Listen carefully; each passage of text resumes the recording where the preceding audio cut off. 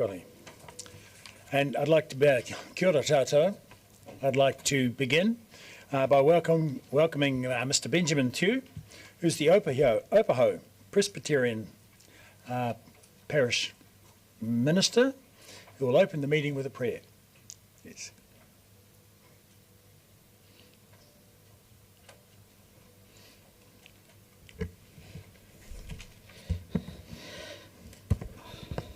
Thank you, Your Worship. I'm a congregation member.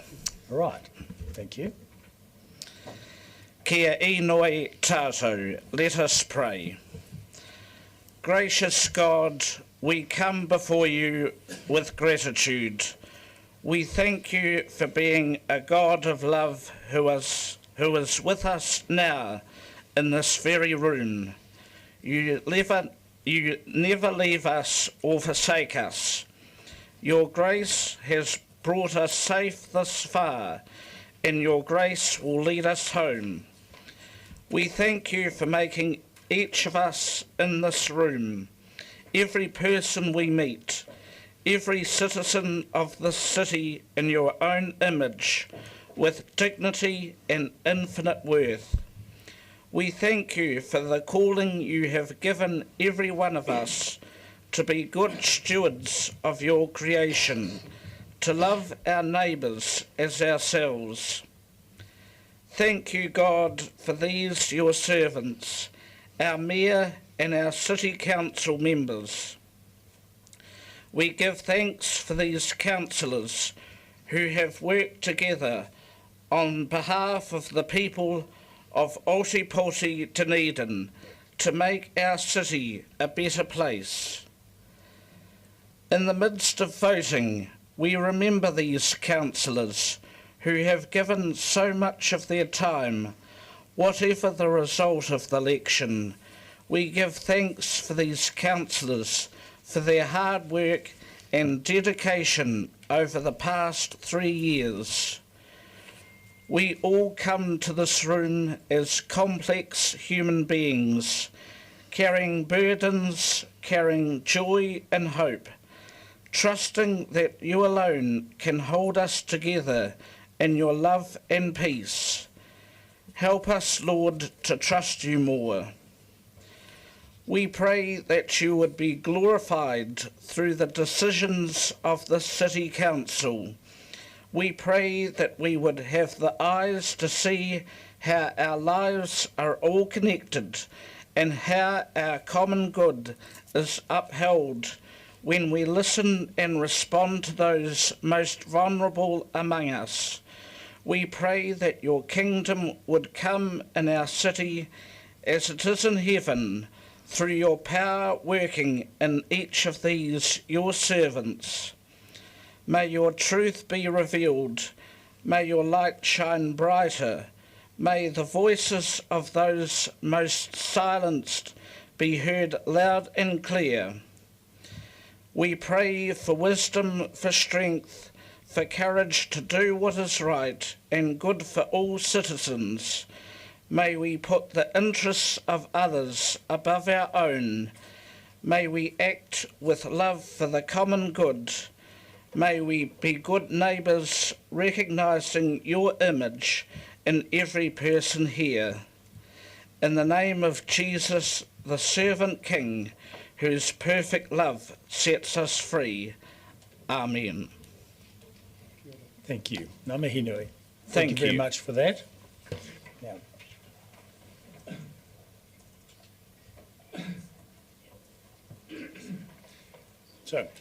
Now, we'll now move to public forum, and we have a few speakers, but in order to keep it to our standard half of 30 minutes, we'll have 4 minutes to speak to your subject, to the forum speakers, and then 2 minutes for questions. So questions will need to be very concise. Let us start with Mr. Gordon Roy, Associate Director of Planning and Development from the University.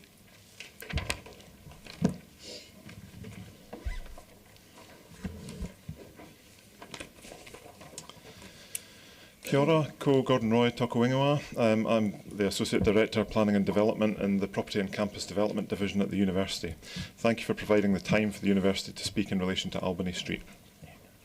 This will be the third time that we've spoken at such a forum, including 2 previous hearings, in support of the Albany Street project, and having worked with the DCC on this initiative and improvements in the tertiary precinct over the past decade, unfortunately with little outcome or change on the ground.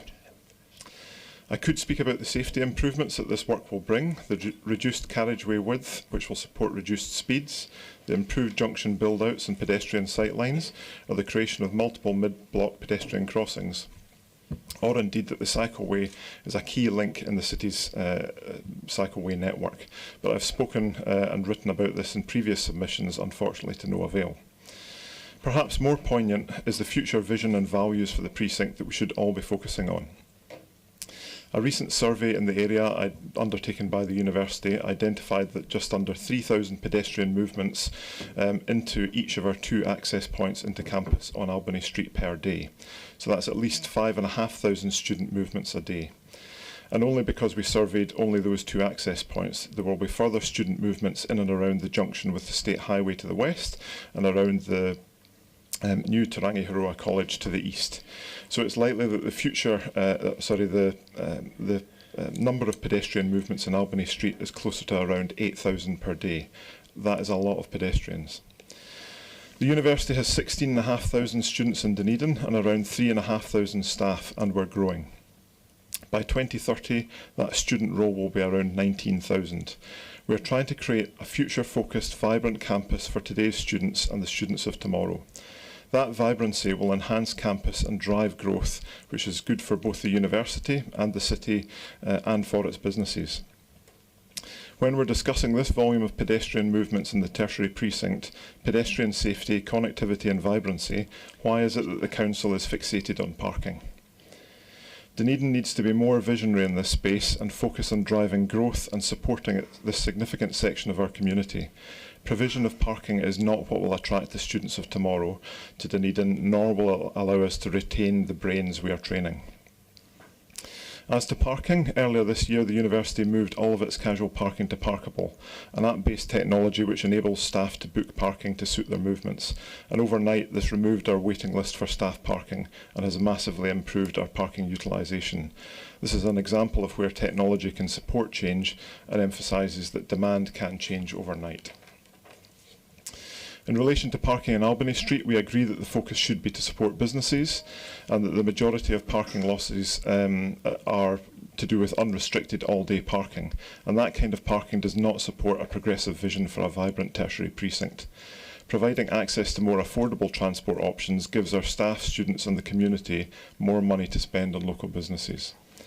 In summary, we are fully supportive of the proposals for change in Albany Street, and we want to make progress. And having waited several years for it, we request that progress is made sooner rather than later. We request that councillors carefully consider the significance of the university to Albany Street and the number of students using it, and appeal to you that you consider the vision for the future that will support growth, not the status quo. Thank you. Happy to take questions. Okay. First question from online from Councillor Wiley. Thank you, Mr. Roy. A quick question: were you submitting on August the 15th to the proposed parking changes, or are you submitting around Albany Street and the future of Albany Street? We have submitted on both. Thank you. Councillor Benson. Thank you, Mr. Roy. Can you just, sorry, in the previous discussion of this matter, the suggestion was made that there was no wider campus plan and that this idea for developments and proposed for Albany Street was sort of standalone.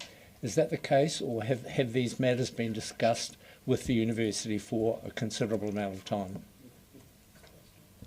The tertiary precinct plan has been discussed, I think, over the course of the last 14 years and has the discussions have basically tapered out.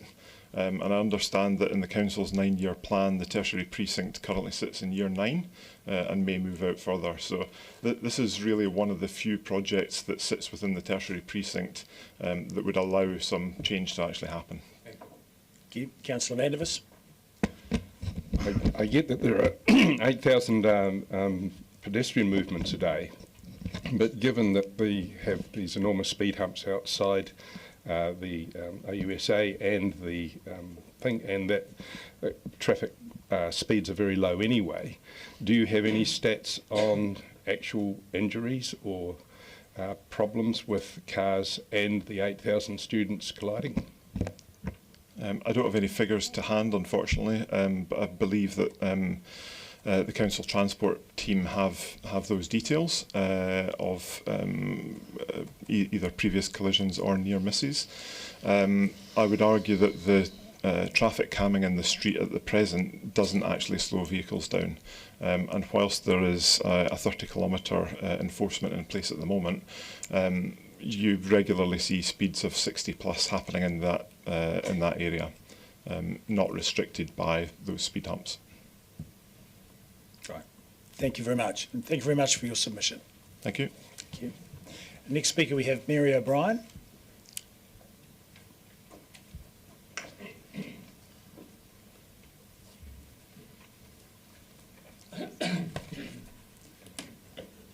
Okay, we're familiar with the counter behind me. You have 4 minutes from when you start. Okay, thank you, Your Worship and councillors. Thank you for the opportunity to be here today. I am here to speak on behalf of disabled people and CCS Disability Action about the Albany Street connection. We support the comments from the previous speaker. Today I'm going to talk about the consultation that CCS Disability Action participated in with disabled people. This included 3 online meetings and an online survey. These were done online because of the COVID epidemic. We found definitely that the biggest concern for people was safety. And the safety issues were around really basic infrastructure things. For example, the footpath surface, the fact that it was rough, that it had steep crossfalls and gradients, that there were a lot of potholes and tree roots and steep curbs. This actually meant that a lot of people never ventured further on Albany Street than the intersection where the university library is. So there's a whole group of people who never go any further down that street. So that's a barrier to them attending all the businesses, accessing education and that, etc. like that. The participants, were across the age range and they all visited the area. People in the survey were asked not to participate or answer particular questions if they weren't familiar with them. Walking was the most common way that people got around the area, and I think this is really important because when we're talking about parking, etc., most of the people in that area are walking. We've heard of the student movements. We've heard of people in our survey who found it difficult to access important spaces like the student health, the Westpac Bank, things like that. Other locations visited were the university bookshop, all the university facilities, the Polytech, health facilities and other food outlets. Some of the participants, in fact 3, reported that they either became trapped or fell out of their wheelchairs at intersections where there were lights crossings. And this is purely because of the steep curbs, which then form a dip, and then the height of the ceiling. Some of these people were very lucky to escape injury. There are steep curbs along the length of the Albany Street area, and as I've said, a lot of people don't go that way. I think it's also important that hasn't come up in this discussion is that walking to and from the stadium is part of the experience of people going. I know of people who have fallen and tripped there in the dark, so it's a whole connected process that the council really needs to look at. Given that we know clearly now that Albany Street is inaccessible, what I've provided you with is just a really brief overview. It fits with the information that we have about other access issues across Dunedin and across New Zealand. We have an ageing population. With the ageing population and the increase in student population, Albany Street does need to be accessible. We've just reflecting back on what the prayer referred to about stewardship of Albany Street. You have the stewardship of Albany Street in your hands, and I think you need to look at that in the long-term view. Think about the people who aren't using Albany Street, and that is a question. That's something that we don't know. We don't know who doesn't go to Albany Street because they can't actually get there because of transport issues or can't walk along Albany Street. So we recommend that the council, okay, right, can I just say my last sentence, that you revoke the motion that you passed last week. We think that's a retrograde step, that you should make use of the work that's been done in the NZTA funding. Thank you. Thank you. We have some questions. Firstly, Councillor O'Malley. Thank you, Mr Mayor. I noticed you mentioned that you did your survey among members way back during the period of COVID, so that's quite a while ago now. Was that for the December 2023 consultation on Albany Street, was it? That's true, it was, and that was in the part of the process of the time. But there's no reason to think that there would be any improvements in accessibility through then, or any changes in access needs of disabled people. And that committee recommended Albany Street be done, but then the committee's recommendation never advanced to council. Did you know that? No. That's why we're back in here again. Thank you. Councillor Walker. Thank you, Mr Mayor. Thank you, Ms O'Brien. My question is around the narrative here, and weirdly the ODT has distilled this down into a cycleway discussion, and I think you alluded to it in your talk. Would you agree this is about safety, convenience, the disabled Sorry, community? you have to push the button again. Lost it. This is about safety, convenience, the disabled community, the bus service, and putting people first. Yes, You need to. sorry, absolutely I do, and it's about... Thank you. That'll do. Thank you. Councillor Mayhem, I've got a few to get through in the 2 minutes. So. Would you agree that better, safer, more access to Albany Street would free up car parks for people who need cars and for mobility access if there were better opportunities for multimodal transport? Yes, there was poor feedback about the mobility parks, and there are mobility parks in the new plan. Yeah. Okay, Councillor Houlihan, very briefly. Thank you. In your speech, you didn't talk about the taking away of all the car parks.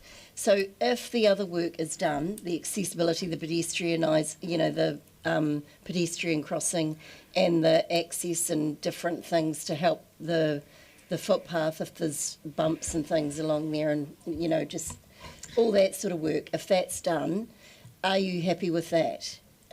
Instead, and keep the car parks, would you be happy with that if the other work is done? Yes. Lovely. Thank you. Yes. Yes. Thank you. Thank you. Okay, great. Thank you very much for your submission. Thank you, everyone. Thank you. Next we have Mr Liam White.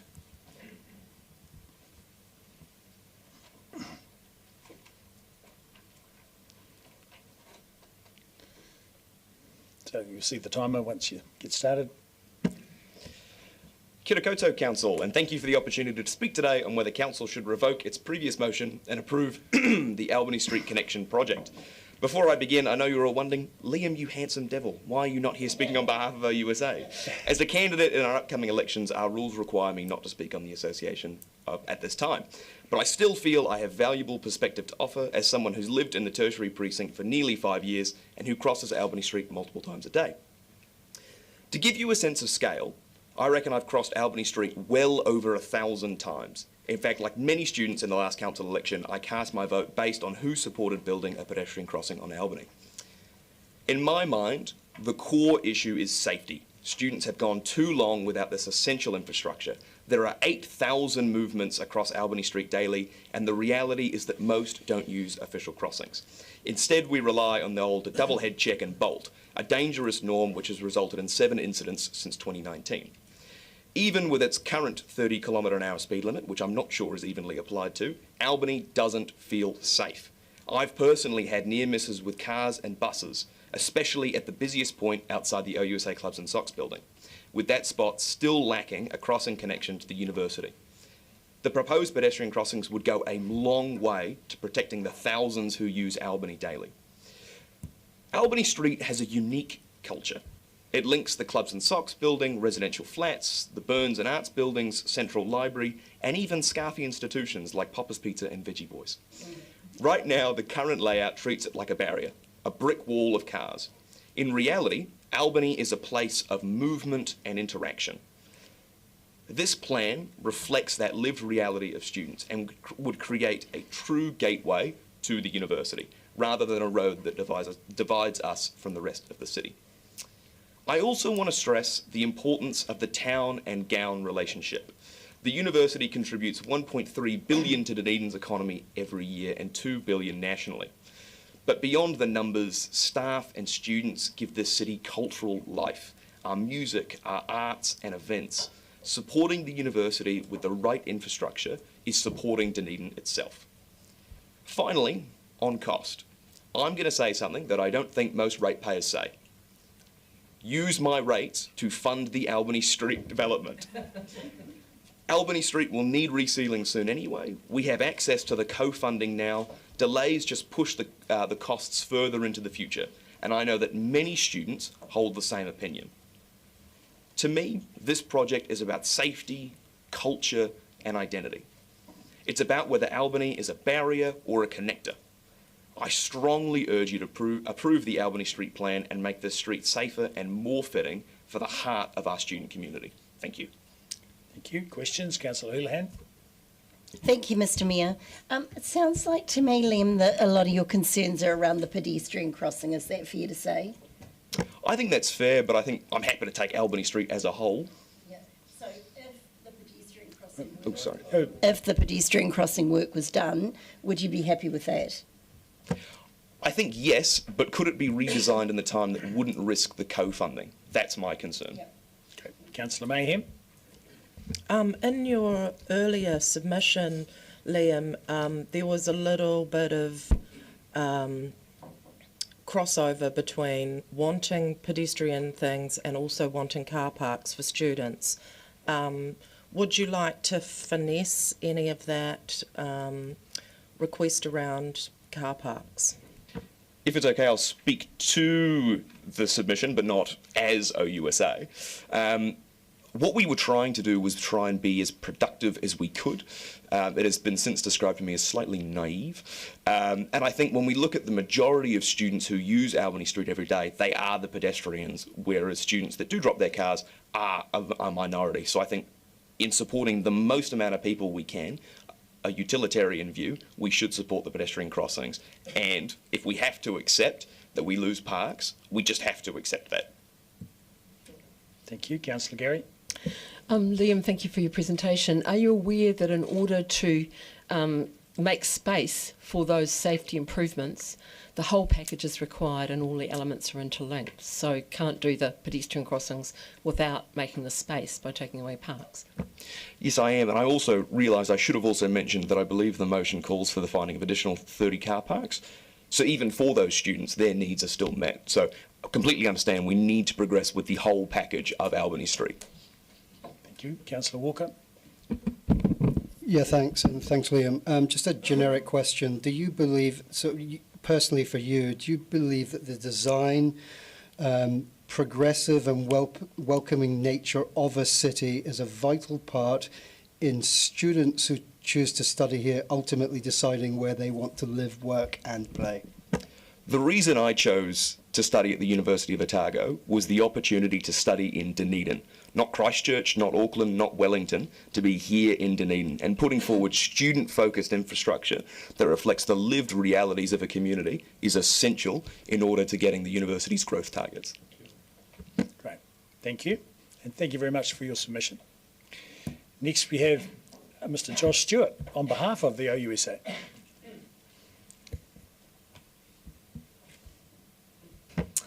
Hei te kurumata tēnā koe, te kurumata tuarua tēnā koe, koutou nā kai kaunihira tēnā koutou, tātou kora wika mai tēnā tātou katoa. My name is Josh Stewart. I am the IUSA Postgraduate Representative. Some of you may know me as Mr. Albany Street Crossing Guy. And I am submitting today on behalf of the wider executive of the IUSA on the motion to reconsider the Albany Street Plan. This is something of major importance to us as a major stakeholder, and any of the changes to the Albany Street Plan will affect hundreds, if not thousands, of students going about their work on a daily basis. Today we are submitting on this development and will be speaking in favour of progressing the Albany Street Plan.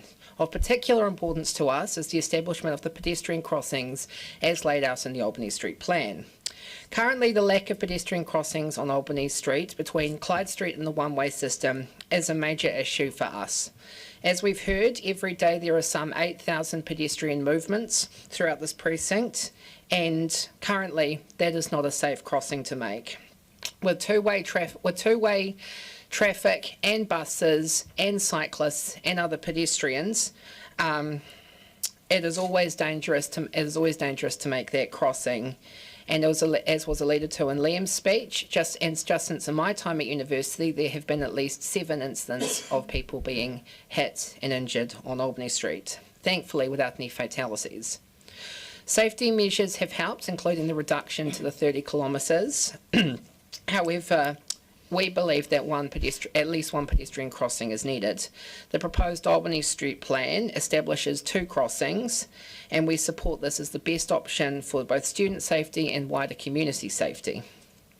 More broadly, developments like this are important indicators of a council that is working together with its major stakeholders, like the university, Polytech and local businesses, to develop a progressive 21st century city that, from our point of view, students from across the Motu and around the world are proud to call home, and while they study and potentially choose as their permanent home thereafter. Safety, convenience, people-first developments like this should be front and centre of any forward-thinking council that wants to maintain its best and brightest and put the needs of its community forward first. That's why IUSA supports this development. In closing, we are in full support of the Albany Street proposal and encourage the Council to vote in favour of this motion. I'm happy to now take questions. Thank you very much. Councillor Malley. Thanks for your submission. I noticed it focused primarily on the pedestrian component of it, but obviously Albany Street, would you agree, also that's where the bus routes for the Polytech and the university go, and the Albany Street Connector Cycleway will connect Port Chalmers to the State Highway 1 and George Street system. So would you agree that one of the challenges with design of Albany Street is meeting the outcomes of all those transport initiatives? As you've laid out there, all of the transport initiatives go through Albany Street are valid and require consideration. However, given the current plan puts forward the 2 pedestrian crossings, we recognise this as one of the most immediate safety needs for students, and it does not compromise those other initiatives. For example, this plan does not get rid of any bus stops. Therefore, we still continue to be in support of the plan. The question was more like it is complex because we've got to put all that stuff in together, so therefore there's going to have to be give and take in order to fit all of those pieces in. Would you agree? I would agree. And I would say again that for us, the pedestrian crossing is still the bit that is to be clear that is the bit that's currently not there that is going to be put forward. So that's why we're so vocal on that. Councillor Mayhem. Kia ora, thank you, Mr. Stewart. The Albany Street connection is a critical part of the Shaping Future Dunedin programme of projects. Do you think we should be making decisions about the future of Dunedin and its residents? You're a city councillor, isn't that your job? Thank you. And I see no further questions unless someone has one. Thank you. And thank you very much for your submission. Oh, happy to. Sure. Briefly, how long, Mr. Stewart, have you been advocating for a pedestrian crossing? Since at least the 2019 local government elections, I, in my private capacity, have been lobbying for an Albany Street pedestrian crossing connection. Yes, some of you may remember me as that Albany Street pedestrian crossing guy from at least the 2022 election. Good on. I have never been hit. However, a week after that forum, when I asked councillors about the proposal, and I remember it made the ODT as one of the few things that Councillor Vandervis and then Mayor Hawkins agreed on at that council forum, a student was then hit. Not a week after I asked that question, and the consensus from both of them on the older Albany Street plan was to essentially make it safer for jaywalking. That is why we are so outspoken about pedestrian crossings. Very good. Thank you. And thank you very much for your submission. Next, we have Mr. Chris Hart.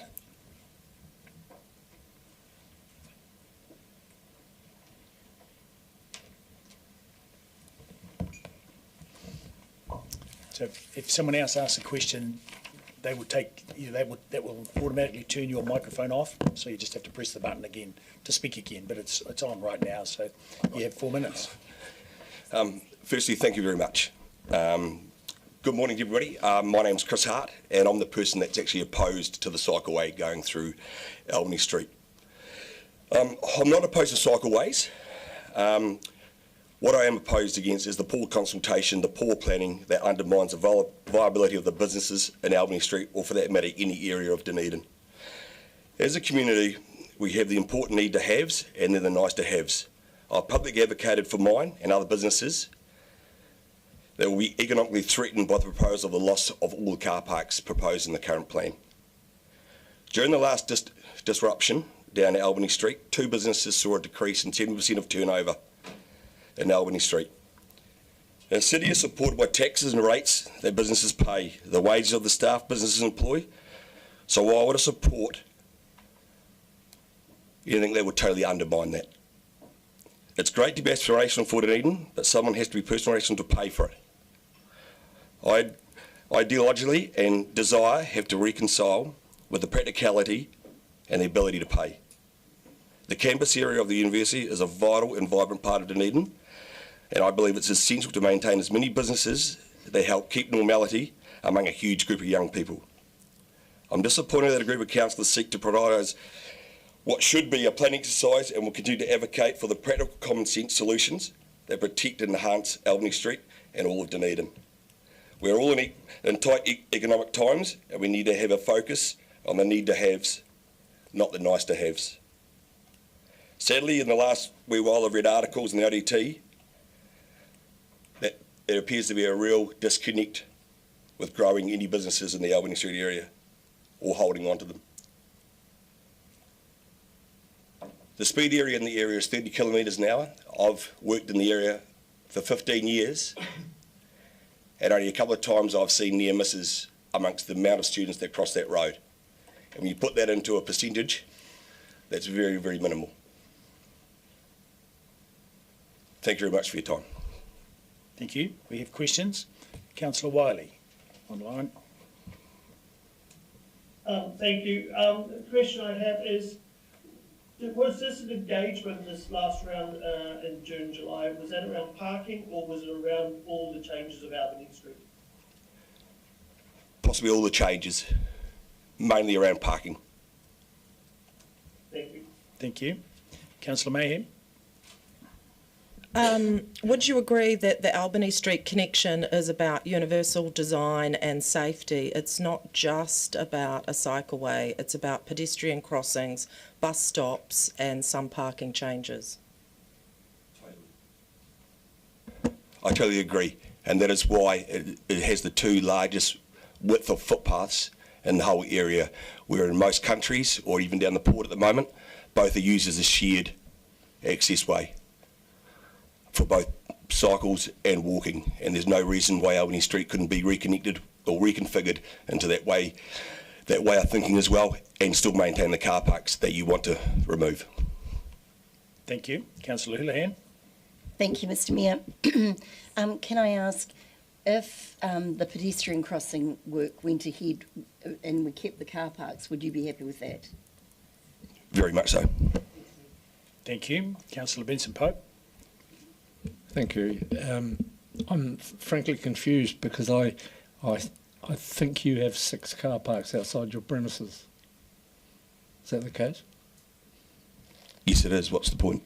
You have 6 car parks outside your premises. Further, given the strategic location of your operation, I would have thought that most of the traffic would be foot traffic. Is that not the case? I don't know whether you heard right at the very start, Mr. Pope, but I said that I was advocating for all businesses in Albany Street, not just my own. However, I'm asking you about yours and how your customers get to your premises. We have a big split of both cars and foot traffic. Thank you. I don't think we've ever seen a bike turn up yet, Mr. Pope, but you know. Deputy Mayor Lucas. Mr. Hart, you mentioned that the street had been subject to some disruption. Could you explain what that was and was it resealed at the time? It was the heating for the new varsity campus down the bottom, and they used the steam from the current university and opened up the side of the road. It was a project that was supposed to take 3 months that took over 6 due to the groundworks and the extra sealing of it. So one side is sealed very well, and yes. Right, thank you. And thank you very much for your submission. Thank you. That's great. So that concludes public forum. We move on to item 3.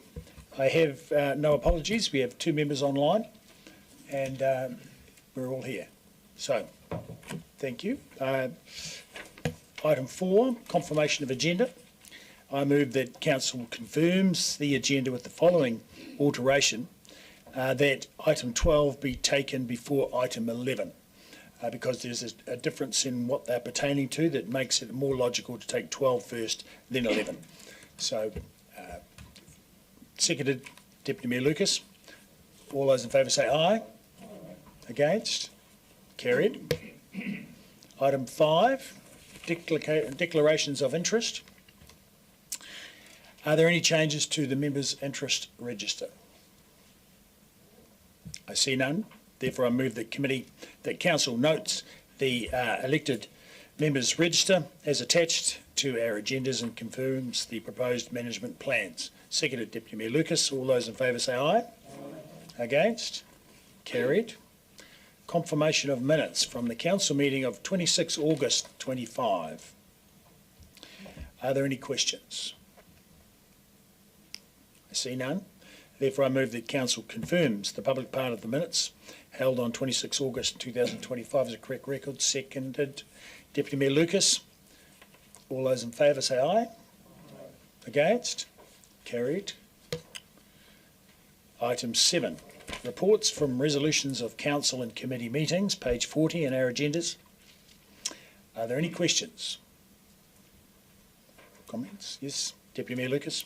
Thank you. Yes, on page 46, in relation to the Dunedin Fringe Arts Trust and Te Whare, when they're talking about the service level agreement that we're entering into, and I may be wrong, I wonder whether that was coming or being circulated back through Council, and I noticed there's a small amendment to the performance measure indicated, and I'm just wondering what that was, but I may have got it wrong that it was coming back to Council. Let me just check if any GMs know the answer to that or whether it's something we need to get back to you. No, sorry, but I'll make sure that we follow that up. Councillor Wiley. Thank you. Question to the CEO. Have we heard anything back from the Ministry of Environment around the less assent, urgent less assent regarding lead in the soil? I haven't received anything. Has your office, Mr. Mayor? I have not.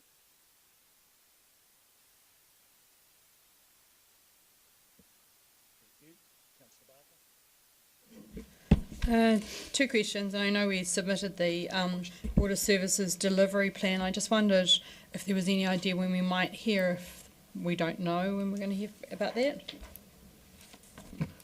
Thank you for the question, Councillor. Indications so far is November. And my next question is just around the Dunedin Youth Council and Mirror Services, the amenity request. And I see there's meetings going on every fortnight, and I just wonder when we might be expecting a report around that, given that they're looking at potential council-owned sites, etc., which might require budget. thinking about the annual plan process for next time. Kia ora, Councillor. Thank you for your question. We have a update report. Will be ready towards the end of the year. At this stage, they're not in a position around any amenity requests as such, but there'll be an update report just to let you know where those meetings are going to and what they're aiming for. Okay. Are there any further questions? Councillor Mayhem. Just around the Performing Arts Advisory Panel, the terms of reference have been adopted, but when will we be advertising for panel members?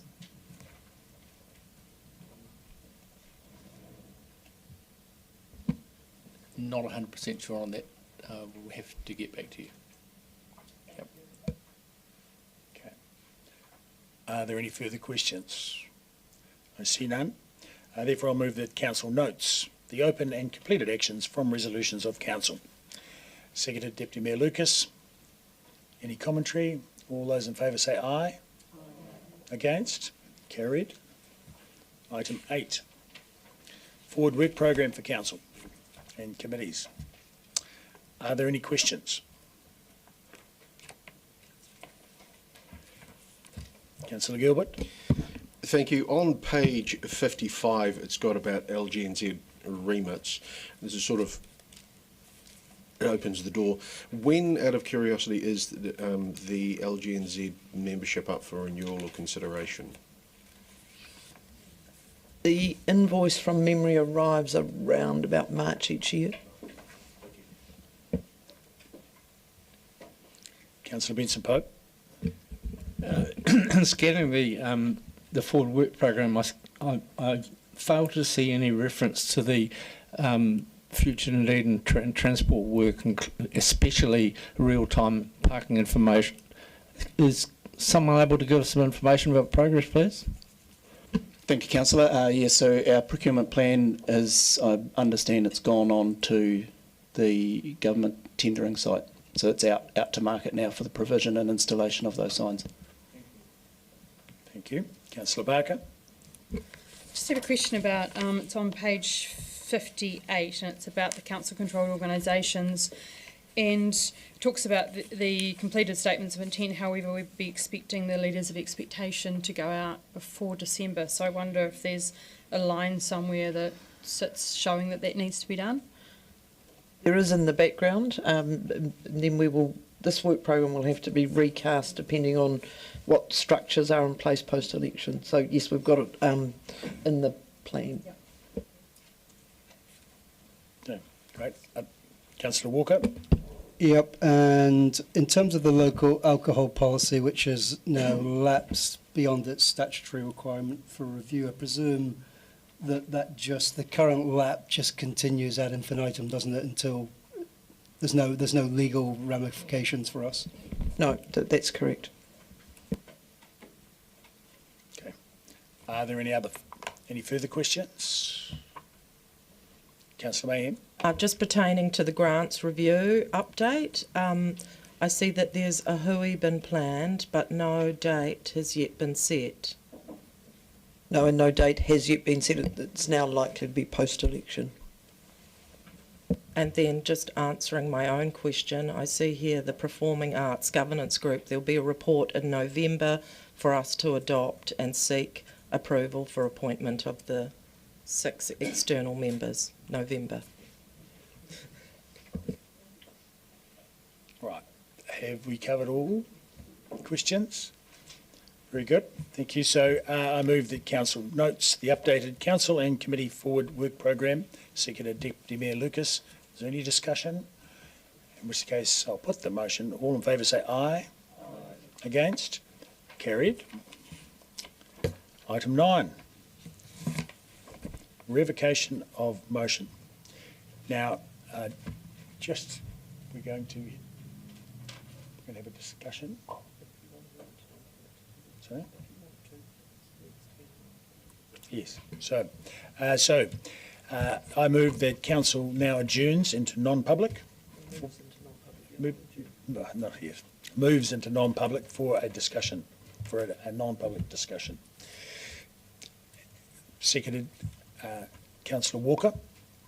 All those in favour say aye. I'd like to speak to it. Why it's non-public? Yeah. Are you? Yes. Okay. I'll speak to it first then. So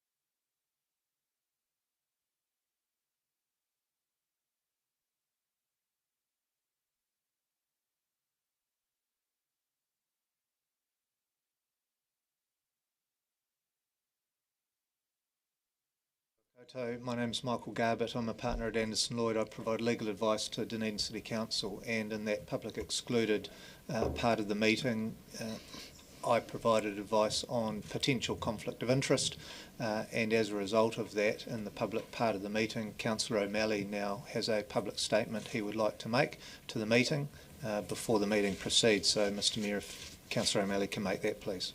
Okay. Councillor O'Malley. Thank you, Mr Mayor. I've made public statements before the August 26th meeting about submitters to the process. I regret making those statements, and because of them withdrew from early participation in the hearings panel and at the council. I've had time to consider their impact and have reflected on them. However, I am concerned that the funding of this project is at risk, and that this is, in my mind, a new and important factor for the city as a whole. I've considered the legal opinion and have heard the range of views from my colleagues and members of the community. As a result, I feel I can now participate and vote on this item. As with all decisions, I will come to this with an open mind and will focus on what is best for the city as a whole. Thank you. All right.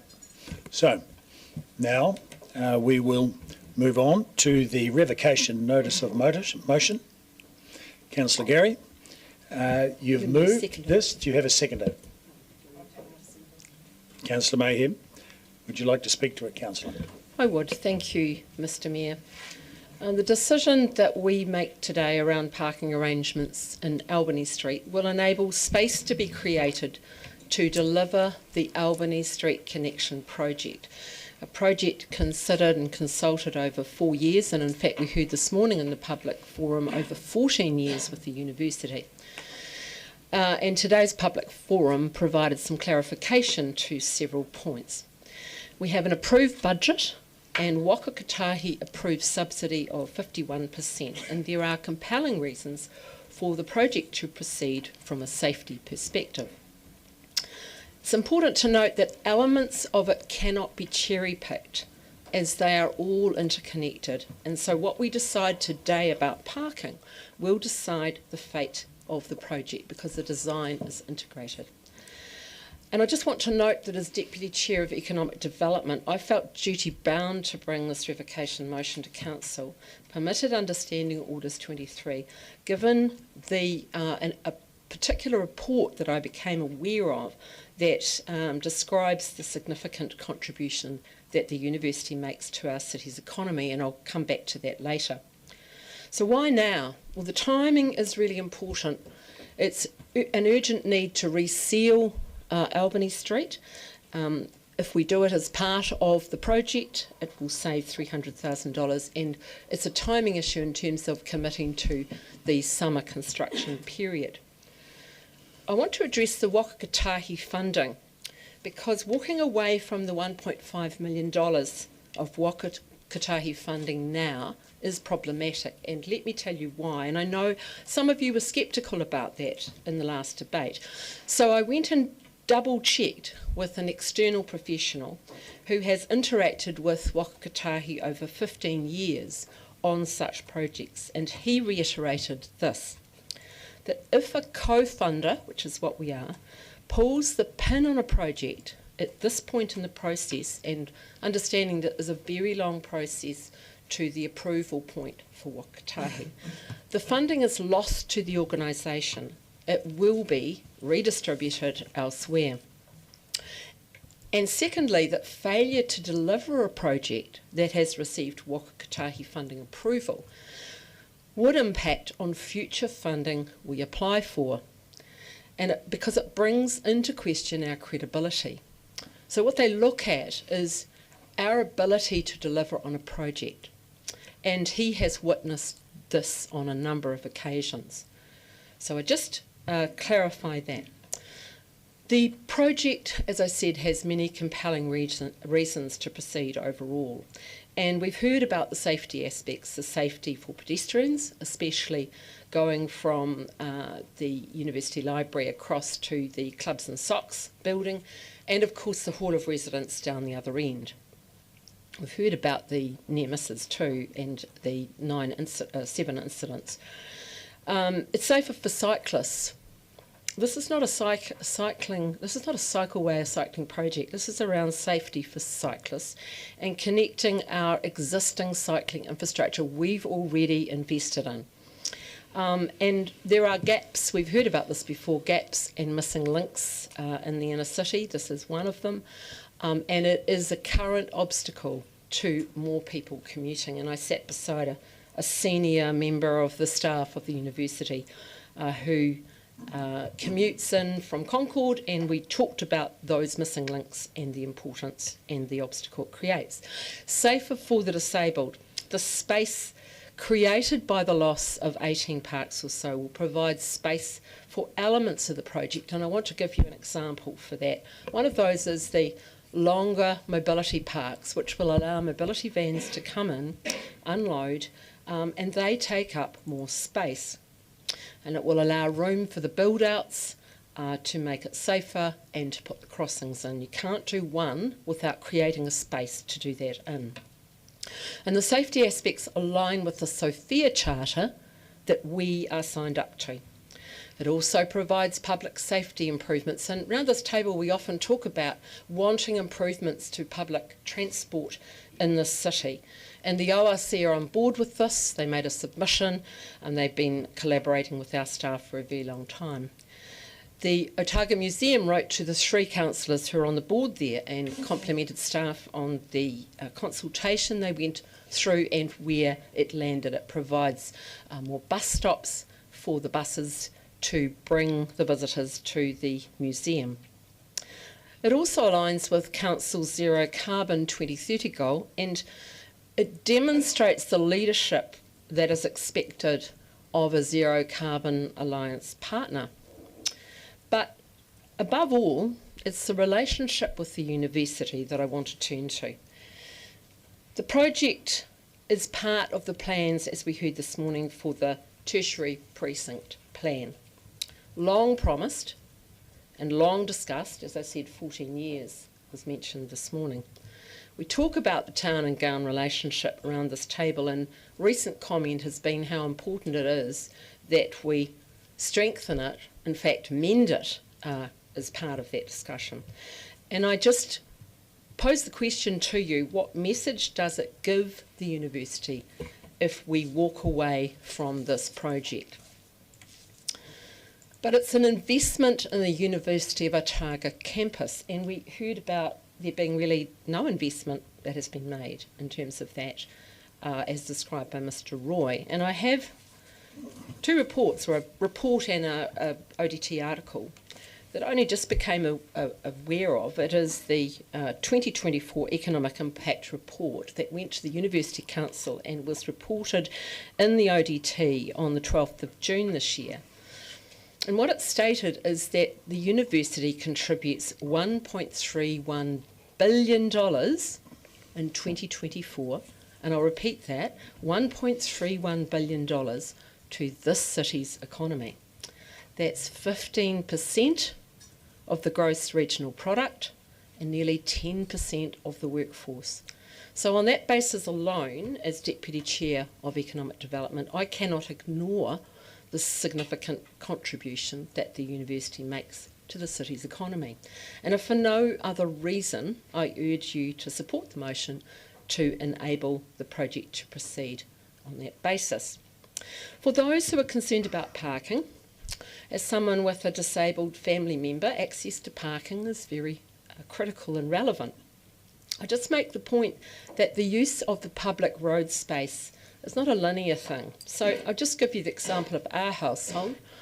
One member of the household is a staff member at the university. Sometimes she takes the car and parks 10 minutes or so away and walks. Sometimes she cycles. In fact, ironically, she was cycling down Albany Street as we made the last decision. And finally, she's a pedestrian. She takes public transport and then walks. So she does all of those things, and I imagine there's many of us that do. And my approach to parking when I go to the university for meetings or events is, if I have my husband with me who has a disability, I have a different approach to parking to what I do if I'm on my own. So we all work in multiple ways and operate in multiple ways in that public road space. You will note that the motion has formalised the smaller number of parks that will be lost, only 18 or so down from 48. And it was offered up by staff at the last debate, but it is in the motion to formalise that.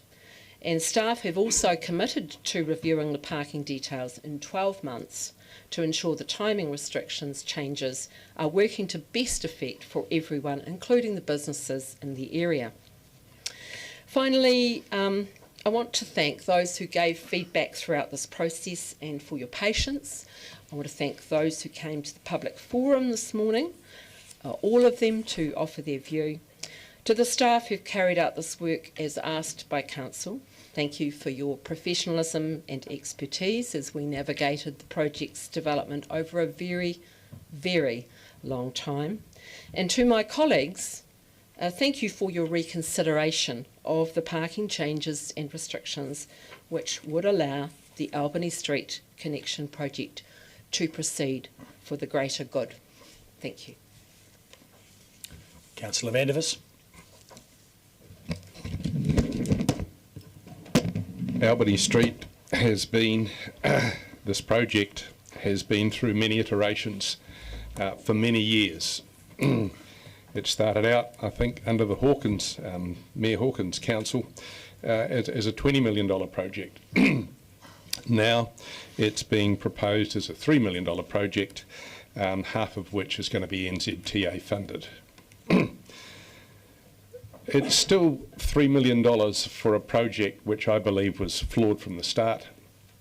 A project that essentially caters to basically a non-existent group of cycle users. It's been my experience for a very long time that 8,000 pedestrians around Albany Street per day with no serious injury reports has been the case for many, many years, even right back to when I was a student there. And there have been no issues other than the requirement for a pedestrian crossing to the OUSA headquarters, which we traversed at the last election, I remember, and which I was very keen on. Disappointing that that hasn't happened yet. It seems that the ideological idea that we have to hang a cycleway on any change, that we have to have a cycleway any time that someone's thinking about resealing, and that we have to hang a cycleway around students wanting a pedestrian crossing, to me just seems to be a kind of cycleway focus which isn't justified. It's not been justified in my long experience. Hardly any users of the one-way street cycleway are quite evident. This morning Mr Hart has confirmed regarding his business, where he has 6 car parks outside, it has thousands of pedestrian customers. He said, "I don't think I've seen a bike turn up yet." This proposed $3 million spend is a solution looking for a problem. The problem is a pedestrian crossing. The idea that we can somehow make everything safe by getting rid of car parks.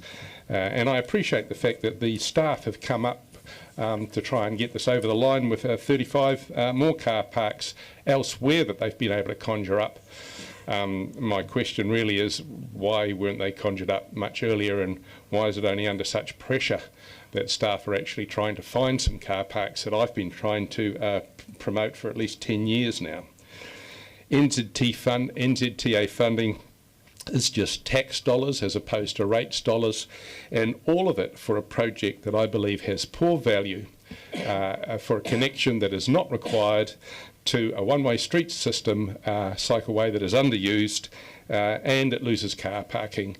The reasons for revoking this motion I don't think have changed. I don't see any new material since our last decision.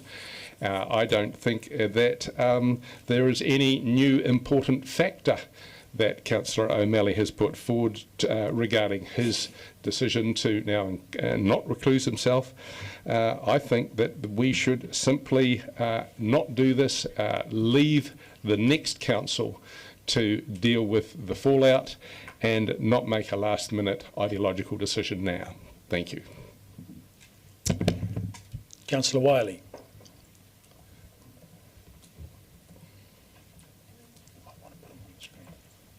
Mr Mayor, I'd like to move a procedural motion under Standing Orders 24.2C that the item being discussed be adjourned to the council meeting at 10 a.m. on the 2nd of December 2025 and not be discussed further at this meeting.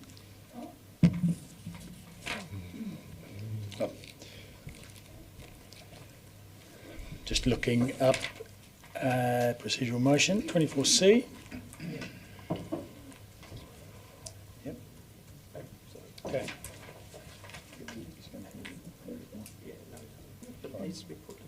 Yes.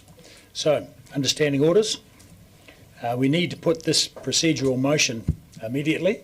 There's no discussion on the By division, please. Yes. Oh, there's a seconder. We have a seconder, Deputy Mayor Lucas. So that this item be discussed is adjourned to December. Okay. So there's no discussion on a procedural motion, and we put it to the vote by division forthwith. Ms. Anderson. Councillor Ackland. Aye. Councillor Barker. No. Councillor Benson Pope. No. Councillor Gary. No. Councillor Gilbert. No. Councillor Houlihan. Yes. Councillor Lafiso. No. Councillor Lucas. Yes. Councillor Mayhem. No. Councillor O'Malley. No. Councillor Vandervis. Yes. Councillor Walker. No. Councillor Wetherall. Aye. Councillor Wiley. Yes. Mayor Raddick. Aye. Motion lost 7-8. Okay. Thank you. We'll proceed with the debate. Councillor Benson Pope. Thank you, Mr Chair. I'm very grateful, and I think we should all be very grateful to Councillor Gary for bringing this back to the table. Now, I don't think any of us should be so set in our ways that we can't acknowledge that sometimes we get decisions wrong, and I think the previous decision was a gross error for several reasons that I'll traverse. I'm also grateful to the submitters at the public forum. I think they did provide a much less equivocal set of positions than some of the comments that were made at the previous meeting, in particular in terms of the status of this aged discussion about urban improvements in Albany Street. And I don't think it's appropriate to characterise it again as a cycleway. It's a combination of urban improvements to a campus that we know is our most important employer. The university alone creates amazing contribution to this city. Councillor Gary's already mentioned the 1.3 billion in the last financial year that they've just reported. Actually, 2 billion for the first time was the headline, because don't forget the campus extends to Christchurch and Wellington as well. And we even had a student at the public forum this morning reinforcing his decision to come and live in Dunedin because of what the city has to offer. We have an extraordinary campus, and we go on, often hollowly, about town and gown and the importance of the relationship.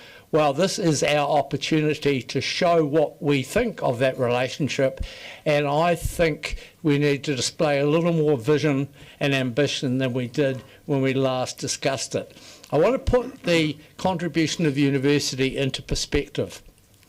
The university contributes $1.3 billion directly, one way or another, into the Dunedin economy. We all saw a few weeks ago a self-congratulatory letter on our internal mail about the value of having an all-black test in Dunedin.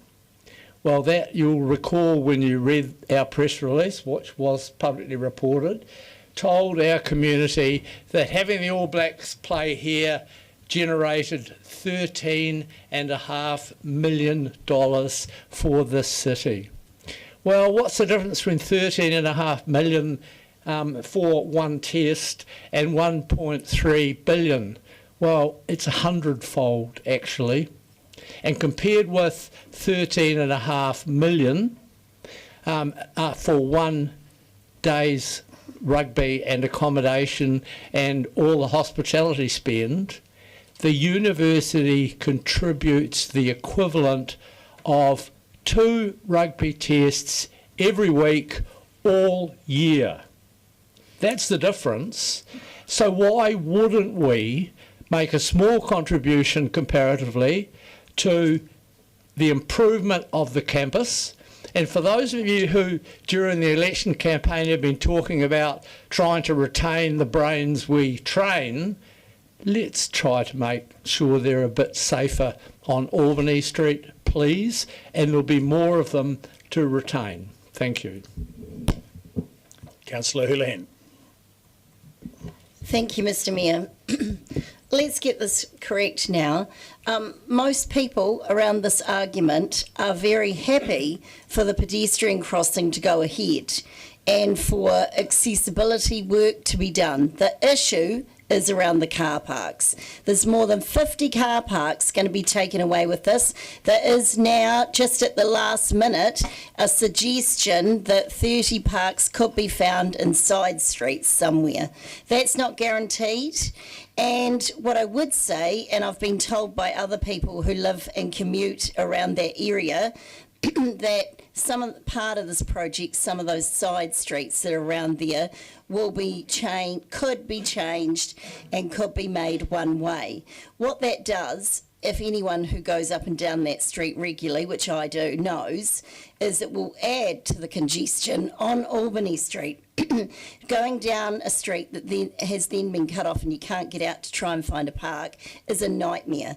Driving into a park, outside a business, going in, getting your business done and coming out is easy, it's business friendly, and it means it's more sustainable for everybody to do that. As a student, when I was a student, I did my BA and my Masters at Otago University. I regularly pulled up outside the library, because Albany Street is the main entrance to the university library. I was in there all the time. So the main problem I had when I was a student was finding a park along that street. And every other student, I can tell you, thinks the same. Most students now have a car and they'll whip in. Look, I'm all for mitigating climate change, but I think what we need to do is look at other ways of doing it rather than just abolishing every car park in our city. After this, you're going to try and get rid of another 50 car parks in South Dunedin. Where does it end? It's too much. And the majority of people in Dunedin don't want us doing this. We need to look at being more people friendly, and people friendly means look to support modes of transport that people use, make it easier for businesses. I would support putting a shared pathway on the footpath, so we had half a cycleway, half a foot walking traffic, if we absolutely had to. I'd look at something like that. However, what I will say, I approached Councillor Gary before this motion, and I said to her, would you accept an amendment to your motion saying that if this vote fails, that we can get the pedestrian crossing done? And she rejected my amendment to that. She would not accept it, wouldn't even let me give it to her. Point of order. Point of order. What is the point of order? The councillor is describing our interaction in a non-accurate way. I explained to her that I turned round to Janine Benson after the last decision and asked that very thing.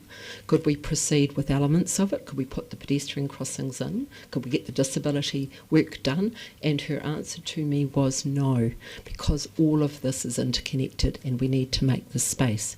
So I did explain that to Councillor Houlihan. Right. Yes. Yes, look, I'll uphold the point of order. You can carry on with your debate, though. Please withdraw that part, please. Well, she did reject my Councillor, offer. What are you wanting me to withdraw? Because I haven't finished saying what I was. Point of order, Mr. Mayor. You can't debate it.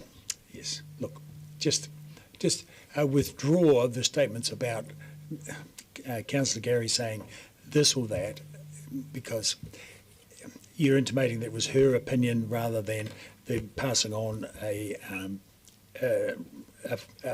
suppose, an opinion from a member of staff. So let's just press on. Well, I'll withdraw that Councillor Gary was upset by my comment. Okay, well, what I said was correct from the conversation I had, and someone else.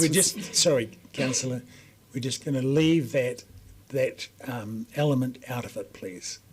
So, in other words, just withdraw that element and get on. Well, I withdraw the element. Thank you. Okay, so carrying on with this, I cannot believe that as a council we can't be flexible and put a pedestrian crossing in there without pulling out more than almost 50 parks. How can we not do that? It is unbelievable, and I think it's crazy. I don't understand why we cannot amend the design and put in a pedestrian crossing. If what is true that Councillor Gary told me that she was advised that we couldn't do that, and that's why she turned, that's what I'm getting to, that's why she refused to accept my amendment. She said staff had told her. Point of order, Mr. Mayor. You've already ruled on this. Yeah, look, because we can't establish, who said what to who, Ms. Benson's not here to verify one way or the other. We just leave it out. I'm sure Mr. you've Mayor, got plenty of other comments to say. My point of order was that once you have made a decision on a point of order, the person who the point of order is about cannot debate it. That's my point of order. I know. Well, we're getting to that. So just leave that element out of your speech and carry on with other further points you wish to make. Right. So, we need to be more flexible as a council. This is unacceptable, in my opinion, to not be able to alter designs to fit what the public want. The majority of the public don't want us taking away more than 50 parks in one of our busiest streets in the city. It is absolutely crazy, and it cuts access off to our very busy university library and to all those businesses along that street. It is not acceptable, and I will not be supporting this motion. Thank you. Councillor Mayhew. Thank you. I'd like to point out changes were made to the design following feedback received during the consultations. The Albany Street design is important to Dunedin's disabled community. It provides a safer, more accessible connection between the harbour shared path, the city's tertiary area and the CBD, incorporating universal design principles that benefit everyone. We heard from Ms O'Brien on behalf of CCS Disability Action. As chair of the Disability Issues Advisory Group, I have support from the Disabled Persons Assembly, People First and Access Living Well groups. I've circulated an email from Mr Marable.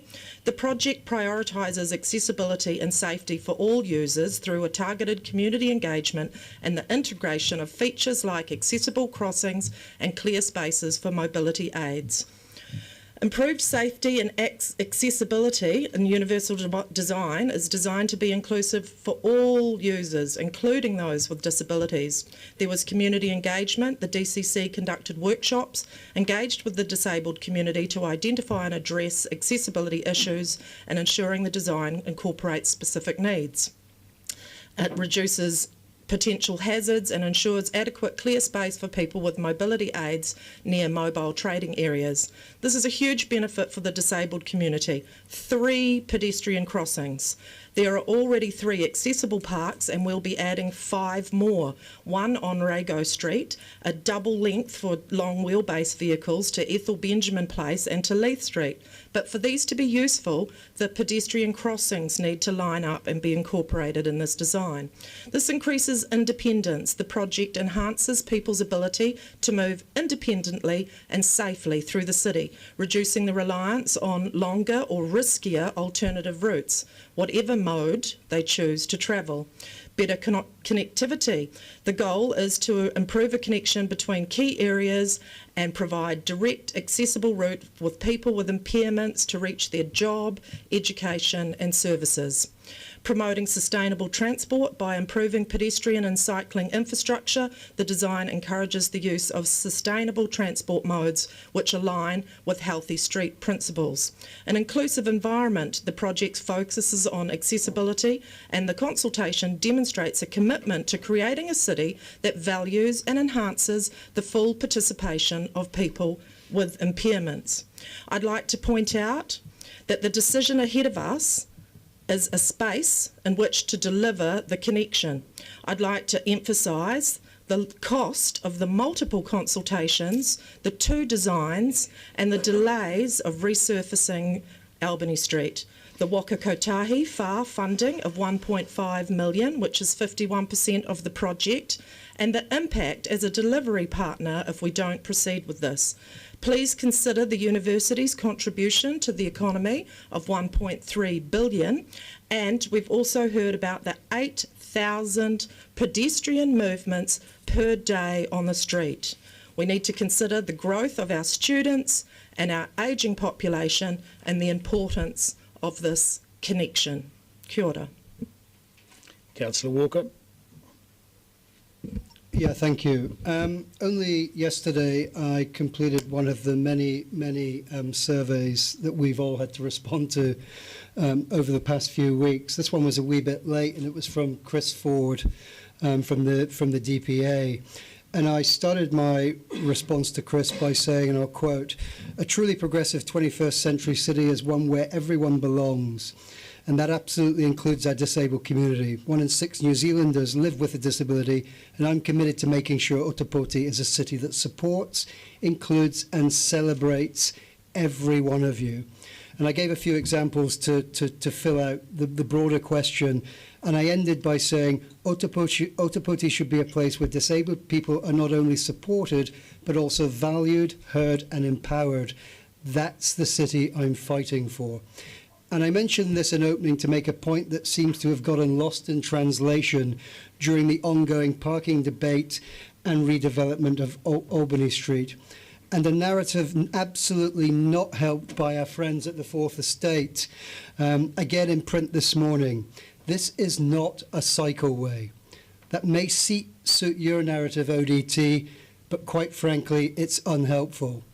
This is a people and place development that tries to fulfill our strategic objective to be one of the world's great small cities and embed Otapoti Dunedin as a city that at least has a semblance of forward-thinking, progressive vision at its core. Shift forward to item 15 today for our council annual report, if you're in any doubt, as it talks proudly about our strategic objectives. In many ways, this debate sadly is analogous to the sort of debate we had over George Street, with a small core group of people intent on keeping Dunedin floating aimlessly in a sort of black and white dystopian backwater, resisting any change that may upend a dull, gloomy and dank vision of this awesome city. Above and beyond that, developments like Albany Street, the Albany Street upgrades, are important indicators, as many others have mentioned, that this council is working together with its major stakeholders like the university, Mr. Roy obviously spoke at the public forum, and the Polytechnic, to develop a 21st century city that students, and again we heard from Josh and Liam, students, visitors and the public at large from across the motu and across the world would be proud to call home while they study, work, visit this city, and potentially choose this city as their permanent home in the longer term. Surely that's a win-win for economic development. Albany Street, and let's be clear here, it's about safety, convenience, this disabled community, the bus service.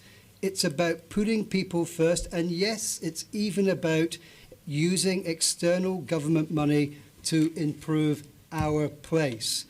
Developments like this should be front and centre of any forward-looking student and non-student city.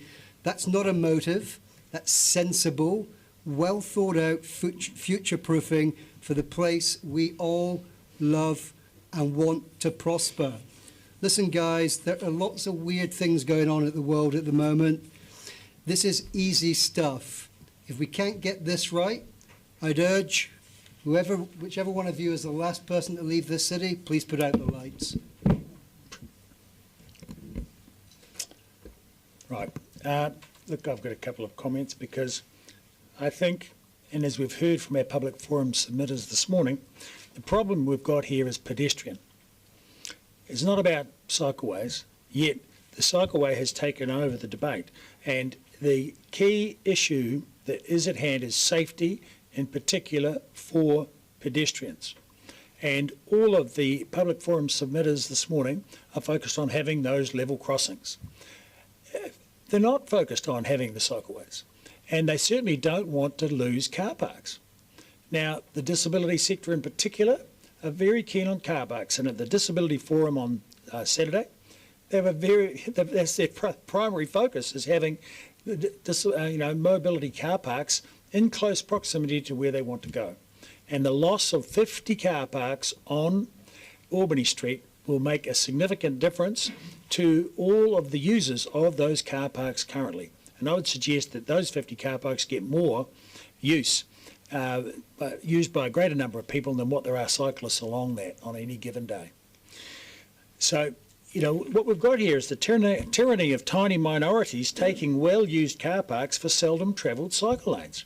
And when the focus on that street should be to make it a shared path with the focus primarily on pedestrians. And we heard that loud and clear from public forum, yet the plan is not about that. The plan that we've got is focused on getting cycleways taking up space and introducing dangerous exits from buses right into the middle of a cycle lane.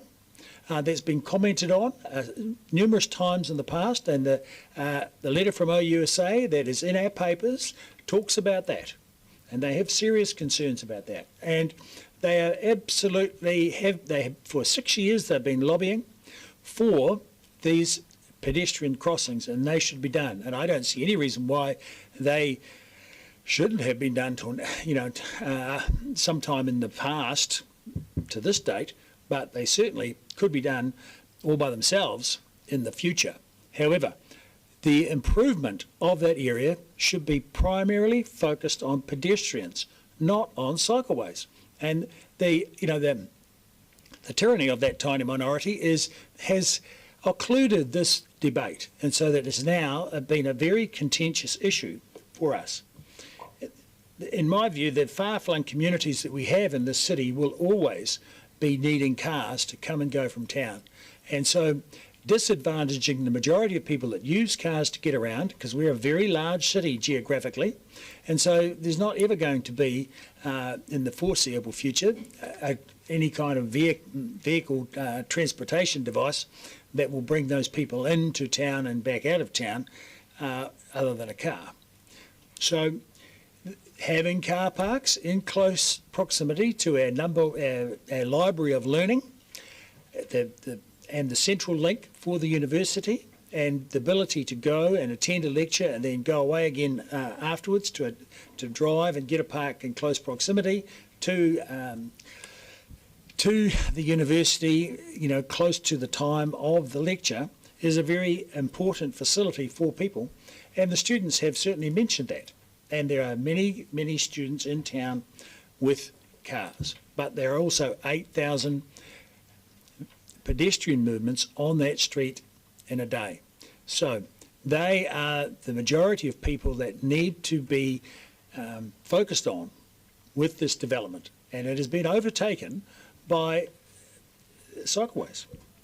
So it's in my view inappropriately overtaken by cycleways, and you're going to have further loss of car parks when Frederick Street comes to be redeveloped, and so we're making the university less accessible, and I don't think that is the appropriate way for the city to go. And accessibility is not just for people mobility challenged, it's for all of the public, the majority of the public of Dunedin. So we're ignoring the needs of the majority for the demands of a few. And the very clear majority, once again, are pedestrians. And all of the public forum submitters talked about pedestrian safety and the need for the pedestrian crossings. There was hardly any focus on cycleways because that is not the issue. And the desire to put cycleways down the middle of the road has meant that we've ended up with a proposal for that street that is disadvantaging the majority. And we had a very clear possibility of what we could do, namely to move the cycleways to a painted line on the footpath and improve the footpaths, which was a very clear request from Public Forum. Thank you. Are there any other speakers? Councillor Barker. Thank you, Mr Mayor. Today's public forum definitely clarified some doubt in my mind as to where OUSA and the university stood on Albany Street. It's been good to hear directly from them rather than the interpretation of their submission letters which happened last meeting. Both the university and the Otago University Students Association have very clearly stated that they want the full project to go ahead. As Mr Roy said, it's been over a decade, the third time he's spoken on this project, and I could see his frustration that we haven't finished this project and committed as a city to partnership with Town and Gown. I disagree that this debate is about cycle tyranny. It's about a holistic, and I actually object to the word cycle tyranny. This is about a holistic safety project in a modern city that works for everyone, especially our key economic engine. Contrary to a councillor's statement that most students drive to university, in 2021 the University Travel Survey shows that the majority of students walk, 70%. Staff have also indicated they could find another 30 parks, so a net loss of 18 parks. It's not just about the pedestrian crossing, it's about the mobility parks, the bus stops, etc., which enable transport and are supported by the disability groups, the Otago Regional Council, etc., who also submitted on this. I've met students and staff while on the campaign trail and listened very carefully to their feedback. They are the people on the ground, getting it straight from the source. Mr Roy also talked about the vision and values for this precinct and how important this area is for a vibrant campus. This area is designated under our city plan as a special area, the tertiary precinct, recognising the vital importance to the university of the life of the city. And we've heard about the $1.3 billion. We've heard about 15% of our GDP. We know that Christchurch is doing much better than us. It was on Radio New Zealand this morning, and we need to make sure that we invest as a city to help our university move forward. There's two key things here for me. The key issue is this is a safety project which needs to be looked at holistically. We've heard again about the safety issues from the university and the student representatives, and this project has been going on for too many years, since the tertiary plan in 2008. We've heard there's been 7 incidences recently. That is not okay. We should aim to be the most accessible and safe city in New Zealand, especially for our student population. We have to go back to this, I think I talked about this last time, the overall strategic view and the whole picture of the university precinct, because this work has been planned for decades. The other key issue is that the university and the Polytech have plans for growth. We talked about Christchurch beating us in this area, and we do need to fight back. We do need to invest in this area. The university has talked about having aspirations to grow to 19,000 students. That's a heck of a lot more pedestrians walking in that area, and we need to make that safe and accessible for them. One of the submitters said this morning it's the gateway to the university. We're already one of the top 15 most beautiful campuses in the world. We still have to work on our town and gown relationship, as education, as we know, is a key driver of export and growth for our city. We have a whole lot of information which has been said by all of the other speakers throughout the debate today, and I believe that we are trying to create a modern city that flows and where people have access to all sorts of ways to travel. University is famous, and we are famous as a city of education, and we need to commit to the university by making this project happen. Councillor Wiley. Thank you. The one thing I think we can all agree on is Albany Street will change. And what that looks like and how we get there is up for debate. The key issue I look at is and I feel we haven't gone through the right procedure to do this. And the reason I say that is when we did George Street, which has been referenced by a couple of speakers, it was a total council engagement process. We went through hearings, consultation, we got feedback, we had workshops on this. Where has this been through this process this year? It hasn't. It's been non-existent. This motion has come via a parking bylaw hearings committee. That to me has been a huge mistake. And to label this coming from a parking bylaw hearing minimises actually what is so important about Albany Street. We haven't heard from all the stakeholders. We haven't got all the engagement. The last hearing process, as we've heard today, was December 2023. There's others that would have wanted to feed into this discussion about the future of Albany Street.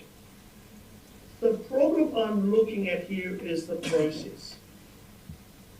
And this is why I wanted to have a revocation, move the adjournment of this motion through to December, because I wanted the ability for others to be involved and to actually look at what is going to be the right way to do Albany Street.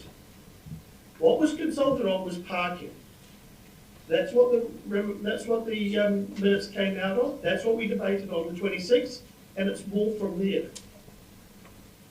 That's what a lot of submitters submitted on. So I'm struggling with how the fact we've gone to, we're redesigning Albany Street now. It's going to be a totally different street, and oh, by the way, because we have to reseal it. This process isn't right in my opinion, and I'm extremely disappointed in how it's played out. And, you know, I've looked at some of the comments that have been made. Councillor Gary's comment, with council's inability to do the project. Actually, we need to do it once and do it right. I'm pretty confident we'll be digging this up again in a couple of years because we haven't got it right. It's because we haven't gone through the whole consultant stakeholders, re the wider Albany Street Connection project. Council Benson Pope, gross error. Yes, it has been a gross error, that it has been an aged issue. Urban improvements in the city, yes, but we haven't consulted on that. We haven't engaged through that process. Councillor Megan, it's about delivering the connection. Yes, it is. It's about delivering the right connection. It's ensuring that we actually have a very effective Albany Street going forward. Not what we went to the community on back in June, we asked them about parking. That, I think, has been a huge issue in my opinion, and we haven't gone through the proper process to do that. And this has been hijacked for the changes of Albany Street, and I totally disagree with making a decision like this right in the last, 11:45 p.m. of a triennium. You know, good decisions aren't rushed like this, and I'm sorry, I don't believe this will be a good decision. Thank you. Councillor Witherall. Thank you, Mr. Mayor. What's changed? Not one of the 6 presented reasons for this motion contains anything new from what was considered in the original decision from the council meeting only 3 weeks ago. I have no problem if a new council sees fit to put forward any motions to reverse decisions made from this council. But hello, we're the same people who voted at our very last meeting. We've had the legal opinion. I've certainly moved on. We voted on Albany Street. I have no respect for any of the 5 councillors who have supported this motion. As governors, democracy must be accepted whether it aligns with your views or not. This triennium has been plagued with this destructive behaviour throughout. Thank goodness an election is just around the corner. This is simply a disgraceful, sour grape motion and a complete waste of council time and money. I hope it costs its supporters dearly. I urge all reasonably minded councillors to stand up against this attempt to undermine democracy. Lastly, I wish to repeat what's changed since our last original vote 3 weeks ago. Nothing. From what I've heard today, the legal opinion has not changed from the legal opinion we heard 3 weeks ago publicly. Councillor O'Malley's decision to now partake against legal advice is wrong. Point of order. Really? Do you want to make a point of order? I'm trying to think. What's of your the point of category. order? I'm just trying to think of the category, Mr. Mayor. But point of order. No, not at all. I'm sorry, councillor, you didn't have a category that Irrelevance? fits. Irrelevance? Certainly relevant. Yes, I wondered if it was a breach of standing order, and I'd take advice on that. Are we going to need an adjournment to sort this out? Yes. All right. I'll move we adjourn for a couple of minutes. Seconded Councillor Mayhem. All in favour say aye. Aye. Against? Carried.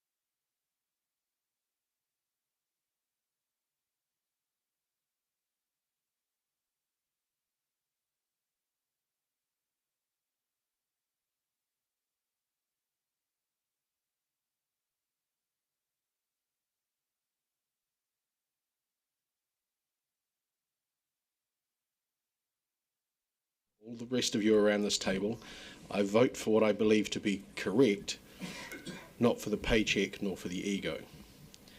And I do agree with Councillor Weatherall in so much as my reasons for supporting the change in Albany Street haven't changed. In fact, after hearing from the public forum this morning, they have only been reinforced. So, to save everybody some time from listening to another 2.5 minutes or whatever, 3.5 minutes of my speech, I would refer you to 2 hours, 34 minutes and 50 seconds into the YouTube video of the 26th of August meeting to hear my comments. Councillor Eklund. Thank you, Mr. Mayor.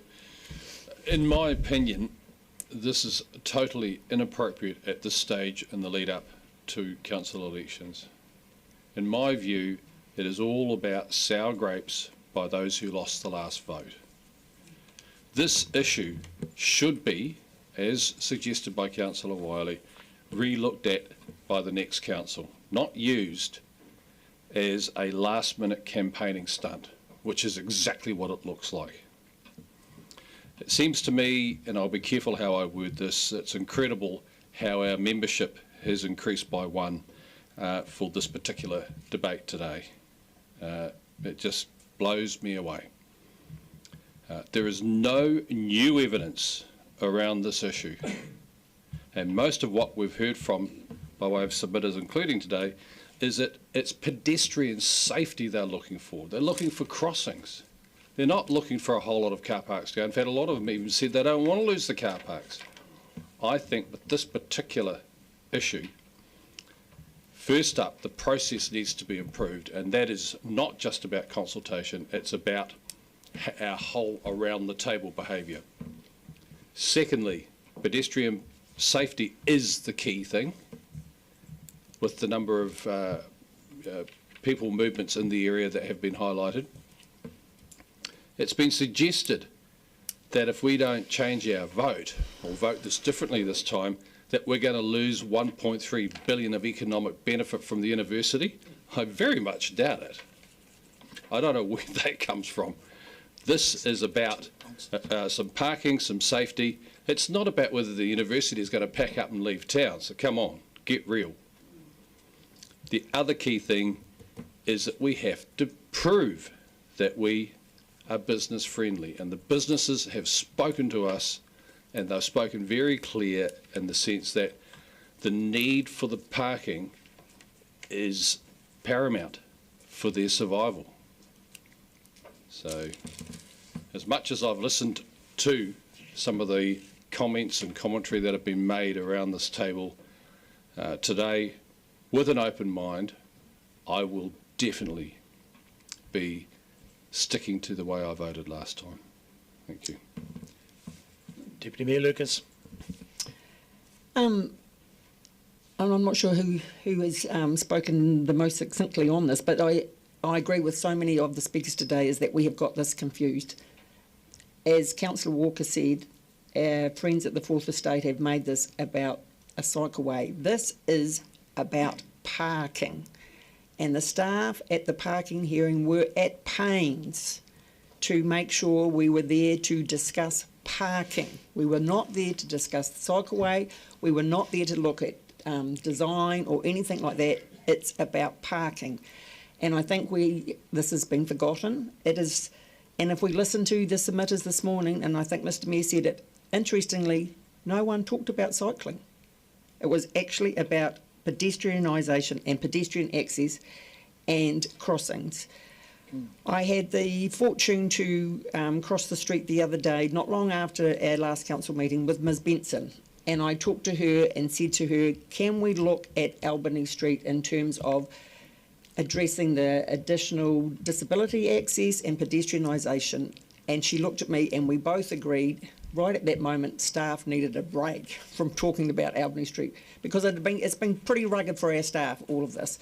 And she said the design, everything would have to change, but she said obviously everything's changed because at that point the decision was we weren't proceeding with any parking changes.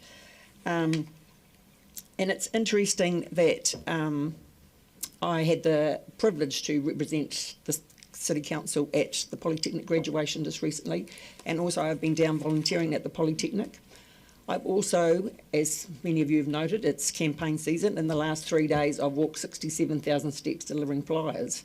And because we've had beautiful weather, I have talked to hundreds of people in our community. And I will be polite. They are really disappointed in us to be revisiting this today. It reflects badly on all of us. And I'm disappointed that we are having to debate this again today. And I've listened to our community, as I said, talked to hundreds of people since Friday, and I haven't had to bring this up. They've all spoken to me about it, and it's very disappointing. And I think, as Councillor Houlihan said, and staff said this at the parking hearing, they will look to find additional parking. It is not promised. They will look to find. And as part of, if this does go through and part of the changes, some of the side streets will be one way. It's not a proposal. It is in these changes, as Councillor Mayhem and I heard at the parking hearing. Some of the side streets will be one way.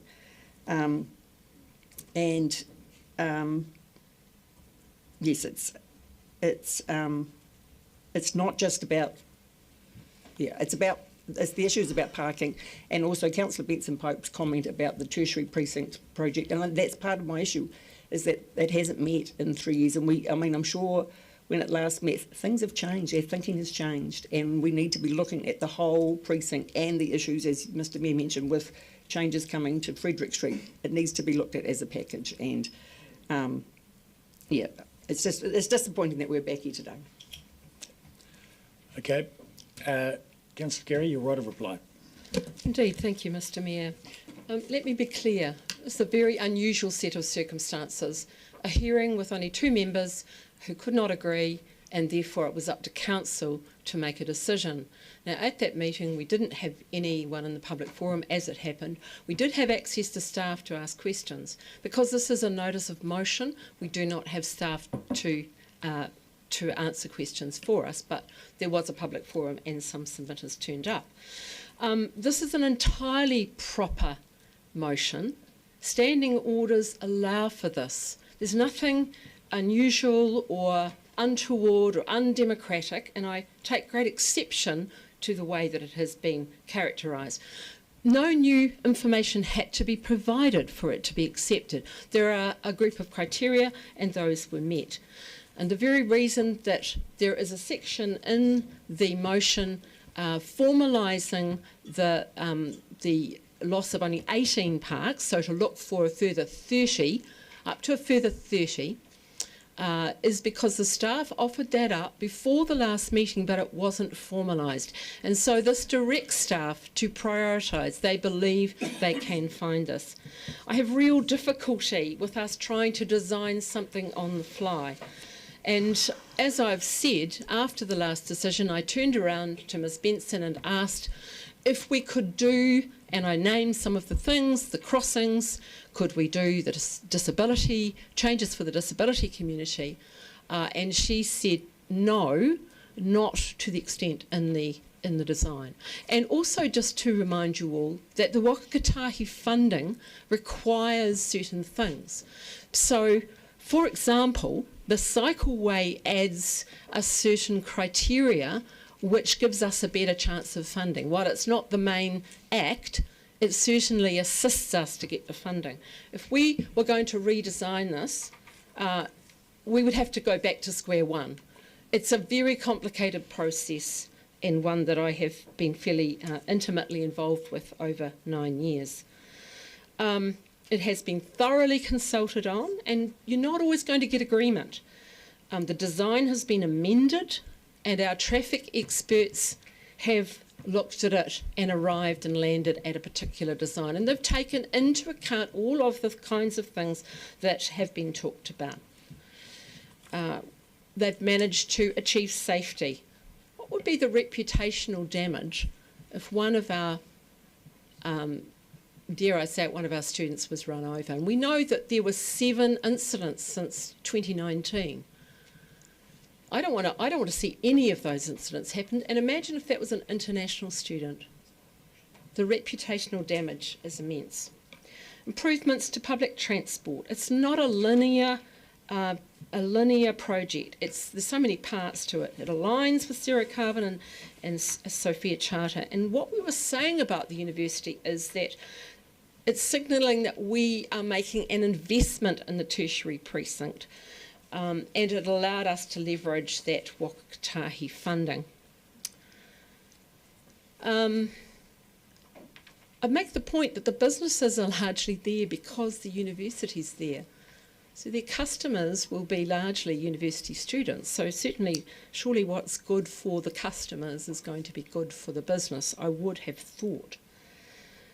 So, bringing this motion back to the table and hearing from the people we did today with absolutely clear statements about some things that there was a certain amount of confusion about, and I agree with Councillor Barker on that, has been really helpful. This is an entirely proper process. Has it been convoluted along the way? It sure has. But I'm not about to start redesigning the Albany Street connection project today. We have a design. It has been thoroughly consulted on, thoroughly looked at by experts, and what we now need to do for the greater good of this city is say yes to it. Okay, so we're on part A. We'll take that by division. Councillor Ackland. So to be clear, this part is to say that you agree to Vote the resolution. revoke the resolution. Yeah, so no. No. If I may, yes. The Part A resolution is that you are either revoking or otherwise the original decision. That's right. So if you agree with the original decision, you vote no here. Correct, that's my reading of it. Thank you. No. Councillor Barker. Aye. Councillor Benson Pope. Councillor Gary. Aye. Councillor Gilbert. Aye. Councillor Houlihan. No. Councillor Lefiso. Aye. Councillor Lucas. No. Councillor Mayhem. Aye. Councillor O'Malley. Aye. Councillor Vandervis. No. Councillor Walker. Aye. Councillor Wetherall. No. Councillor Wiley. No. Mayor Raddick. No. Carried 8-7. Yes. So now we move to part B.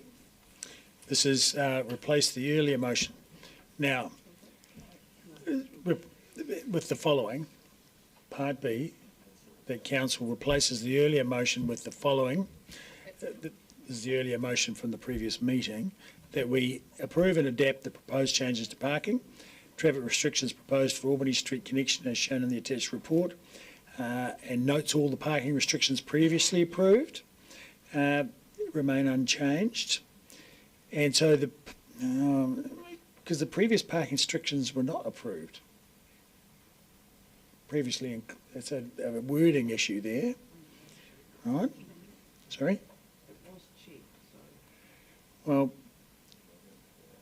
approves and adapts the proposed changes, yes, because they weren't adopted last time, and notes all parking restrictions previously approved by the council, that there was no restrictions approved.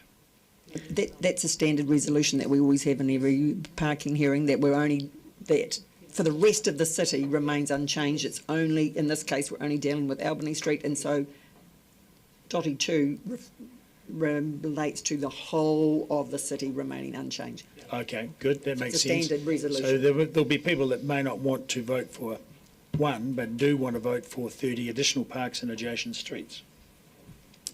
So I think we'll take them in parts.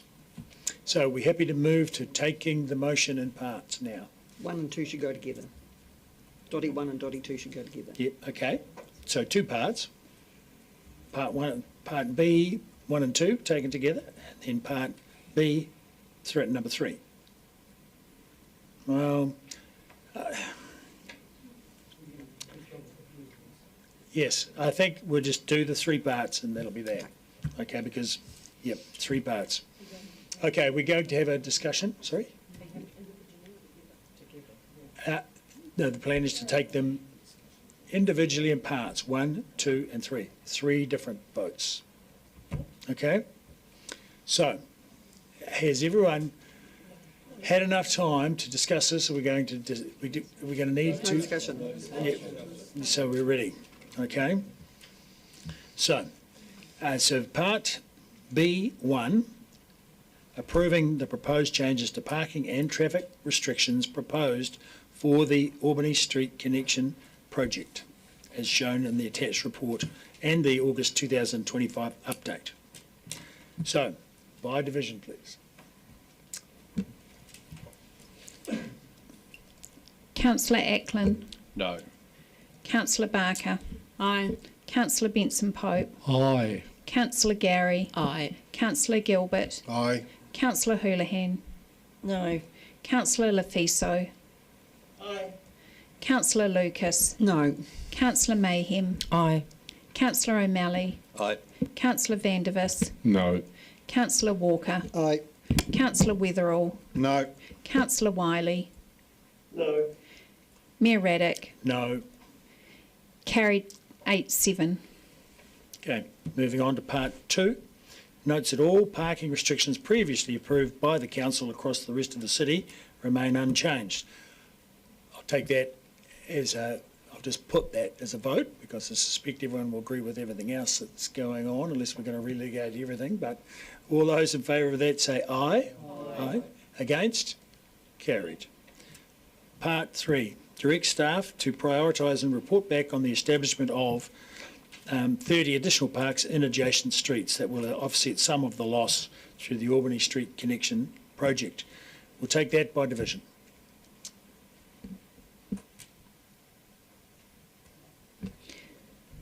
Councillor Ackland. No. Councillor Barker. Aye. Councillor Benson Pope. Aye. Councillor Gary. Aye. Councillor Gilbert. Aye. Councillor Houlihan. Yes. Councillor Lefiso. Aye. Councillor Lucas. Aye. Councillor Mayhem. Aye. Councillor O'Malley. Aye. Councillor Vandervis. Aye. Councillor Walker. Aye. Councillor Wetherall. Aye. Councillor Wiley. Yes. Mayor Raddick. Yes. Aye. Carried 14-1. Okie doke. Well done. Thank you. Now, 12:30. Because we had such a nice morning tea, I think we should press on to the next one before we adjourn for lunch. Item 10, South Dunedin Future. Mr. Rowe has been waiting very patiently for some time. And so Mr. Rowe and Mr. McLean will come to the desk. Sorry. Sorry, I can't hear. South Dunedin Future, short list of potential adaptation futures. Firstly, are there any questions of Mr. McLean and Mr. Rowe? Councillor Barker. First of all, have we had any update to the government policy and framework since the last report on climate adaptation? Nothing public at this stage. My next question is just, I got quite confused about the weightings on page 153 and 154. That was quite hard for me to understand because I don't have a thing in statistics. Can you just explain a little bit more about how that works? Because there was something called dealer's choice and all of those kind of things. Sure. So on what page is it? On page 153 is the table that's coloured to help understand sort of which school items scored highly and which scored low relative to one another. That's essentially the summary of each of the scoring from all the council staff, the consultant team, and Okaha advisors that did the scoring. Where there are different I guess, sums that you could do down the bottom of that, depending on how you weight each of the criteria, and that's referred to in the table that's prior to that, the green table. Where are we? That's both in the attachment and in the actual paper. So if you the simplest way to do it would be you total them on the basis of all of those 5 criteria are equal, and that's the ranking that you get using that. Each of those criteria have a different number of objectives attached to them. So if you did a slight tweak and said, okay, no, we're going to rate each of the 21 objectives equally, again, that calculation spits out a slightly different result. So the reason for doing the sensitivity analysis is to test, are there economic factors, or are there social factors, or are there different weightings that would completely swing this and give us a different outcome? And what it's intending to show is that, what it's intending to show is just how sensitive the outcome is, and what it does show is that even when you look at it through different lenses, it still spits out a pretty similar outcome. So that gives us a high degree of confidence in the outcome. Okay, my next question was just around Surrey Street on page 142. Sorry, I still use paper. And we had been to some meetings around Surrey Street, etc. And just wondering if we are continuing along work with this, because in the report it says that we're looking at doing infrastructure work, because infrastructure is still going to be important and we can't discount it. So I wondered if there was any planning in motion, and I think all the people that came to the meetings would want to know that as well. Are we concentrating on dealing with the Surrey Street issue? I'll take that if I may, Councillor Barker. So yes, we are in regular dialogue with the Surrey Street community, the Regional Council and the Medical Officer of Health. Right now we're focused on remedying wastewater solutions, but in conjunction with the wider stormwater work that is being addressed through the South Dunedin Future Programme. There's some here and now things we can progress, but they won't give the holistic solution that the South Dunedin Future Programme is addressing. I guess you're answering my question, yes, that there is work progressing on Surrey Street. Correct. Okay. Thank you. Councillor Vandervis. Looking at the recommendations, in particular recommendation C, noting the following potential adaptation futures for South Dunedin. We're talking about options here, and my question is regarding C2, that a future 2 of pipes and pumps is not seen as optimal for a long-term approach. Why is it that pipes and pumps wouldn't be a long-term approach when Holland has had that as a approach for 800 years successfully? Now, you couldn't get a longer-term solution anywhere. 2 answers to that. One would be that if we had started 800 years ago, we might be able to maintain that, but I think the issue at the moment is that climate change is not having an incremental impact. It's going to be transformational, so everything is accelerating at an accelerating rate. So if we started that approach now, it would be very difficult to catch up, and it would require an enormous amount of investment.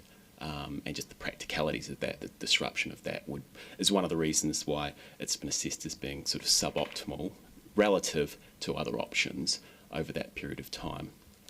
The other piece is that kind of the term relative. So taking a pumps and pipes approach as the predominant or the sole approach hasn't come out in the assessment as good as taking a sort of balanced approach where we absolutely need to build some pumps and pipes, particularly in the short term. But as we move out over long term, the kind of payoff from that becomes less. Obviously, you're dealing with more and more water over time, so the costs and the complexities begin to increase, and eventually you get to a point where you hit these tipping points and it becomes suboptimal. So what this analysis has said is that they are absolutely relevant and will be central in the short term, and by short term I mean sort of next 25, 50 years, they're going to play a key role, but there's a decreasing sort of merit in that approach over the longer term. And when you look at the other options in terms of moving people out of harm's way or raising land or creating spaces for the water to go, that's when we think we need to transition. So why it's important to do that now is because anything that Mr.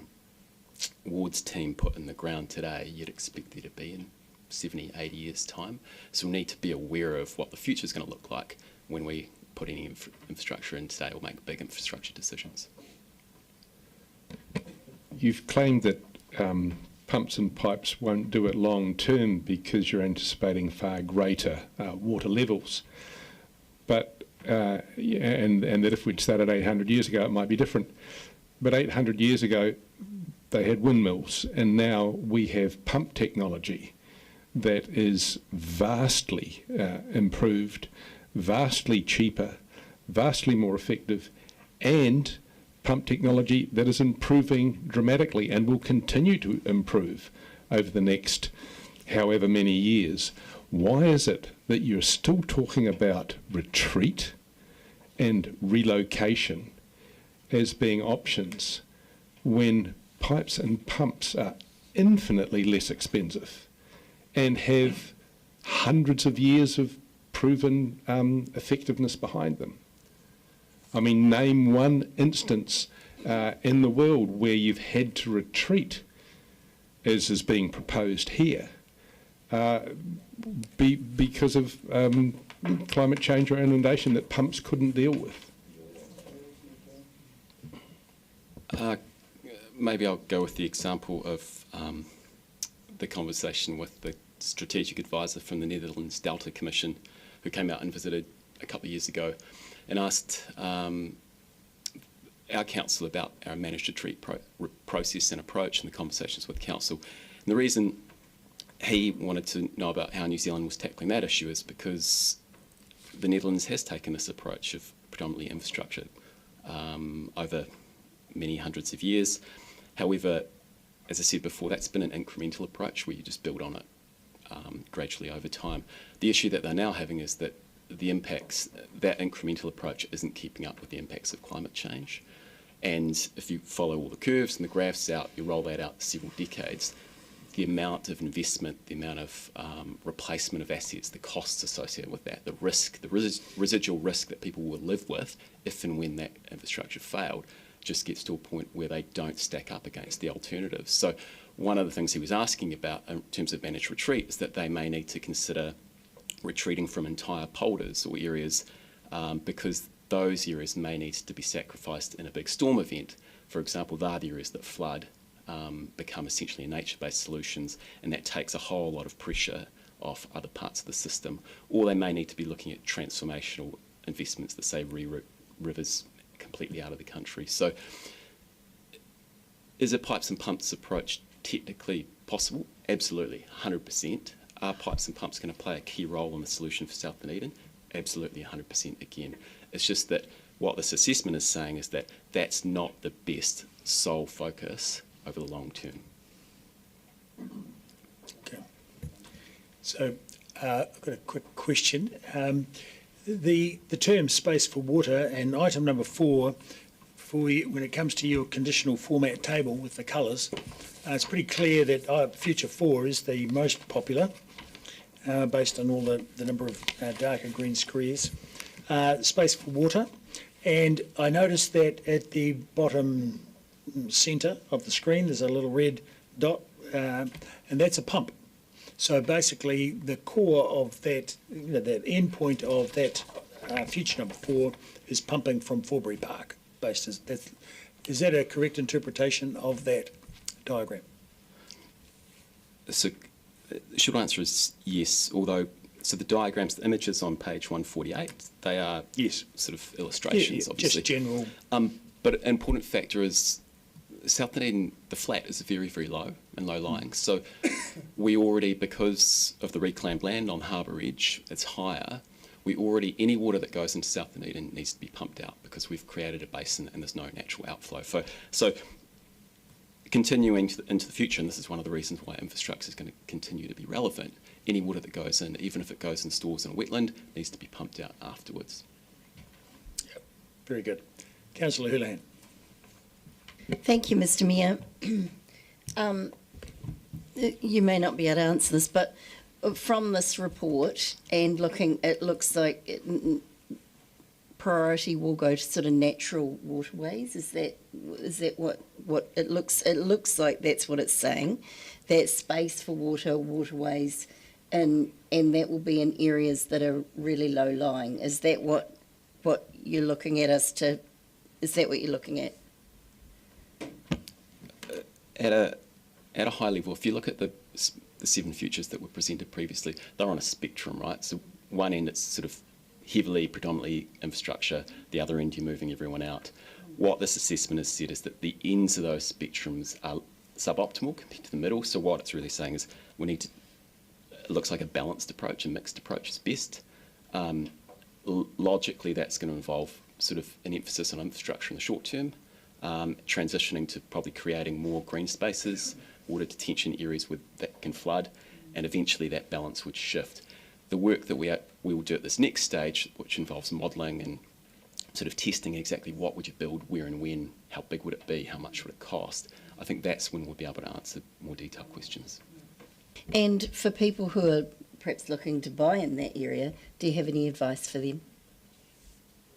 You might not be able to answer that. Okay, all right, fair enough. Okay.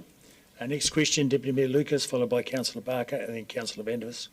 Thank you. I just want to follow on from Councillor Barker's question because I was like her in following through the matrix or whatever. I wasn't getting cross-eyed, but my brain was getting, I don't know, fried. But if I just go back to the top of page 143, when you talk about the rationale for getting to the final shortlist, and I see where you get to with 3, 4 and 5, but just when you talk through here about how 6 is not discounted because 3 and 5 lead into that, but also you're saying that infrastructure is going to be a key component. Could you just kind of talk through that, please? Absolutely. So what the 7 futures presented was essentially a slice in time in 2100. So this is what South Dunedin would look like in 2100 if you took these different approaches. That's also what was assessed in the MCA process, because that's what we had the data on. What that's said, and one of the things that came back in the assessment, a lot of the comments from the different subject matter experts, is that this is our assessment of what those things look like or how good they are in 2100. But if you asked us how good they were in 2050 or 2125, we might have a different answer. So what we've taken from that, and that's what we've put into that sort of secondary assessment, is actually while the pumps and pipes and the infrastructure focus might be suboptimal in 2100, they actually are very important in the shorter term. This next stage of work will not only look at the futures in more detail, but it'll also develop pathways, so those 25-year steps. So if you think about, rather than them all 7 being in 2100, it's likely that you've pushed the infrastructure ones into the shorter term and you push the retreat ones into the longer term, and we land somewhere in the middle about 2100 is where I think it's going. Councillor Barker. Thank you, Mr Mayor. I was looking at the potential adaptation futures. There's a wee diagram on page 152, and it's got some indicative costs, and I think it was 5.8 billion for option 3, 2.8 billion for option 4, and 7.1 billion for option 5, with option 4 actually still having a residual risk of high. So in light of the work that's been done, are these things likely to change? Because I think a lot of people are actually quite concerned with cost-benefit ratio, to put it bluntly. So is that part of the work that you'll be going and doing, is re-looking and casting at those costs? Absolutely. So as I say, at that next stage, once you've narrowed the options, once we've done some modelling and figured out a bit more of that kind of spatial design piece, what we're building, how big it needs to be, when it would be there, we'll have a much better sense of what the actual costs could be. What's more important, and what we tried to convey in this original cost benefit, was more the relativities across the 7 futures, whereas those numbers, I mean, it's crystal ball gazing, right? You're talking about the whole of a city over 75 years' time, so you've got to make some assumptions. We'll be able to absolutely tighten those assumptions and that accuracy. So just concerned about that high residual risk there. So do you think that with the dynamic adaptation pathways that that would actually minimise that risk that sits on that diagram there? What the next level of work will enable us to do is sort of get a more accurate assessment of that risk. The reason it's high residual risk is that in option 4 you still have the majority of people living on the flat. So, 2100, that's expected to be below sea level. So you're living with that level of residual risk. And it may be that in this next stage of analysis that there's a kind of sunset clause on that particular future as well, and that maybe that doesn't go beyond the end of the century. Councillor Vandervis. I'm amazed really that it seems to be such a concern that South Dunedin is low-lying. I mean, low-lying is still above sea level. Are you aware that in Holland 60% of the Dutch population lives not just in low-lying areas but below sea level? That's 10 million people live below sea level quite happily. Millions of them 5 metres below sea level. Schiphol Airport, 5 metres below sea level. The pipes and pumps are able to manage that and have managed it for a long time. Why would pipes and pumps not manage South Dunedin into the long-term future? Councillor, if I may, I think Mr Rose already addressed that. The fellow from the Dutch Embassy was out asking questions about how we will do it because their approach is going to become challenging for them. So Mr Rose already said, yes, pipes and pumps can do it, but the level of investment required and a range of reasons makes it a suboptimal approach over the longer term. Really important over the next up to sort of 50 years and will play a part beyond that, but not the optimum approach. What then is the level of investment involved in retreat and the incredible loss of the biggest flat area that we have for development, which incidentally also recently discovered actually has quite good ground conditions for building high buildings on? What is you're talking about the level of investment for some pumps. What is the cost involved, or has the cost even been characterised for the retreat option, which I find amazing to be here in front of us? So there has been a cost-benefit analysis done, obviously, it's represented in the paper for this current stage of work. I think my response to Councillor Barker talked about how we'll be drilling into that in a lot more detail. That assessment won't include a detailed look at the costs of the managed retreat options because so 6 and 7, because they're not being proposed to be included in the shortlist at this point in time. And I think just in reference to your earlier comments, a question around the Dutch and 60% living, I just repeat what I said earlier. It's absolutely technically possible to do this. I think this process is really around a choice. I think a third of the Netherlands is below sea level, a third of New Zealand is not below sea level. We don't need to live under the ocean if we don't want to, and this process is really around having a conversation with all the partners around whether that's a good idea and how does that idea stack up against other alternatives. So just to clarify, you haven't put a number on the real cost of the proposed options, or the discussed options at least, long term, of retreat? There are costs that have been assigned to that, and they're summarised in this page on the paper, and they were outlined in previous reporting to Council. Yep. And does that cost also include the opportunity cost of all of South Dunedin being available? There's a range of costs that were included. Opportunity cost was a factor in there, but as you appreciate, it's very tricky at a very high level over a long period of time with this amount of complexity to get a very accurate figure. So there's lots of assumptions. Yeah. Can I just make a point about the conditional format? Spreadsheet on page 153, where it's very clear at a glance from the colours what the public are thinking. Because this is public response, correct? This is the outcome Or of. Is that Mr. Mayor on page 153? Is that one you're Yes. referring to? 153. This incorporates the public feedbacks, Yes. some of it, but this is the outcome of the technical assessment. So it's the subject matter experts from council, from the consultant team, and from Okaha, including the community engagement. Yes. Results. So, I mean, for me, looking at that, at a glance, it's very easy to see people do not want to persist with the status quo. And I mean, that is just beyond absolute.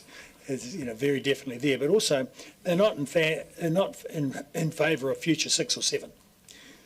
The public are not. And the modelling shows that it's not an ideal solution to be looking at retreat for 6 and 7. Is that correct? Is that a correct assessment? So the previous paper that was put up in July dealt with the public, the community engagement and the public feedback, and that very much showed that, I think we'd reported at the time, Future 1 was very unpopular, the least popular, so there was a strong mandate for change. The question really is around what type of change is best. It also showed that Futures 4 and 2 were most popular with the community at that stage. There were also 2 key themes that came out of that. One was that people wanted the council to build more infrastructure in the short term. That was very clear. But they also wanted more information about what a managed retreat process could look like. Now that using all of that information and factoring it into this technical assessment, there's quite a close alignment between what the community thought and what the assessment team thought in terms of Future 4 being the highest scoring. And then there are 3 elements of that framework. So in the Just Transition objective, the reflect community preference and empowers community, that the scoring for those is both drawn directly from the community engagement results. And a third one down the bottom, promote community safety, the promote community wellbeing, that's also drawn directly. So if you like, the community has voted for 3 of these lines directly. Okay, thank you. Next we have Councillor Gilbert, followed by Councillor Houlihan. Thank you. Sorry to go over ground you've already covered, but I just want to first of all pick up on something that Councillor Vandervis was referring to. And you would think that after 800 years, the Netherlands would have kind of figured things out. So are you familiar with Room for the River, or its, was the sequel, Room for the River 2.0? Yes. Can you loosely explain a little bit further as to what that is in terms of what the Dutch are doing? If that's too much, I can do it for you. Or basically, I'm not even going to try and pronounce Dutch, but it's specifically focusing on a few rivers and deltas and carving out and moving dikes to give floodwater places to go as well as recreation. So they're kind of moving things, basically going with nature will out, let's just kind of learn to live with it. Is that my understanding of it's more about that balanced approach. So rather than saying we're going to completely manage this with an infrastructure TV approach, it's we're going to introduce some additional space, so allow more natural fluctuation of that river, sort of peg it in with infrastructure as well, but also factor in what's the future climate change going to mean for that river. Do we need to be actually having a larger buffer zone? Do we need to be having conversations with communities about whether or not they might need to move at some point in the future? And I believe they've also, and again, I'm not going to try and pronounce Dutch, they've got working with nature and building with nature at the core of much of what they're doing. Am I roughly on the right track? I believe so, but I just want to really reinforce, it's not about doing one thing or another. It's really a conversation about how much of each thing you do at a particular time and developing what's the kind of best balance of infrastructure approach or green space or moving people. Ultimately, if the calculation is that it's just better, cheaper, easier for everybody if a community moves, that's the conversation you have. But it might be that you can build infrastructure or create some buffer zones that might delay or defer that, and therefore that becomes your package. Excellent, thank you. Great segue into my last question, which is around the bottom of page 151, top of page 52, and you kind of talked about it with Councillors Barker and Deputy Mayor Lucas in terms of the matrices, and then you talked about pathways and thresholds and different thresholds being met and different pathways then kind of potentially veering off. So I guess my question is, how do we know when those thresholds are met? I know because you do mention it, or it is mentioned at the top of page, whatever I said, 152, thresholds will be set indicatively at this stage based on previous engagement and assessments and refined during the upcoming early 2026 engagement. So who decides on those thresholds? How do we know when they're met?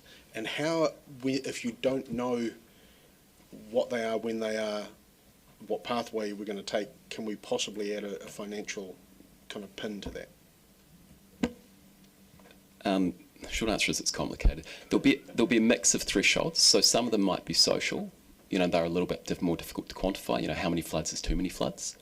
Some of them might be commercial. So it might be when the cost of insurance or the availability of insurance changes or pulls back. Some of them might be, say, infrastructure investment. So whatever the asset life is on, say, a major pump station or the wastewater treatment plant in South Dunedin or something. So there might be a point at which you say, okay, we need to spend, you know, X $100 million replacing this plant. That's a trigger for when we're going to actually shift and we're going to build it somewhere else. It's a whole range of things. The work that we'll do over that next stage is to start to sort of define, okay, well, if these are the key moves that need to be made in particular areas over particular timeframes, these are logical signals and logical triggers that would tell us when we need to do that. And it might be, you know, groundwater getting to a certain level. It might be an asset reaching end of life. It might be if and when, you know, insurance becomes unaffordable or unavailable. Some mix of things. But we'll come back to you in March rather, to be able to outline that in more detail. Thank you. Councillor Houlihan. Thank you, Mr Mayor. Just following on from a question Councillor Barker asked right at the start around the work, and it may be David, Mr Ward, who answers this, around the work that for the 60 million.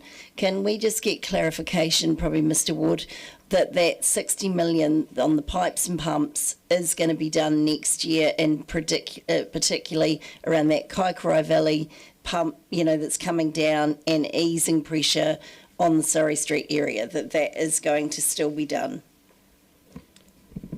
Thanks for your question, Councillor Houlihan.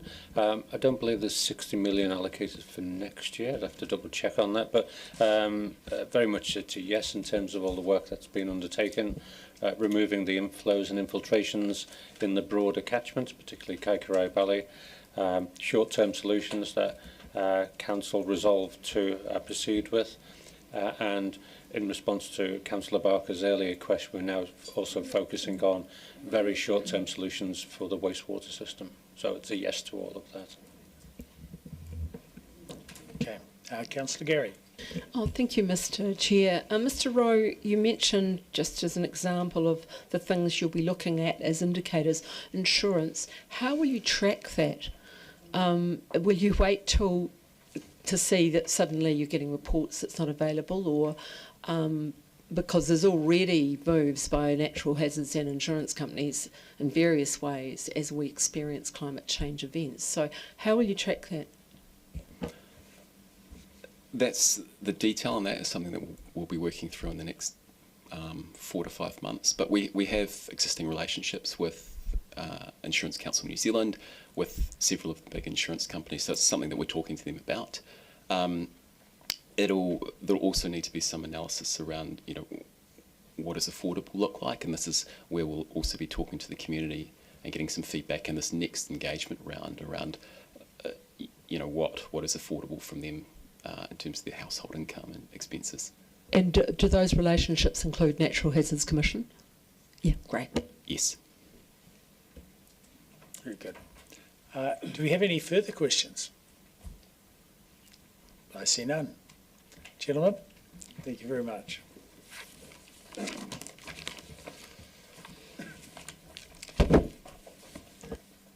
So, that being the case, This is a report for noting.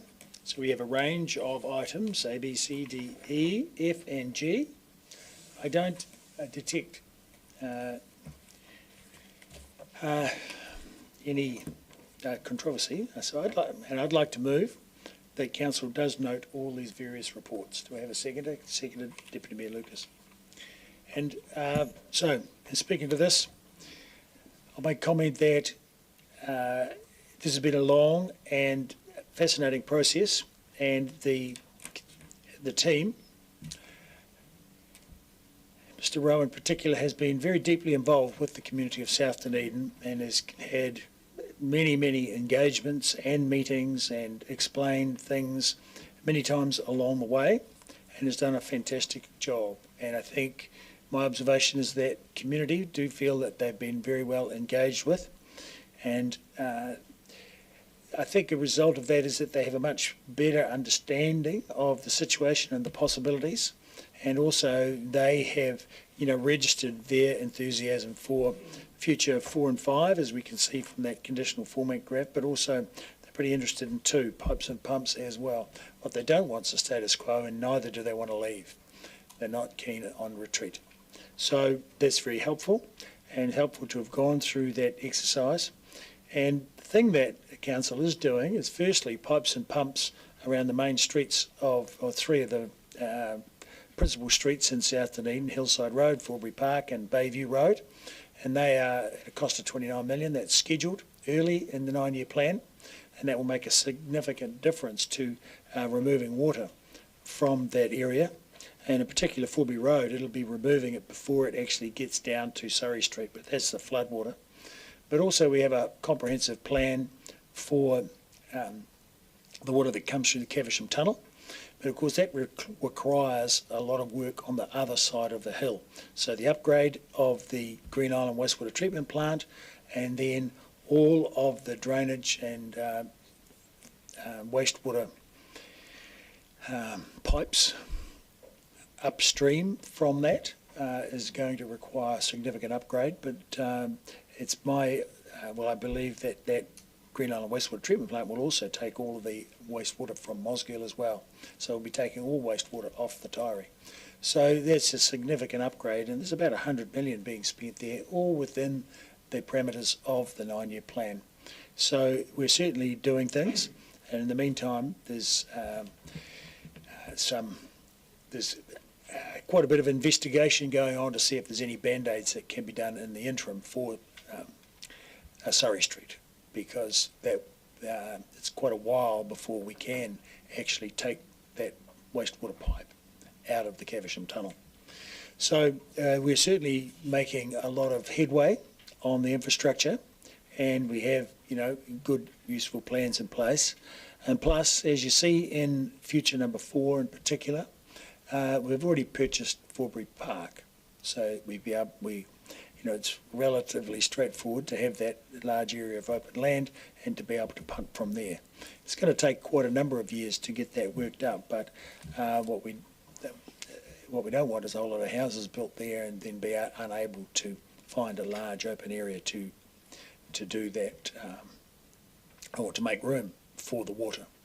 And I just had a quick look back over making room for water, the Dutch Delta report, and just look back through some of the pictures.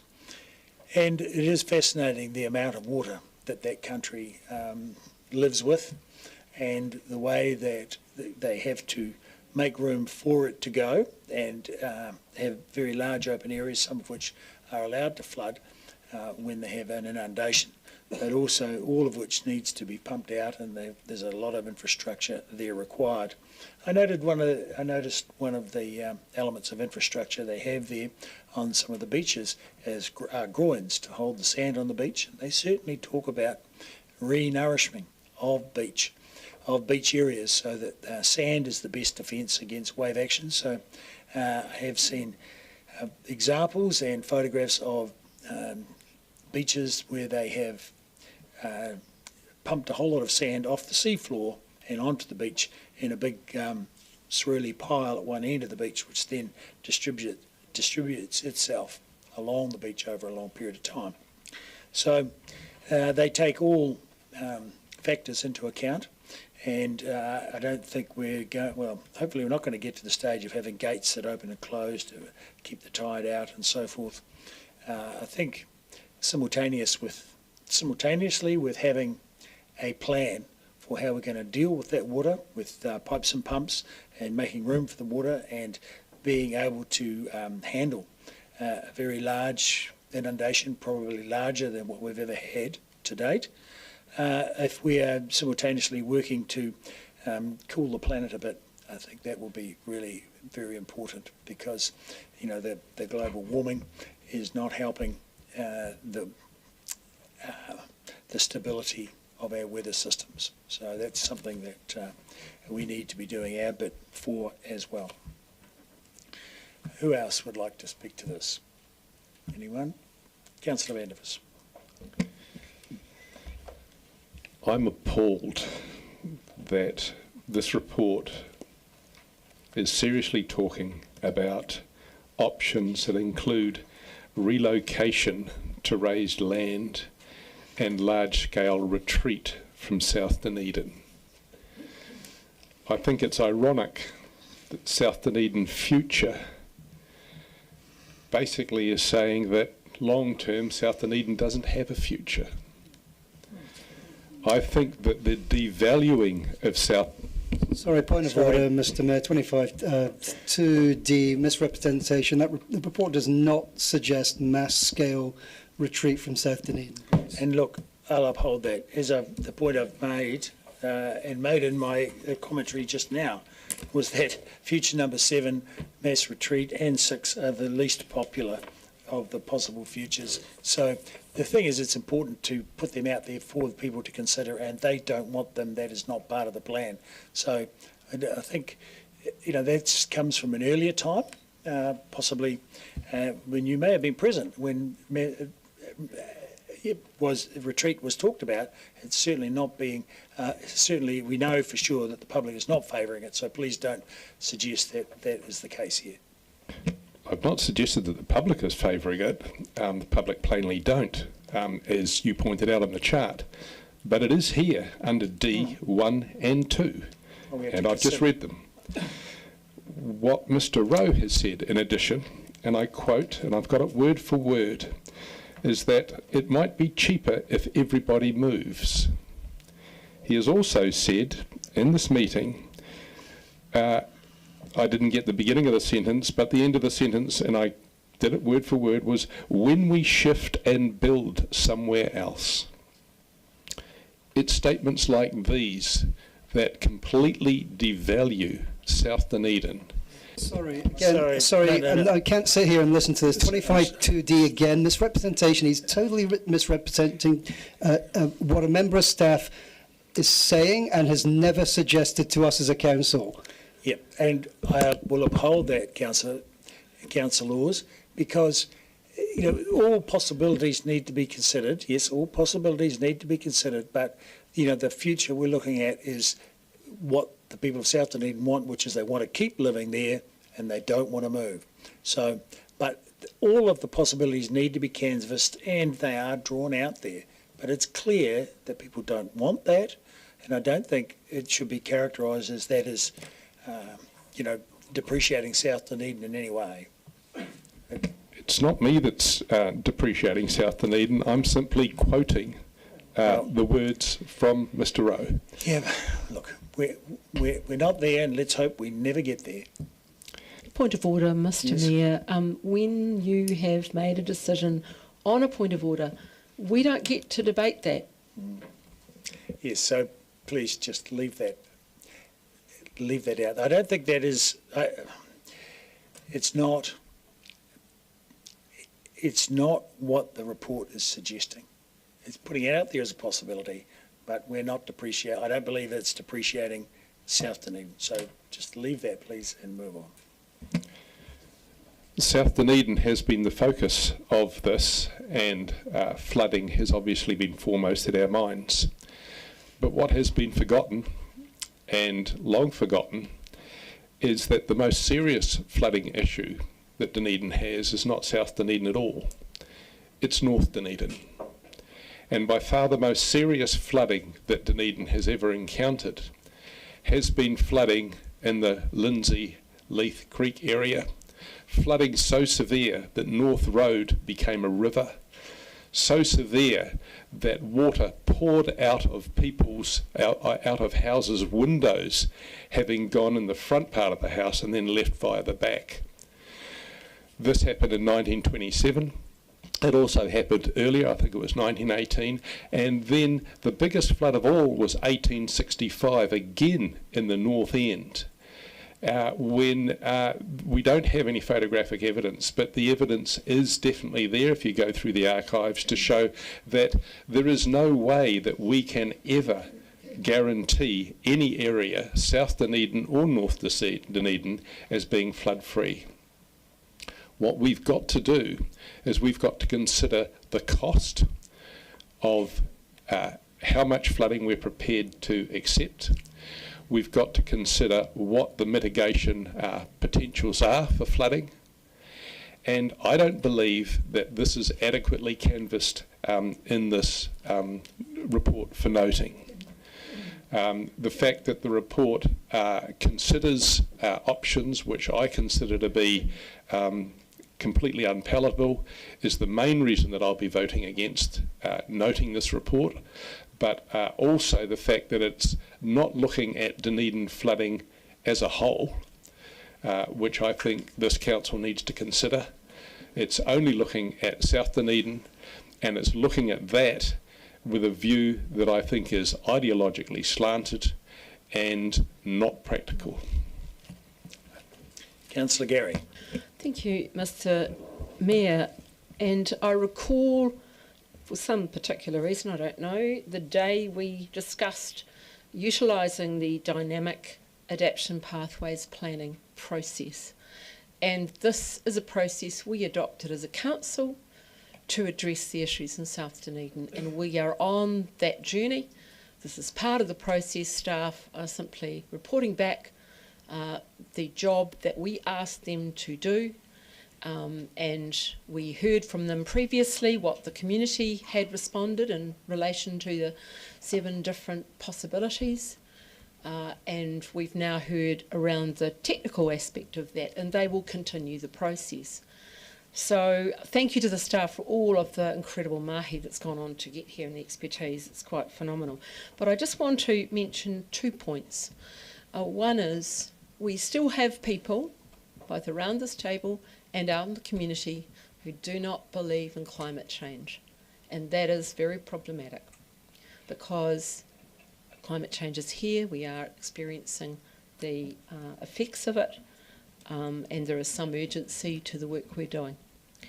And secondly, I just want to acknowledge the people who have been through, whether it be in 2015 or 2024, the flooding of their houses or sewage in their houses or in the street, and the experience that is for them, an incredibly stressful experience. And no matter what we're doing in terms of planning, and I know that the staff understand this, that there are people out there who have experienced a lot of stress, and it's ongoing. It takes a long time to get through those situations.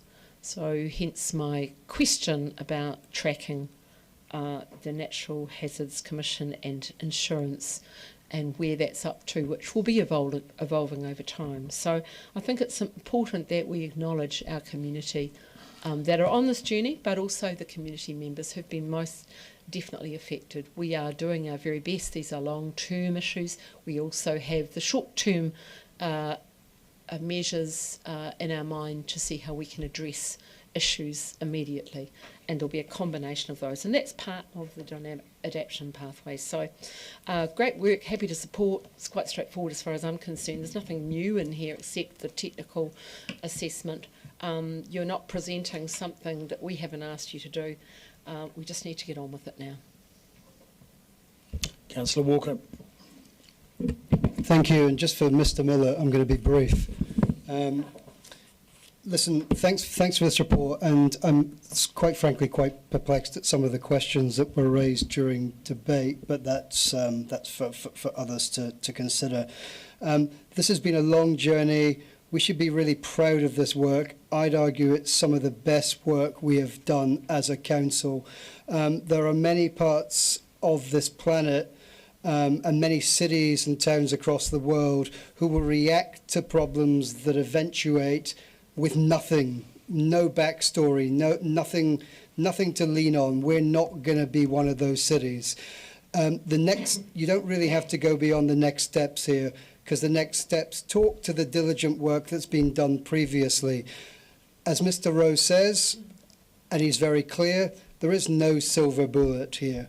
And there is no silver bullet for climate change across the world generally, for the infrastructure that may have existed hundreds of years ago and exists in a different world now. And also, he points out correctly, there will be a multifaceted approach to creating solutions, and that's just normal.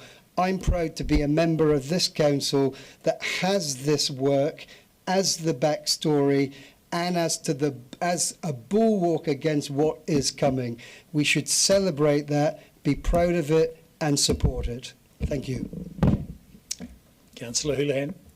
Thank you, Mr. Mayor. First of all, I'd like to say thank you to Mr. Rowe for the work that him and his team have done, and the DCC and ORC staff have been involved with this over a very long period of time, and the South Dunedin people who have engaged with this on numerous occasions. So it has had a lot of extensive engagement, and thank you for coming to those events and looking at all the information. And I'd like to speak directly to the people particularly affected around that Surrey Street area, is that we now need and have the ability to work with haste. We've got the funds set aside for infrastructure investment, and we need to use it. And we need to target those areas like Surrey Street. You should not have to sleep at night or waking in your sleep, worrying when it rains, worrying what's going to happen to your property. You shouldn't have to suffer continually every time it rains. It's not good enough, and we need to do something about it urgently. So please let that work be done as soon as possible. Thank you. Thank you, Councillor Weatherall. Thank you, Mr. Mayor. In looking at this shortlist in this report, my main concerns are still around the affordability of implementing the options. Any intervention must be aligned with appropriate funding. It certainly does make sense that the modelling is in 25-year intervals. I'm sure St Clair and South Dunedin residents will take a light-hearted view of any 100-year plan, as we have not yet been able to resolve most of the erosion and stormwater issues over the last 10 years.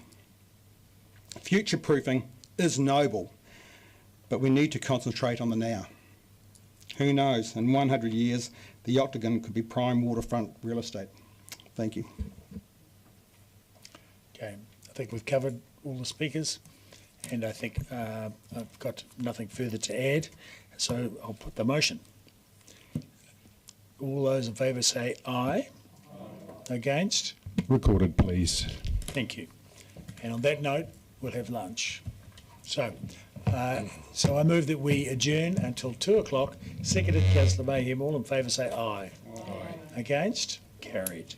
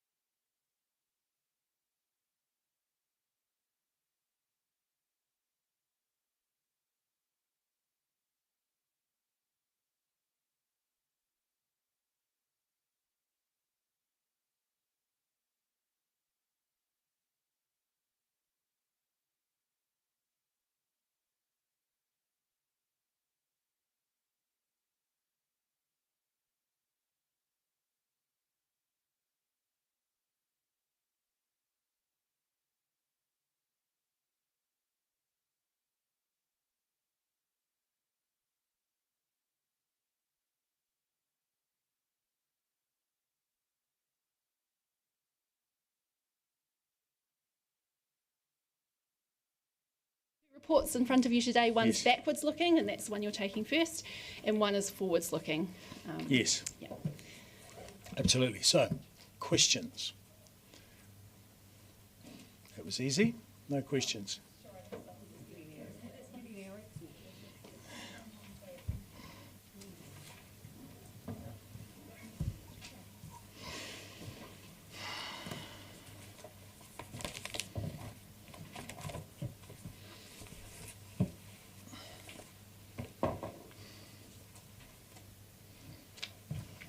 Councillor Barker.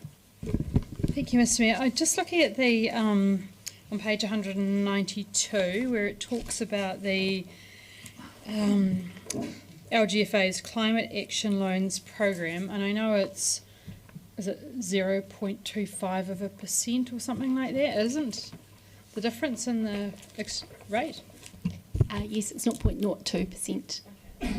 So I'm just wondering about this says that there's a annual review and a more in-depth 3-yearly LGFA review. Have we looked at the cost-benefit analysis of getting that tiny little percentage off the interest versus the cost of putting the reviews in? If I may, through the chair, the review essentially constitutes us sending through our IMR and our EMRP. And they review it, so the work is on them. And my next question is on page 195, and it's about the composting emissions, and just trying to understand, because it's getting composted in Timaru now, and I wondered where the emissions accrue to, because we've talked about if we plant trees, that area that has the trees gets the credits. So, and then cruise ships, credits go to wherever. So those Timaru emissions, do they have to belong to us or do they belong to Timaru? If I may, through the chair, Rory can speak to the detail, but what we're talking about here is DCC's emissions, and the methodology is different from the city emissions. So the city emissions, the boundary is the city. For DCC emissions, things that fall outside of the boundary sometimes fall into our emissions profile, and Rory can speak to the detail on that. So for waste and composting, at the city measurement scale, you can't just export that outside your boundaries and not count it. So while the composting at the moment sits in Timaru, that both is in DCC's footprint and it's also in the city footprint, because some things that are generated within your city but you kind of deal with them elsewhere do get measured in your city footprint. And that would also include the transport, the increase in the transport to take it to Timaru as well, is that right? Yes, for the most part, that would get counted within Dunedin City greenhouse gas footprint. The bit, if you want to get super technical, on the tiny bit that wouldn't count is sort of Timaru to Oamaru kind of thing. Yeah. Okay. Question, Councillor O'Malley. I'll follow that up next. I want to check the thing. So this is emissions from the composting, right? Who gets the credit for growing the organic material as sequestration? Because if you compost a lettuce and it just composts with CO2, surely that's carbon neutral.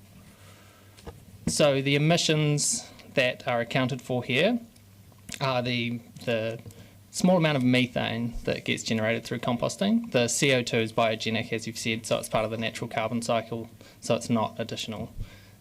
It's not an additional greenhouse gas. So it's just the methane. So therefore, I thought this was hot composting. I didn't think it would produce much methane.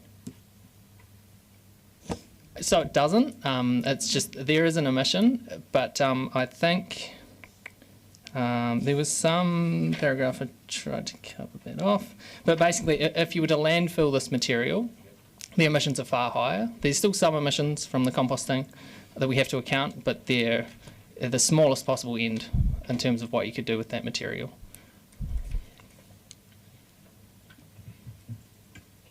Okay. Councillor Vandervis. If you landfill the material to a proper landfill like AB Lime, isn't it true that 95% of the gases are actually captured there, and then you'd have much less of a emissions problem. That's true that if you were to landfill the material, a modern landfill like AB Lime, the emissions are captured and destroyed at a very high rate. So if you were to landfill the material, that would be, in terms of the landfill itself, the emissions would be very low. I can't off the top of my head say whether they would be lower than composting or AB Lime landfill because I'm not 100% across the hump. And if we were to send the same material to Smooth Hill, would it not be many years before you would be able to capture those emissions, probably even 10 years? So you'd have high emissions sending it to Smooth Hill as opposed to extremely low emissions sending it to AB Lime. I think, Councillor, we haven't done an analysis of AB Lime versus Smooth Hill in terms of emissions at that specific level relating to organic. So so we would need to go away and have a discussion with the waste team about that. But you do know that AB Lime would capture 95% of the gases that are an issue, and that it would be many years before any gas capture was viable at Smooth Hill. We know that, don't we? I'd just like to answer that, speak to that, because I did ask Mr Henderson this very question at the end of last week, and he said we can start collecting landfill gases from Smooth Hill after 2 years. So, and it will steadily, the amount we collect will improve steadily from 2 years on. So it might not be the full, it might not be 95%, but we'll certainly be capturing it from the second year, and the third year we better, and the fourth year, so on. Yeah, if I may, Mr Mayor, that is correct, and the reason there is a lag is you've actually got to wait for something to be in the landfill and then for the infrastructure to work. So there is a little bit of a lag, but it's around that 2 year mark, and then it just continues on. So it's not certainly not 10 years. It's a lag to begin collection of 2 years, but is it not true that it would be 10 years before you'd get anything like the 95%? If I may, through the chair, it is the waste team that has led the work around any modelling associated with emissions at Smooth Hill, so they would be best placed to answer those questions. Yes. Okay, Councillor O'Malley. Well, I would just suggest that maybe it's a state of steady, a case of steady state. You're starting out with organic material that hasn't yet rotted, so therefore not making the methane. Then it has to get into the mass of the landfill and then get into the capture program. So it takes a while to lead in. But nothing's been lost. Nothing's been lost out of the capture in this period of time, is it? It's just that it hasn't built up a significant enough concentration inside the landfill to hit your capture system yet. But nothing is going into the atmosphere in a Class 1 landfill, is it?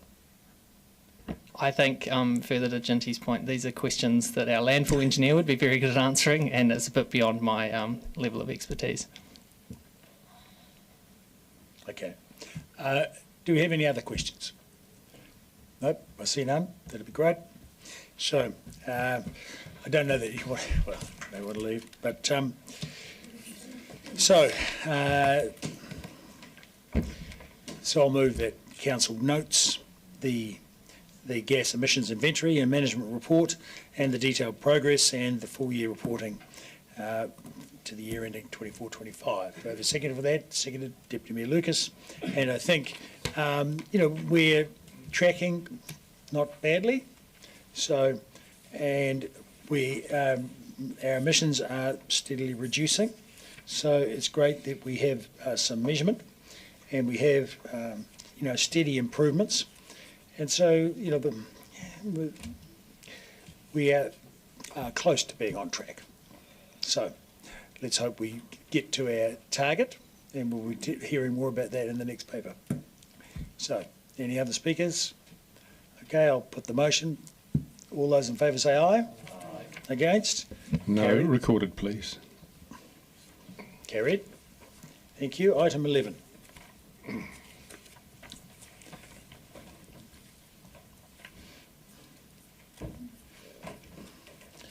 So the plan 25-26 and management and reduction plan all the way up to 2030. So, questions? Councillor Barker. Thank you, Mr. Mayor. I just have a couple of questions. One is on page 21 of the report, of the attachments, and it's just about the number of residents. So it says 135,700 residents, but in our annual report we actually have a much lower figure for the number of residents that's being used, and I just wonder where the resident number came from, because it's in two official council things, but it's quite different. Yes, that's a good catch. So Stats NZ did a bit of an update to Dunedin's population figures, which brought them down, and that hasn't been reflected here. So that can be updated as an editorial change.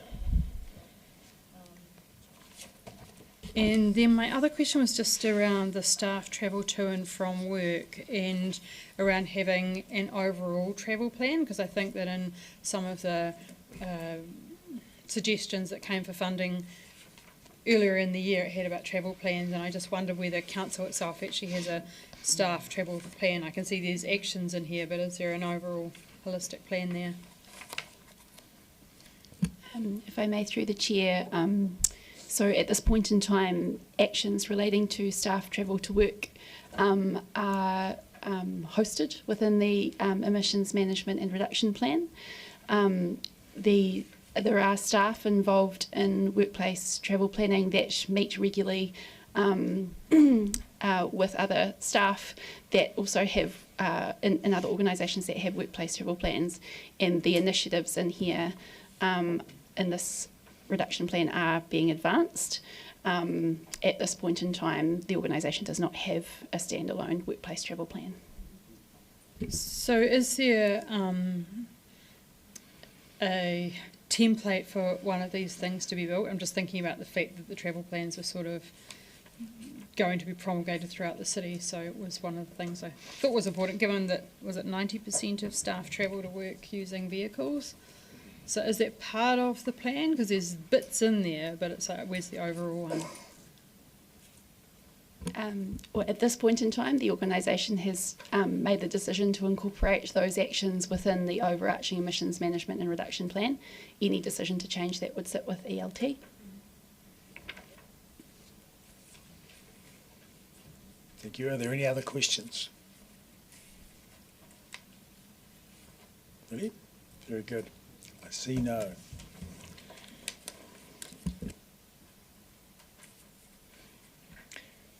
So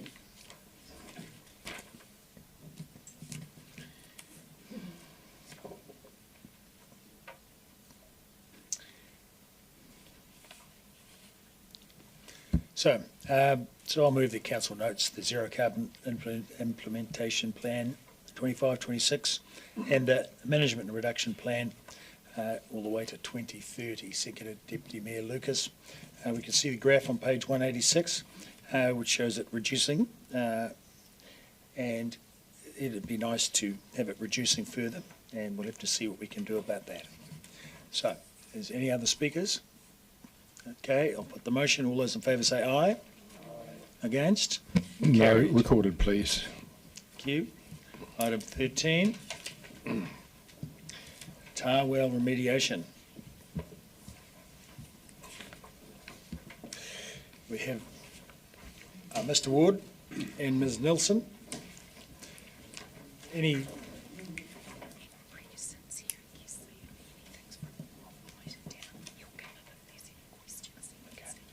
Okay. Do you have any opening comments? Kia ora, Mr. Mayor. No, thank you. Happy to take questions. Very good. Are there any questions? Councillor Vandevers. The tar pit lid, there's been water getting into it for some time. Has it not been possible to make the lid waterproof? I mean, wouldn't that be a lot cheaper than trying to extract polluted water? We've considered it, and it's in an okay state at the moment, but the health and safety risks associated with removing the lid and replacing it are considerable, and it would be quite costly to achieve that safely. Okay. Councillor Barker. Thank you, Mr Mayor. Just a question of clarification. So do we not get that $200,000 because we haven't got a consent? Is that correct? That's right. And there's no hope of getting it? Look, the funding's something that we will revisit as we get closer to the time. We set out on the piece of work, I guess, with the best of intentions, probably at the beginning not realising that a fully consented piece of work was going to take some time and be a larger sum of money than the $200,000 that we could get from MFE. So we'll revisit it as we get closer. And is there any other funding available for cleaning up sites like this? Like, have there been pots of money that have been available or not? I'm not sure, sorry. Thank you. Councillor Gilbert. Thank you.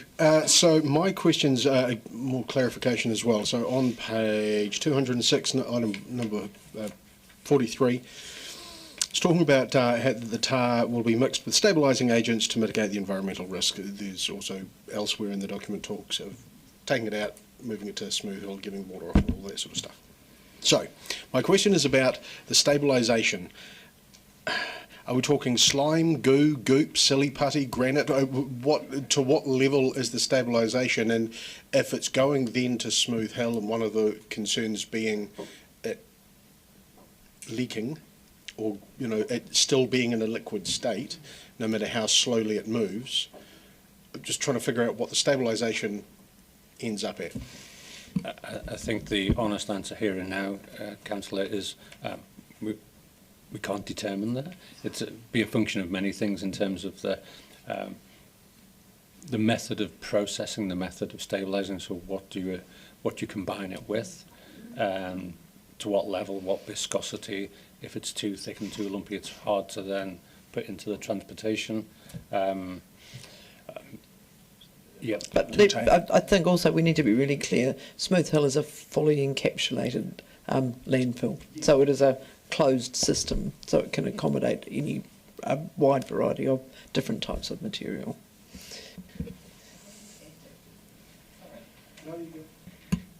That level of detail is something that we have to get into with the detailed design part of it, exactly what we stabilise it with, what that looks like, and how they do that in a way that meets the criteria of Smooth Hill. Chief, absolutely, I get that. I didn't mean to imply anything else. It was more about the transport and its longevity. But my last question, and again, this may sound like a silly question or an obvious answer, but then again, it may not be. 44 on the top of page 207. Once the well is fully excavated, the well will be filled and compacted. Not meaning to ask a stupid question, but filled with what exactly? Are we just groundwater? I mean, what are we talking about here?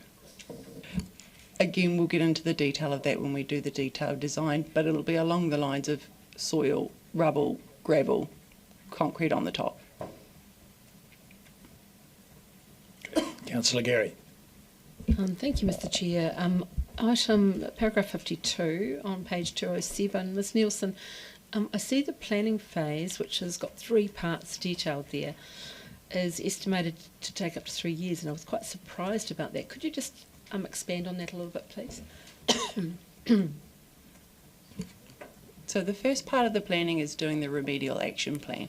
So that's getting us to a point where we've gone beyond, oh look, we know we're going to take the stuff out, we're going to stabilise the structure as we take it out, and then we're going to fill it back in. The remedial action plan will deal more specifically with the requirements of the resource consent. So we'll talk about exactly how we're going to manage the odour, how we're going to manage the risks. In more detail, what will that look like? It takes, bear with me one moment. So we're estimating that part will take 9 months, working and leveraging from the information we already know and working with the contractors we already have engaged. And then preparing the resource consent itself to go to ORC is probably a further 3 months. And then giving them time to go through the consent approval process and do back and forwards, answering questions. Then we'll need to go to procurement. That'll also take another number of months. And then we'll go into that detailed design. Exactly how will this work? What are the exact measurements? How many trucks are going to be coming back and forth? What are the stabilising agents we're using to meet the requirements of the resource consent? It's a lot of detailed planning. There's no easy way around it. I understand that, and thank you. That's helpful to hear that detail. I wondered though, and I do remember seeing this somewhere in the document about other sites, but I assume it's a bespoke situation. But are you able to learn from other situations? And yes, 100%. We're leveraging from a lot of other situations. When you consider Environment Pacific are specialists in this area. They've remediated 16 some tar wells around Australasia, so we're learning through their expertise. We're learning through MFE's expertise and experience, and we're also leveraging, and now I've lost my train of thought. Sorry. So you're leveraging all that information, yeah. And are there other sites that have been remediated that are in central urban area? I imagine so. Yes, absolutely. Deputy Mayor Lucas. Thank you, and mine, I guess, is a follow-on question from Councillor Gary. And you've talked about the whole planning stages and all that, and I guess where I'm coming from is that we're not expecting to start work on site till 2035, 36, which that's 10 years away from now. And I understand also that Smooth Hill needs to be up and running and all of what you've just explained. But it's just like 10 years is a long way away. And I know it's been sitting there for all this time and it's not going anywhere, but is there no, we can't do it any sooner than that? That would really be a choice for council. It's been put in the long-term plan, which you recently approved with funding starting in that year, so we've based it on that. As we come into the next 10-year plan, then the council will be welcome to pull that forward if they wish. Thank you. Councillor Mayhem. I guess my question follows on from that. Oh, here we go. Worst case scenario, what if there is an AF8 event or something that happens and the tar pit breaches, and then we have a proper contamination issue? How would that be addressed? Yeah, it would be addressed alongside, undoubtedly, a raft of issues across the city if there was that type of event, and we'd respond to it accordingly. Thank you. Councillor Vandervis. I'd heard that in some countries at least, maybe they don't have the same environmental protections that we have, that they've actually used the tar pit material for creating asphalt and using it in roads. And in fact, most of our roads, I think, started out as massive tar lakes in Africa. Has that been looked at? Yes, it has. Essentially, the learnings and what we know about the impacts of the type of material on the environment really discount it. It's highly volatile and not great for the environment, so to spread it on the roads, not feasible. Okay, even if it's encapsulated in a solid asphalt, it's just not a goer. Okay. The other question I had was that once this is sorted and it's covered over, have you looked at the value of the resulting land? I'm not sure if it's in the report, if I haven't read it closely enough, but surely the value of that land would be some considerable amount that might offset some of the covering it over. Yes, potentially. So the covering of it over would be able to be built on is sort of the question, really. I don't think I can speak to that just yet. Till we have that detailed design, I don't know what the stability of the land or the infill is going to look like, so I'd hate to promise something now that I can't do. Very good. Any more questions? We're done. Thank you. That's great. And so I'll move that council notes the report and the remediation fund and deed of funding. Seconded, Deputy Mayor Lucas. Has anyone got anything to say? I see nothing. All those in favour say aye. Aye. Against? Carried. Item 14 is the Animal Services Annual Report to the Department of Internal Affairs. Mr Worthington and Ms Wright. Yes, and somebody else. It's Ms Wright on this one. So we know, doesn't matter. Okay, are there any prefacing comments? Or should we go straight to questions? Straight No, to Mr Mayor, straight to questions. Straight to questions. So, anyone got a question? Councillor Witherall. Thank you, Mr Mayor. Do you have any estimates on the amount of unregistered dogs in Dunedin?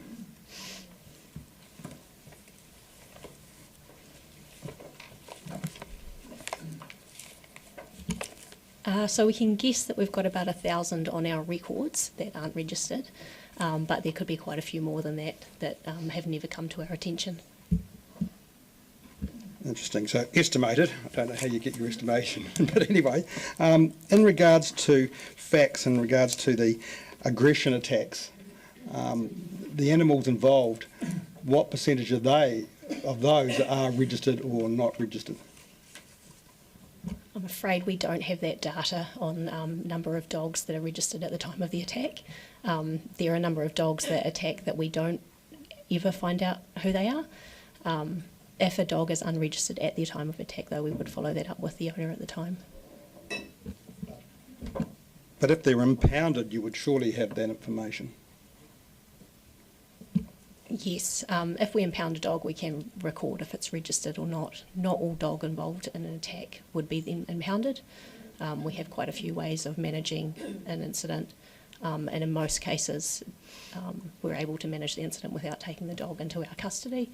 We just follow it up with the owner to make sure it's secure. Thank you. And lastly, once impounded, do dogs have to be registered before being released back to their owners? Yes, we wouldn't release a dog without getting the registration free from the owner and making sure we've got up-to-date details. Thank you. I note there's 150 attacks on other animals plus people. Are there any consequences for those dogs or the owners as a result of those various attacks? Yep, there are quite a range of options that we take. In the first case, we want to make sure that everyone is safe and that the dog is contained or secure. And then we follow up with our investigation, and we have options available to us, such as issuing infringements. We might issue a classification to a dog, either a menacing classification or a dangerous classification.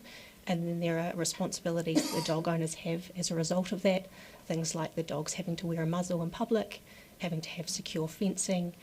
We might have to have the dog neutered if it's not already neutered, and then right down to the level where we might choose to prosecute someone to ask the court to have the dog put down. Right, thank you. Are there any further questions? I see none. Thank you.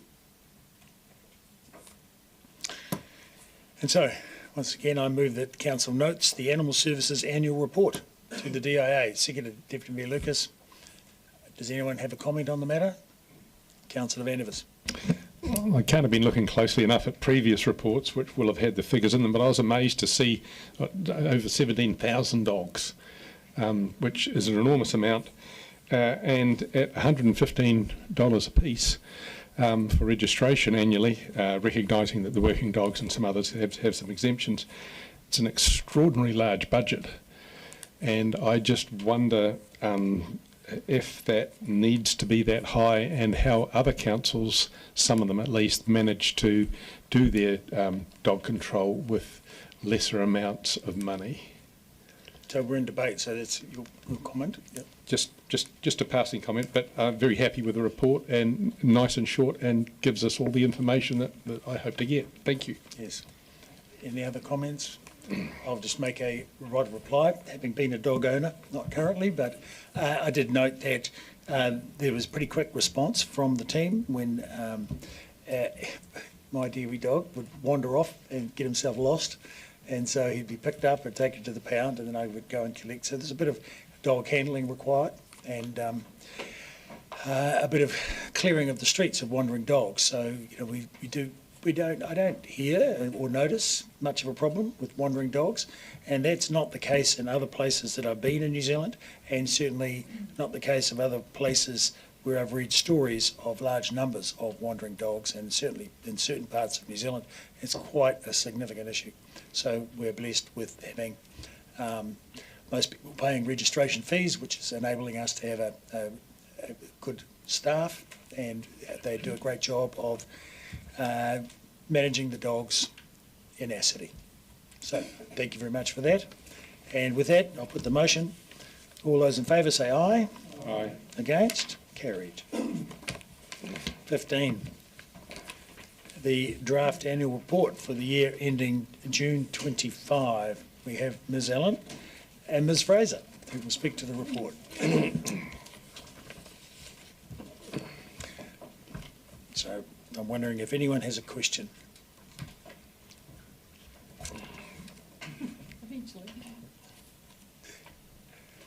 Any opening comments? Yes. Just a couple of notes. Just a couple of, one correction and one update on the information that's in the agenda. So the first one, the Mayor's message on page 220, just one figure in there that needs updating. So under the amount of infrastructure on Three Waters and roading, it's got in the agenda 1.889 billion, but it should be 1.535 billion. So we'll get that updated, but just didn't catch it before it got onto the agenda. And the other one, just to note, on page 295, there's a metric around serious and fatal crashes that was raised by Councillor Barker. So we've got two quite similar measures. One's one of our community outcome indicators, and one is a transport level of service. They're measuring slightly different things. One of them doesn't include state highways, so it's a bit confusing. We're going to update the wording just to make that difference a bit clearer, but just in case anyone was wondering, why does that kind of seem to contradict itself? And we'll look to make the measures aligned in the future. Okay. Questions, Councillor Barker? Mr Mayor, we just have one other correction. I'm lucky enough to give this one. So I'll draw your attention to page 318, which is under the measuring performance for waste. In this section, what can you expect waste minimisation targets are met? The middle one of those three, the amount of municipal solid waste disposed to landfill and incineration, the figure is incorrect, which in turn affects the one above and the one below. So the figure that's here in front of you is 78,660 tonne. That's actually incorrect. It's 55,014. The 78,660 came from all material going across the weighbridge, and the error is 20 odd tonne of that. 23 tonne was actually diverted material recycling. So that's, as I mentioned, in turn changed, I'll go with the measure above, the amount of municipal solid waste per person is in your report as 578 kilos per annum. That's dropped to 405. So still meeting the target, so that's a better result.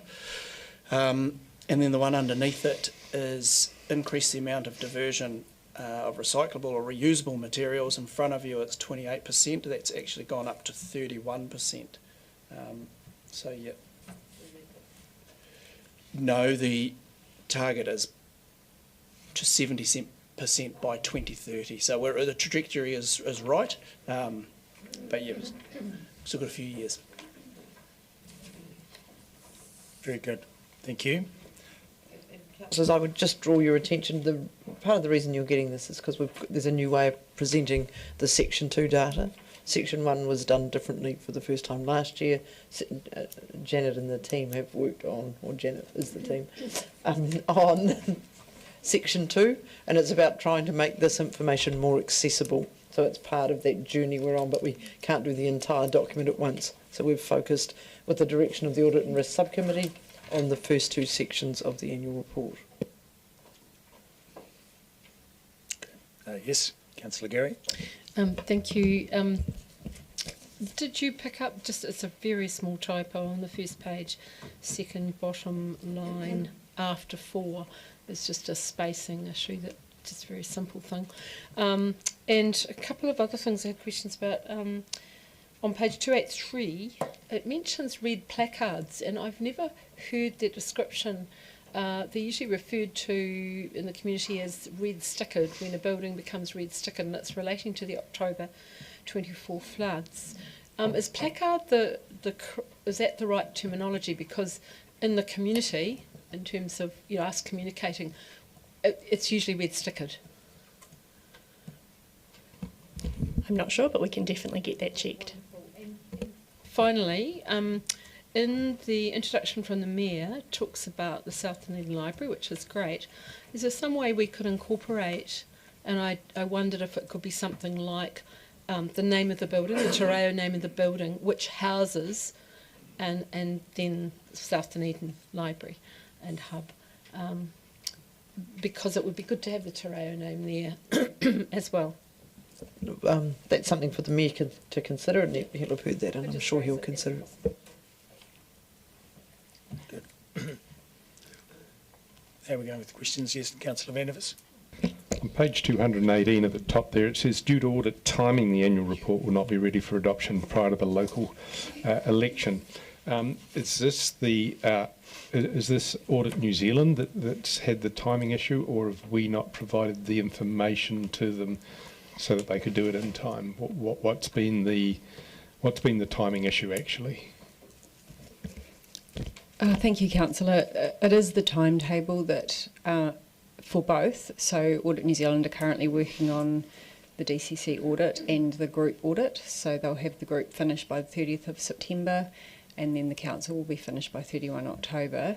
So we will work with the group and with Audit New Zealand to try and bring that forward a week over the next couple of years so that we can try and get this through before the next election. So this timing issue was anticipated and just hasn't been dealt with so far? It just couldn't be in this time. We did the best we could with the resources on both ends of the equation, and this is where we've landed. And so it's resources both at our end and at Audit New Zealand's end? Yes, and you might recall after the last election, the annual report wasn't adopted until April the following year. So we're back on track last year for 31 October. Hopefully we'll be on track this year for 31 October, but we'll try and bring it forward for the next election.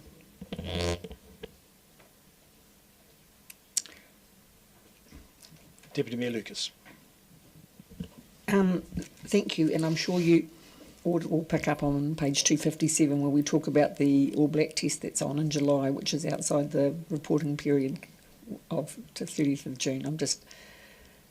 Before we get to that, but on page 273, when we talk about where we've gone out for consultation, is this supposed to be a comprehensive list of all of the things we've gone out for consultation on in the past year? Because I think of things like the tattooist bylaw and I think Councillor Mayhem, the other bylaw we did, and things like the Mosgiel old dog bylaw and the Mosgiel recreation plan. I'm just wondering, is it supposed to be a comprehensive list so that if anybody looks at, because we have been out, if we think in the last 12 months, we have been out a lot on consultation, so I'm just wondering, is it supposed to be comprehensive of everything that we've done, or just the highlights?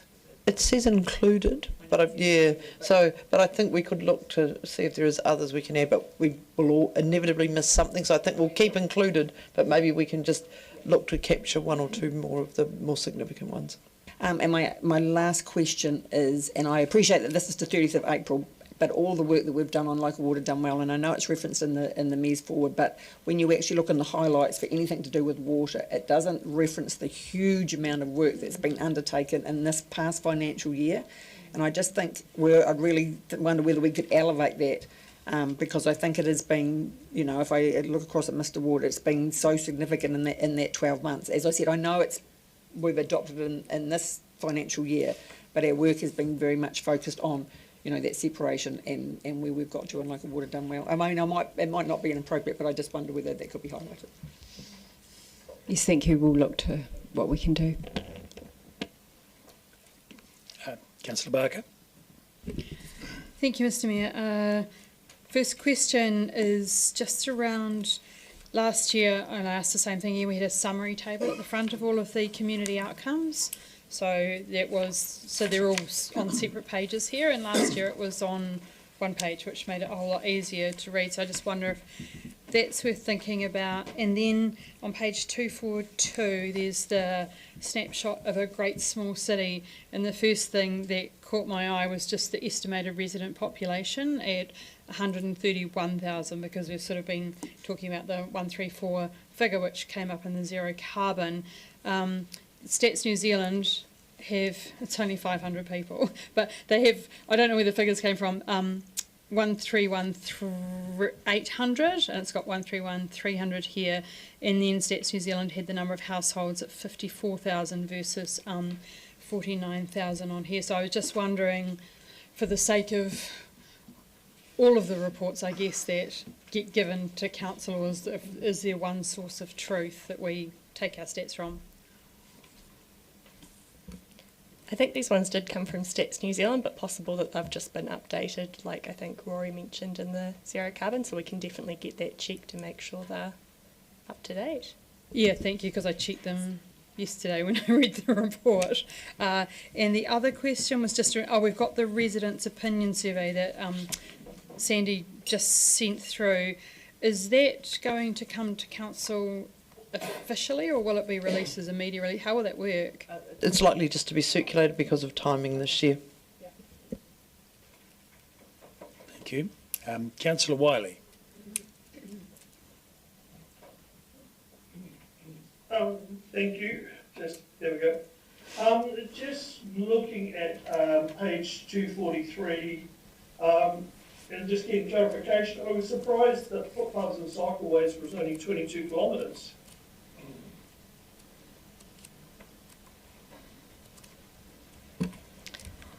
I think I took that from our infrastructure strategy, but I'll double check it with our transport team just to make sure I haven't taken the wrong number. Yeah, and then the other thing, obviously, I thought we actually was, when it says,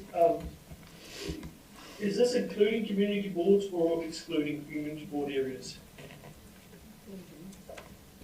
Including? Okay, cool. I'm surprised actually by the stats. I thought we might have had more roading than that. No, lots of detail there, so that's fine. I'll go into a couple of finance questions on the next page, on 244. A lot has been said about our debt and etc.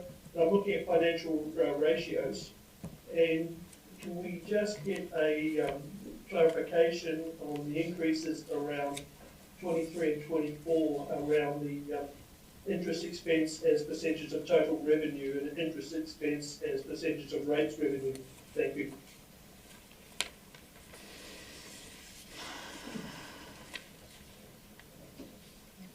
Where there's no figures. Oh, Is that what you mean? thank you, councillor. Is your question the increase between 2023 and 2024? Correct. Yes, and so that's reflecting our increased amount of debt, so our interest expenses going up. Correct. And then when we look at the increases around expenditure, and I looked at, for example, depreciation obviously increased in that area as well, plus along with rates revenue. So showing all the work that we're doing and actually showing that when we're looking at, what I'm trying to get at is when we look at the amount we're spending, the expense, the interest expense versus revenue is still relatively in a very good shape. Is that a fair assessment? Well, thank you, councillor. Yes, we're still within our limits. Okay, thank you. Thank you. So I've got a question that I just looking for a yes/no answer. It's not really in your sphere of influence, but if we look at page 294, fourth from the bottom, percentage of residents satisfied with the suitability of road network for cycling through the city. Our target is 30%, and 33 is where we're actually at. So we're overachieving on cycling. But if we look on the next page, 295, percentage of residents satisfied with parking availability in the central city. Our target is 45%, we're achieving 22, so less than half. So are you able to explain why we're performing so badly? It's a yes/no question. No. No, I'll get that one. The ROS is a bit subjective, so could be that people couldn't find a park right outside the place they wanted to visit on the day that they were contacted and asked to respond. So, yeah. So there's there's nothing in there that'll drive a particular work program.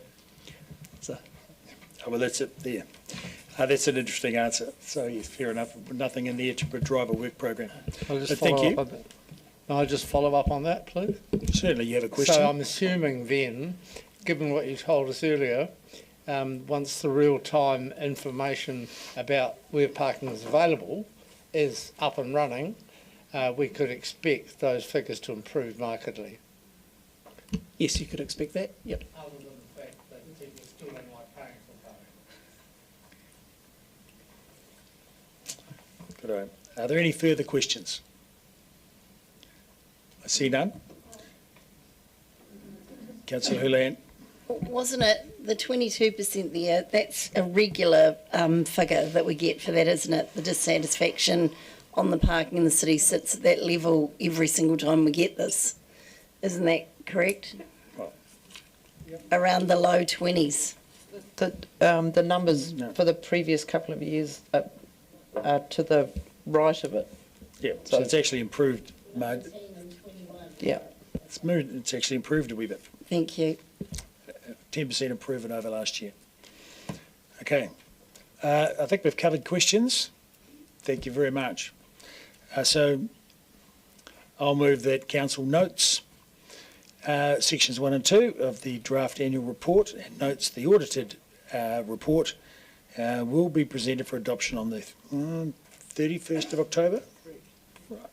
Okay. Seconded, Deputy Mayor Lucas. And so, in general, we have a nice, well-presented report with good pictures of the city and a lot of progress in the city, especially in the area of infrastructure. And so, there's been quite a significant shift to improvement of the infrastructure, and I think right across the city, a lot more has been done and will be done over the course of the coming years. Any other comments? Councillor Barker. Thank you, Mr Mayor. It's great to see a much improved looking annual report, and I just had a couple of pedantic little things because I love a good statistic, etc., and I like them to be straight across the board because people use them to quote from things. And so that was great to get the update on the waste per head because I was quite shocked by that figure, so I'm glad that it was found to be incorrect and it's been fixed. I know that the annual report's really important to the residents because some actually do read it. To look at it to see what sort of value for money they're actually getting from their rates and how the council's working for them. And I've actually talked to people who have moved to the city and actually do look at our annual reports to see what we're doing with the city and how we were getting on.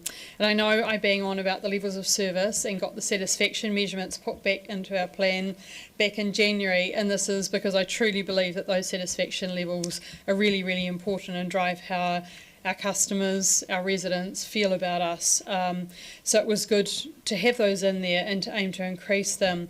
I would have liked the Residents' Opinion Survey to be a partner paper to this one, and we just received it about 20 minutes ago.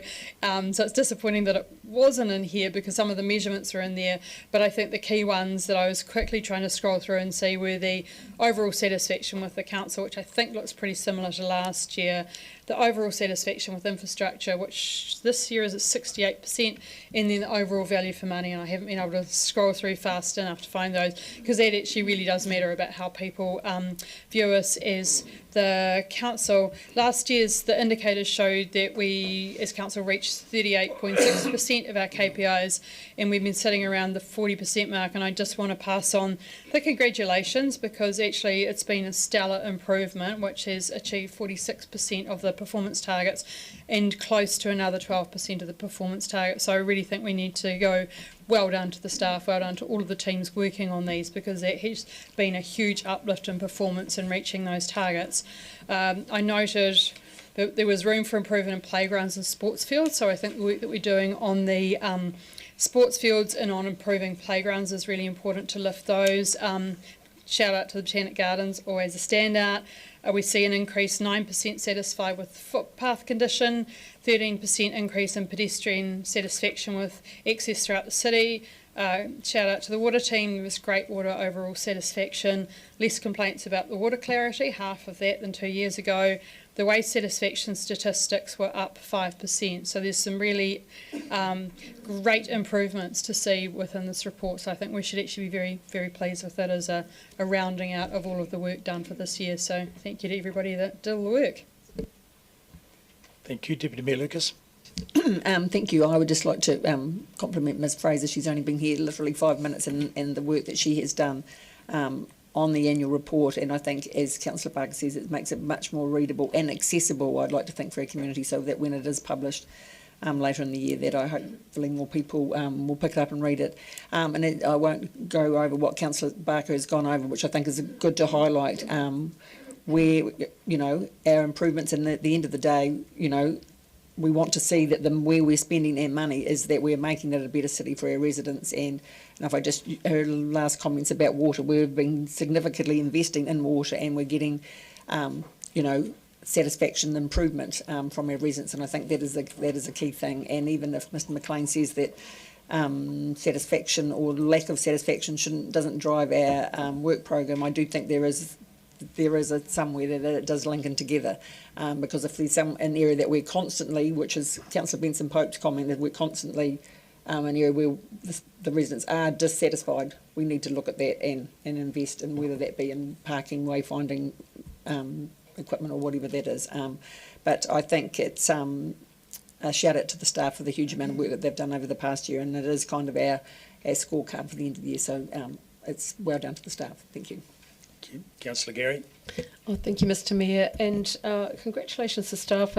We made a decision that we wanted the annual report presented differently. It's very attractive, very readable, and I think that a lot more people will access it and will learn that while they may not have been aware of all the work that is undertaken by this organisation, the staff have been incredibly busy over the past year. And we have made a lot of decisions that we can be proud of.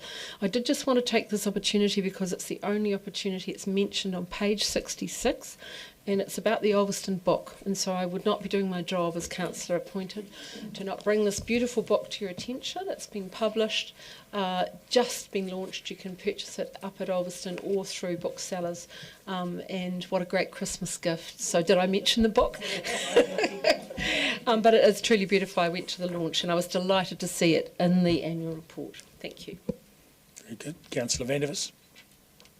Having voted against it at the time, I'm disappointed to note that the parking and wayfinding signage project has still proceeded. At the time that I voted against it, it was $9 million, and I can't help thinking what $9 million might have done to actually create some parks rather than produce this wayfinding app and signage that is supposed to make you find parks that may not be where you want them. In terms of this particular report, there's a general kind of a statement which applies to a number of the reports that we have, this one being over 104 pages. I would have liked to have seen an extra page in this report that was a AI summary of the relevant detail, because the report saying that applies to this, I believe, and quite a few other reports, is this report, by its very length, guarantees that few people will read it. Thank you. Councillor Walker. Yeah, thanks. You can actually, and I do this, Councillor Vandevers, there's nothing to stop you copy and pasting and just feeding it into AI, and it'll spit out exactly what you want. And I recommend other people doing that. It's very useful. Just wanted to thank staff. This is excellent. It's really readable, really grabbable, and great work. I am delighted to say I'm one of the 21.2% of people who was born overseas.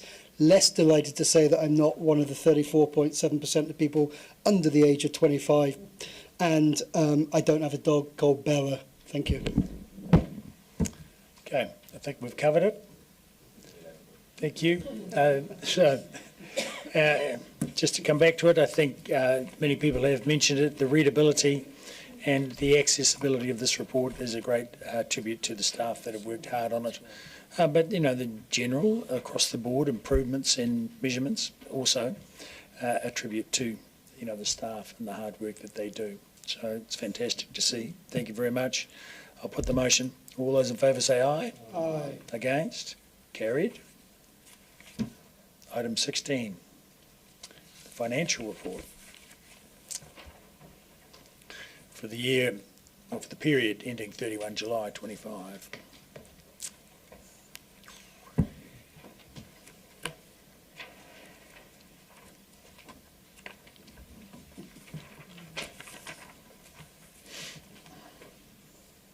Happy to move. Are there any questions? Deputy Mayor Lucas? Thank you. On page 325, where we talk about contributions revenue being significantly above budget, is that in relation already to the new DCs, although I did think that they took longer to hit our bank account, or is that in relation to that already? Thank you, Deputy Mayor. The increase in contributions for the month of July is actually due to a few of the subdivisions being invoiced, so it's not in direct relation to the increase in fees. It's due to the timing of invoicing of pipeline subdivisions that have been invoiced, and it's a timing matter of when they fell. Thank you. On page 326, it talks there about reactive maintenance costs at the Civic Centre are also higher than budget. I'm a little bit intrigued by that line because, the Civic Centre, we're doing major capital work on that. I do understand that there is maintenance that happens as well, but it was just the narration. It's just in the very last line under operations and maintenance costs.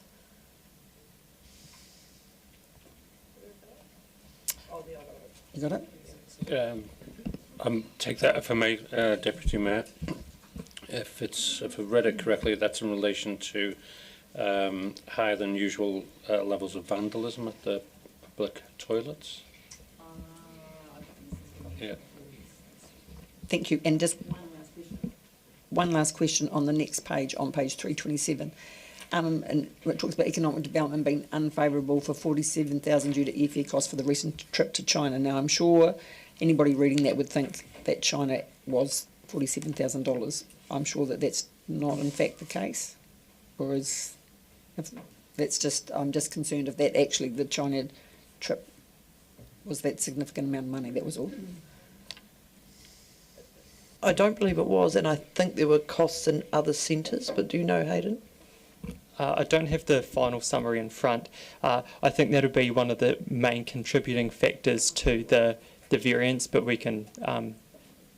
I was just concerned about anybody reading that thinking that was the the narrative that it would be, and I was exactly thinking that was just one of the main contributing factors. Thank you. Yeah. Okay. Any other questions? Yes, Councillor Barker.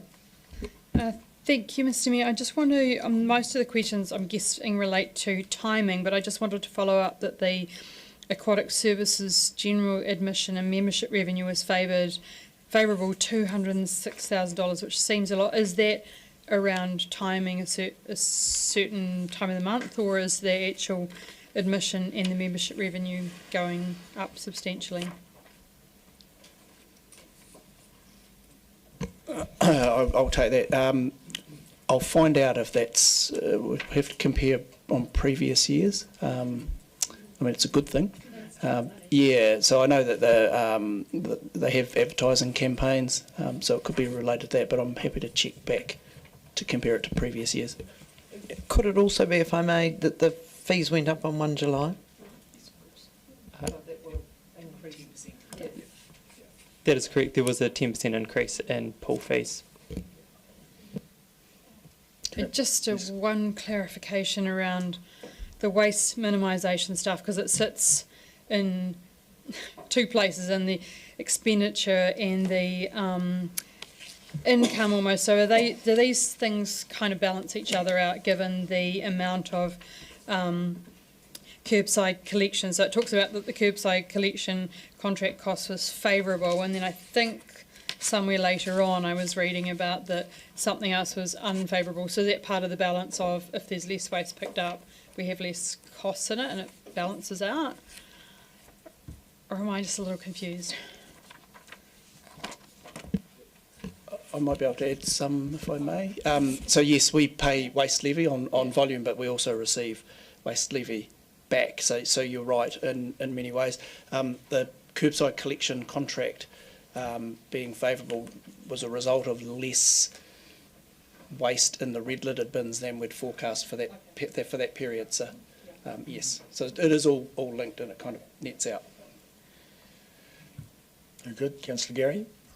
Thank you. Page 332, just wanted to acknowledge the separating out of the October rain event information, which I think is very interesting. Mr McLean, would you have an idea? I mean, there will still be projects, will there not, that are not completed yet, and there will still probably be more cost to come, yes? Yes, that's correct. Yep. And what kind of proportion, you know, are we talking several million or? I'll have to get the figure for you, but there's things like slip repairs, and there's an issue at Needpath Road, which we're working with Three Waters on, so they will take time, but they'll yeah. So costly, great, so still costly things to come, thank you, but it is helpful to have this defined and detailed in this way, so thank you. Councillor Gilbert? Thank you, and I apologise if I haven't seen it in the graphs. I think I've seen all the graphs, and I'm pretty sure it's been raised at previous meetings. On page 334, there's the total assets value. Then on page 340, we've got the DCC group debt graph, actual versus forecast. One of the things that a lot of people mentioned would be handy as being able to see debt against assets in the one place. Is that possible, or is that just going to get too confusing? Because we seem to kind of think of one without thinking of the other. Yeah, thank you, Councillor. We're happy to look to doing a chart on assets as well. And one of the things that is that you've supplied to us recently, where we had the financial ratios and compliance graphs, one of those showing the total debt, or council debt, total debt, and water debt, and the divergence there, and the dropping off of council core debt. Could we perhaps include that graph on an ongoing basis? Yes, happy to do that. Yes, it's just, the actual numbers. Thank you. Was there someone, I think it's Deputy Mayor Lucas, yes. Yes, thank you. On top of page 329, we talked there about capital expenditure forecasted to be unspent in a number of projects. So is this a new way you're looking at capital, and some of it is obviously a true saving, which I'm thinking is the property, but some is just a delay. But is this a new way that we're looking at capital, which I think is great if we're starting off right at the beginning like this? Yes, thank you, Councillor. We meet monthly and look at our forecasting anyway, so we'll start feeding that through to you, knowing that it'll be different today following Albany Street, but we'll try to give you an indication of how things are looking. You're correct that most of it is timing. There is that saving on housing. Yes. Yeah. Councillor Gary? I was just looking at page 335 about the rates received, and it prompted me to ask the question, do we have any numbers around people receiving rates rebates? Has that increased? And do we have any figures on people seeking to have payment plans around paying their rates? Thank you, Councillor. The staff are certainly busy at the moment processing the rebate, so it's a bit early to have the numbers, but I can certainly give you last year's and then start reporting up as we go. I'll have to check in about whether we can give you payment plan statistics. It would be very interesting to know the trajectory, particularly right now. Thank you. Councillor Vandevers. It's a relief to see at the bottom of page 327 that our interest cost has just dipped below 4%. It's very relieving.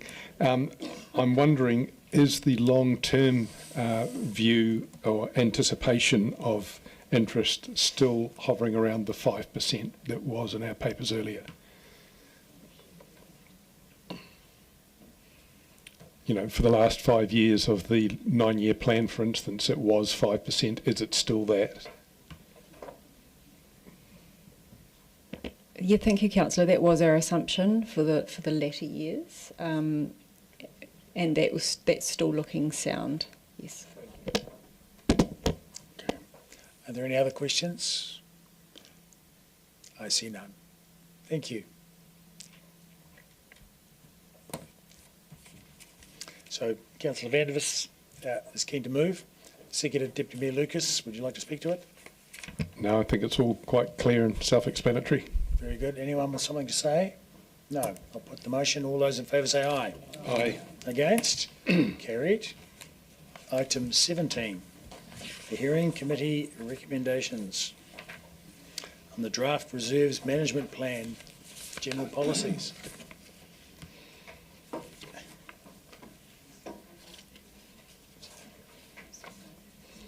Yes, and Councillor Wiley of the Hearings Committee will speak to this. So you have some introductory comments? Yep, where you go? No, Mr. Chair, I'm happy to move where appropriate.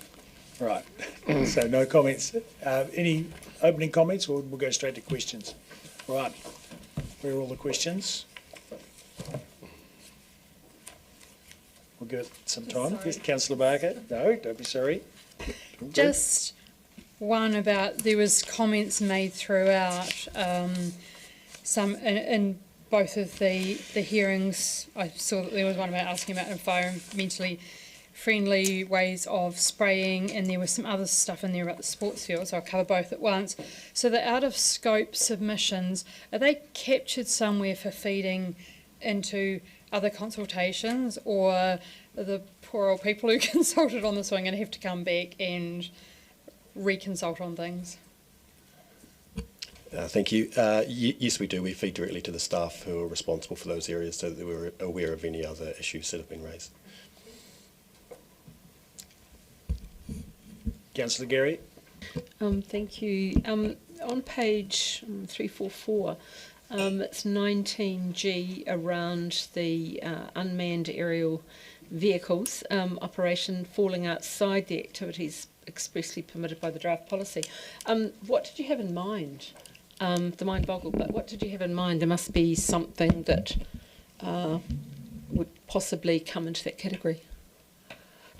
Yeah, so some feedback we received from the Otago Regional Council was that the policy as it was worded might impact their ability to conduct flood monitoring or emergency response work.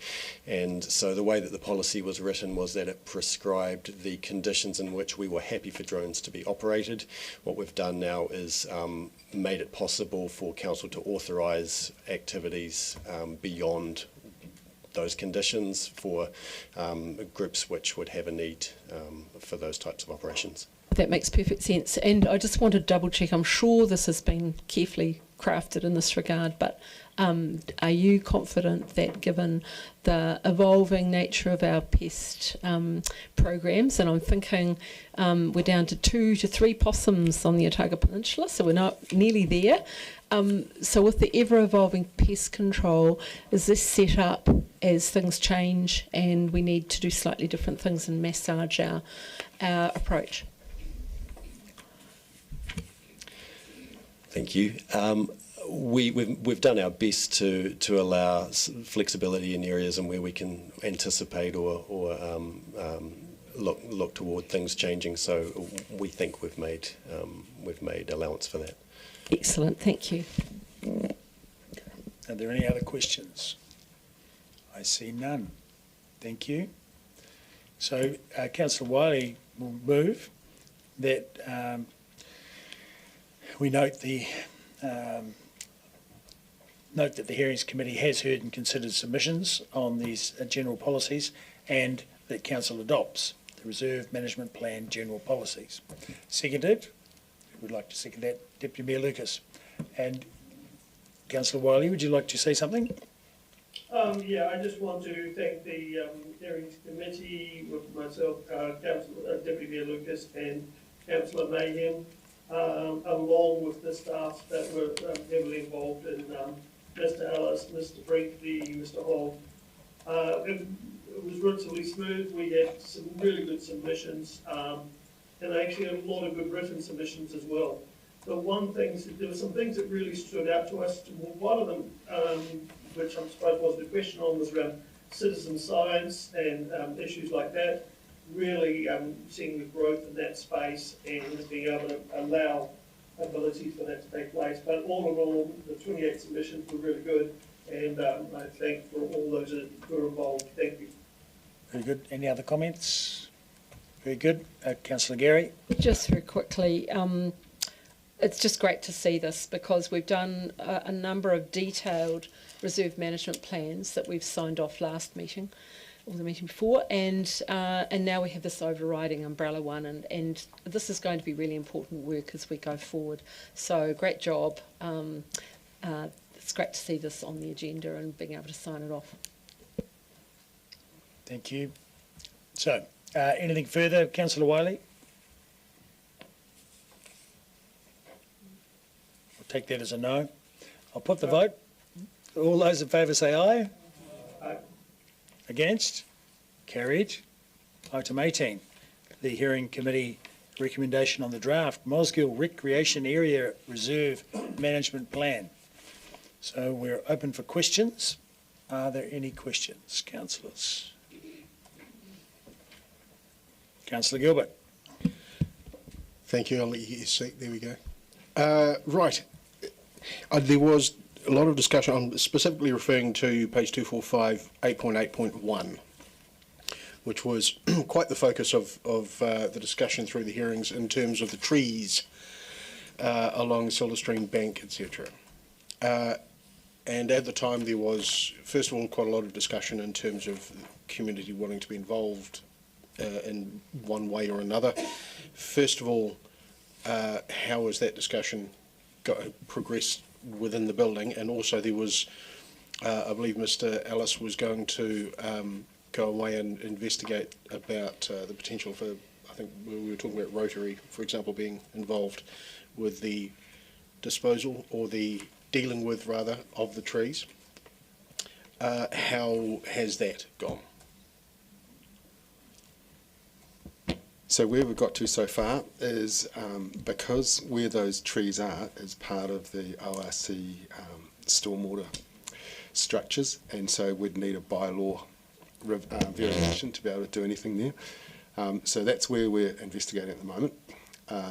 But there's certainly a lot of feedback and a lot of willingness to do something about those routes. So yeah, we're just seeing how the ORC comes back to us. And then, yeah, we will explore.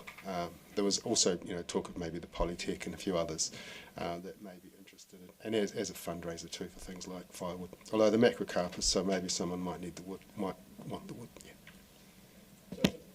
I guess the point is, it's underway. Discussions are taking place. Any idea as to how long the ORC or when the ORC might be getting back to you?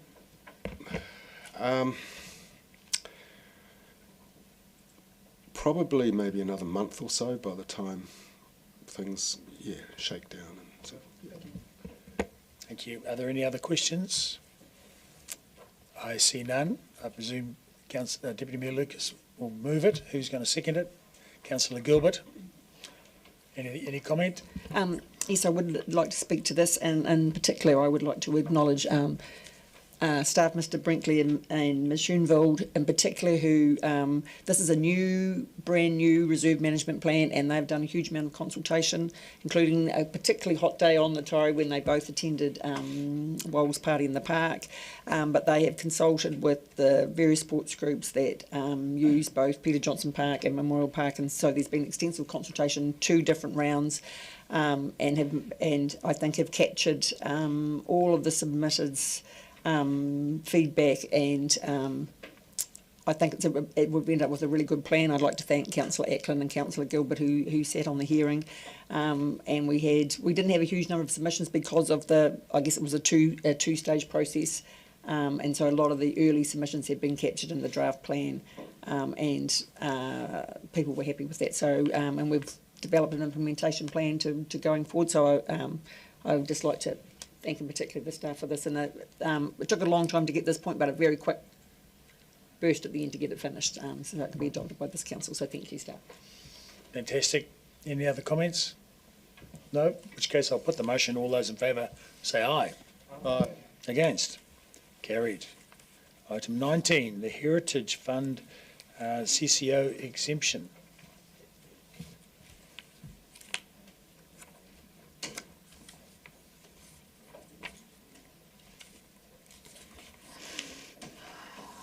So Ms Fraser?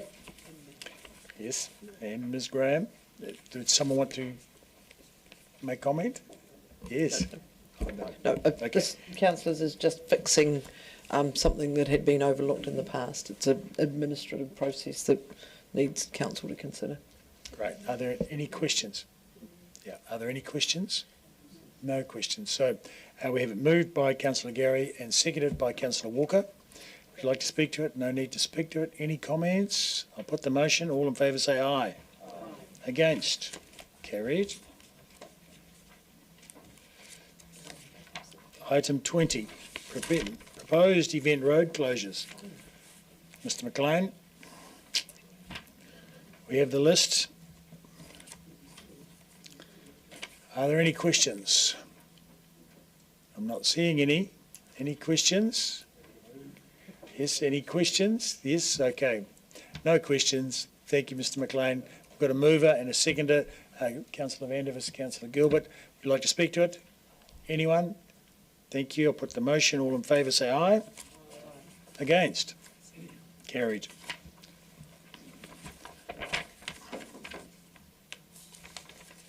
Item 21, notice of motion, Ōtepoti Housing Action Plan. So, we'll have Councillor Fiso online.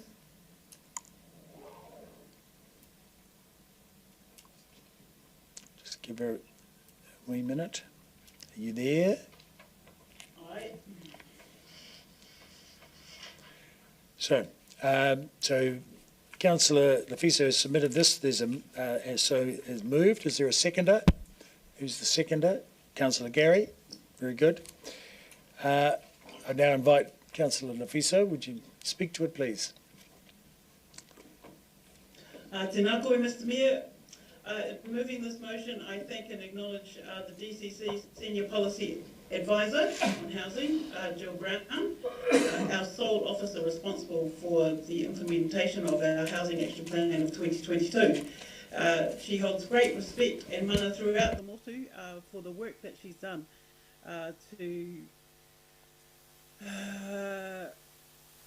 inform partners and the public and us as to the extent of the homelessness problem and how we need to adopt new ways of working in order to actually fix homelessness. And I applaud her for all the work that she does, especially presentations and media. In particular, she appeared on Community or Chaos, Targo Access Radio show program, and basically very patiently explained why we are in this situation. And basically, housing has been turned from a public good, a human right, into a commodity, and that is, it basically explains why we're in the situation we're in.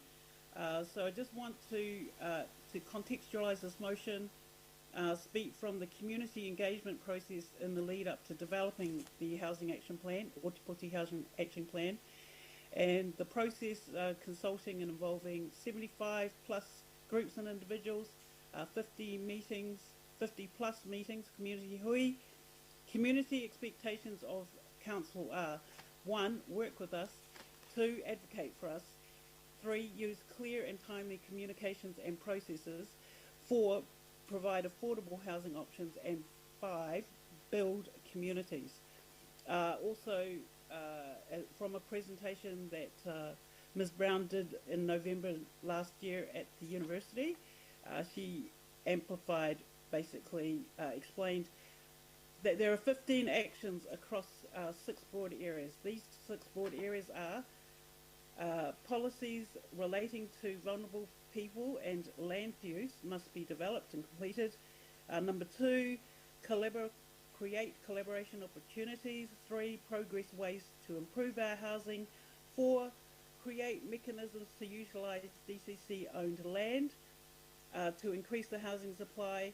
5, continue to update our website and easy-to-read resources. And 6, which I think is most pertinent to this in a way, is continue to work towards functional zero and a functional zero approach to homelessness, which means that we have more people going out of homelessness than those coming into it. I just also want to record, I think Councillor Mayhem already did this, but in a previous debate, but Ms Brown also presented at the 4th of August Otago Housing Alliance Hui, and she gave us from June housing register numbers of people experiencing homelessness here. 297 are without shelter, it's likely to be more according to housing providers. 933 people are in temporary accommodation, 792 are sharing a home, and 2,100 are in uninhabitable dwellings. In all categories except for sharing, residents of European or Pākehā ethnicity are the most affected, and Māori and Pasifika residents are in the top 2 in sharing a home. So I would just like to also commend the work of the Housing Alliance, which holds these huis to update each other, for us to update each other, and the Otago Housing Alliance has a draft charter at the moment, 6 principles. Principle 5 is we have a lot of work to do. Where resources are limited, we should focus on supporting the people with the greatest need. And this is why I'm moving this motion, to support the work of the staff and to attend to as one piece of work that we can do to support the people with the greatest need. Kia ora. Thank you, Mr Mayor, and thank you to the mover for moving this. I'm happy to second it. Councillor Lefiso has covered all of the main points. However, I just want to add that at the Otago Housing Alliance Hui in August, the figures were stark, and we're all aware of homelessness throughout the country. We're aware of the significant issue in our own city. Everyone, I believe, around this table pretty much has expressed their concern about it. It's been something talked about out in the community a great deal, and this is something concrete that we can do. And it was asking Ms Brown at that Hui, what would be the one thing that would make a difference in terms of addressing homelessness and having an impact? And the outreach service, which is present in other cities, by the way, seemed to be the answer. We have a team of 1 in Jill Brown, and given that we've recognised we have a problem, that this is it's not the full solution, but it certainly will address on the ground, coordinate responses in a more effective manner. I would ask you to support this notice of motion, and just remind you of those stark statistics. Thank you, Councillor Vandervis. The statistics are stark, but they are not statistics at the extreme end that the DCC has any expertise, I believe, to deal with. Your homeless people on the Oval, and increasingly in shop fronts and Main Street and other places, are drug addiction and mental health issues, which are there's a great deal of resource and expertise in the public health sector to deal with these.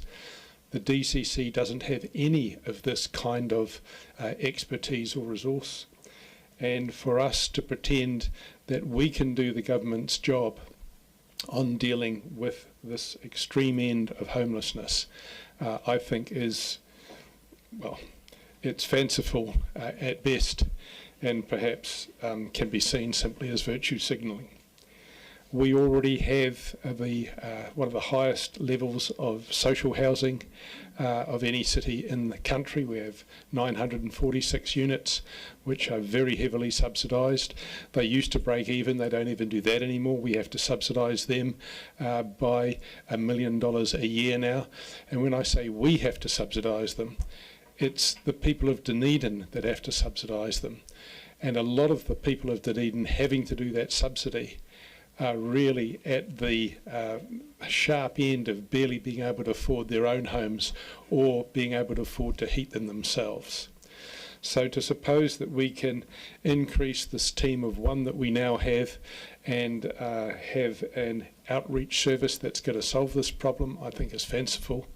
I don't think we should be letting the government off the hook in terms of it's their responsibility to deal with mental health and drug addiction issues, and for us to go there is to invite a whole lot of liability and cost, and B, I don't think will make any perceptible difference. For that reason, I'll be voting against this motion. Councillor Mayhem. While I agree with Mr Van der Vis that homelessness is complex, I think better housing for all of our residents is a collective responsibility. There are limited resources and we need an integrated long-term plan and a future focus on community wellbeing. A lot of work to do with very limited resources, so I'll be supporting this motion because we really need to focus on supporting those with the greatest need.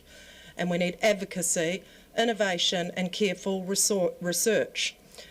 The very wonderful Jill Brown and her team of one has a holistic approach, and she is leading Te Karu, a nationwide group, all involved in working in the homeless space, sharing resources and ideas. So I'm very proud of the fact that this is a joined up approach across the nation with that aim of functional zero.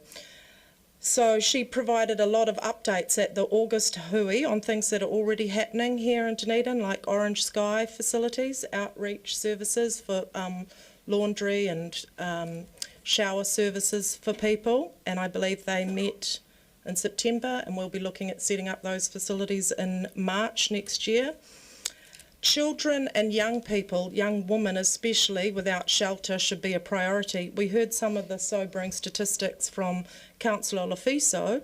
So there is 202 currently on the DCC housing list, 372 on the MSD list, but across Otago, the estimated number is more like 4,000.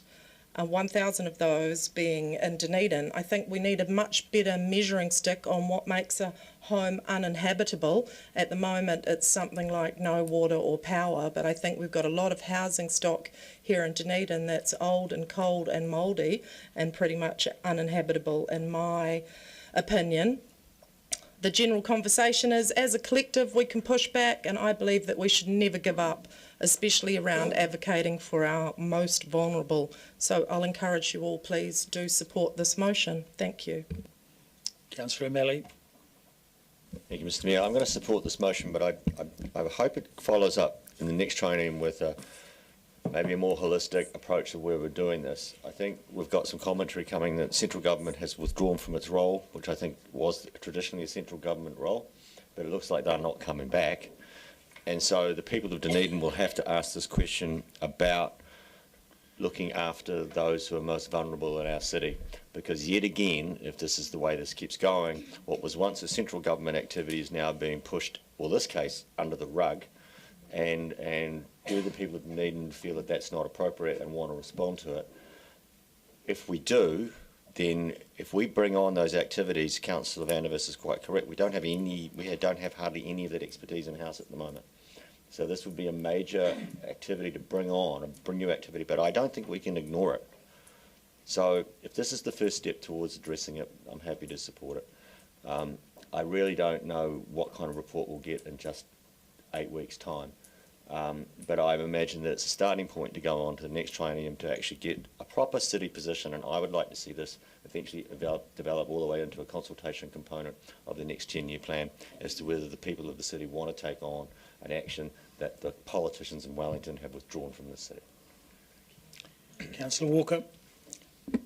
Yeah, thanks. And leading on from that, and I guess to Councillor Vandervis's comments, I don't think so much it's about letting the government off the hook for me. That I don't think there's anybody around this table who hasn't expressed an opinion about the worrying trend in terms of people being homeless and or living on the street and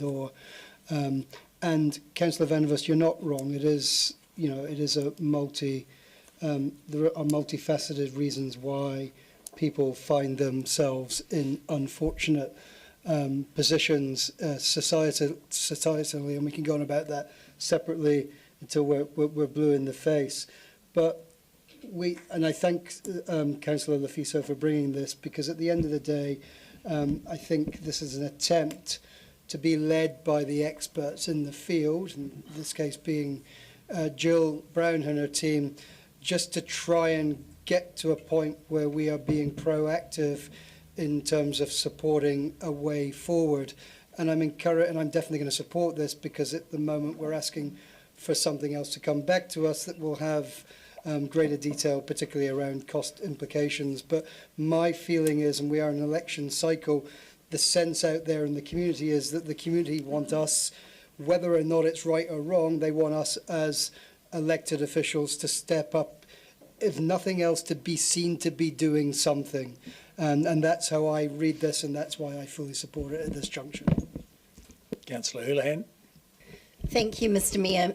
Yeah, I have to say, I think what we've got here is like some of the other councillors have already said before, but the government had made promises to build state housing, particularly in Port Chalmers, Cargill Street, in different parts of our city, and despite having, and actually I'd add to that, in Port Chalmers there's been people actually evicted from those buildings to demolish them, so people have actually lost their home.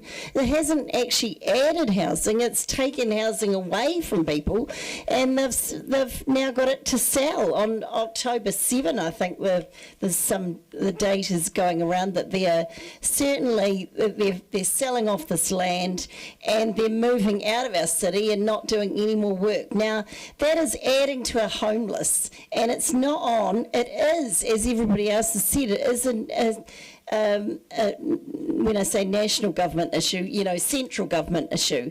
And what it points to, I think, again and again, and Councillor O'Malley has raised this before and so have others, is that we need to have someone in Wellington who's lobbying for our city, because they're not listening to us on many things. And this is an example of it. And what happens, as I predicted, is that now it comes back on us, and it's a cost that our ratepayers will be front-footing. And I can tell you, if you go on anywhere on social media and get the feeling for what people think about extra costs, and you actually absolutely get berated.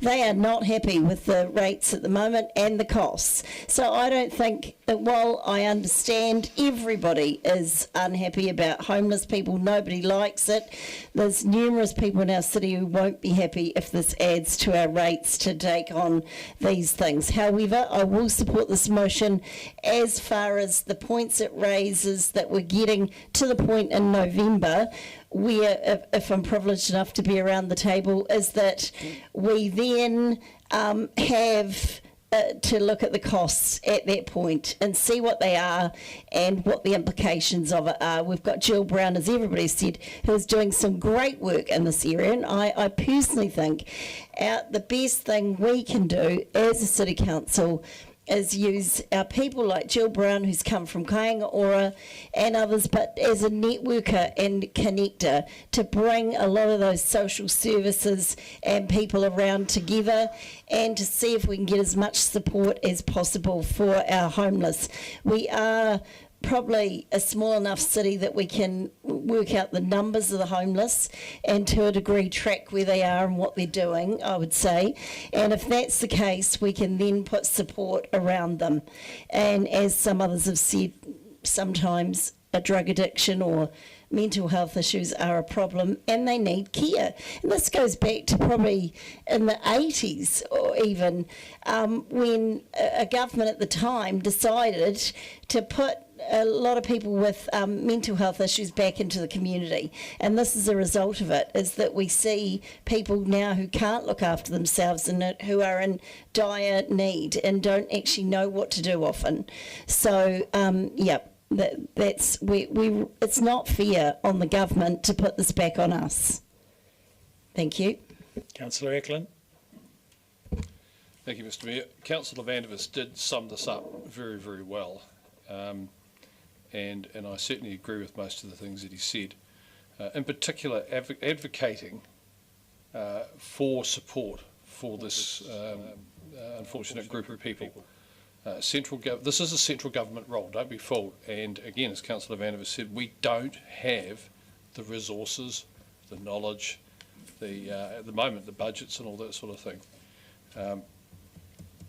I am going to support the motion, but mainly because I want to see what is involved. And Part B says costs and implications. So cost is one thing, but the implications is the other. And I met with Jill Brown shortly after she started in this role, just as a one-on-one, and I think it was about the time that the folks started moving into the Oval. And she made it very clear to me, and that is, in my language, you can lead a horse to water, but you cannot make it drink. And the problem you've got here is that a lot of people, through the various agencies, get offered places, but they don't go, or they don't want to go, or they go back. And so that is a real challenge for whoever it is that is leading the way here. As I said before, it's a very, very challenging one, and I do feel that it should be central government leading the way, but in reality, if they're not, then as a local authority, we do have an obligation to be looking out for these people, but we've got to know what is involved through professional reporting back to us.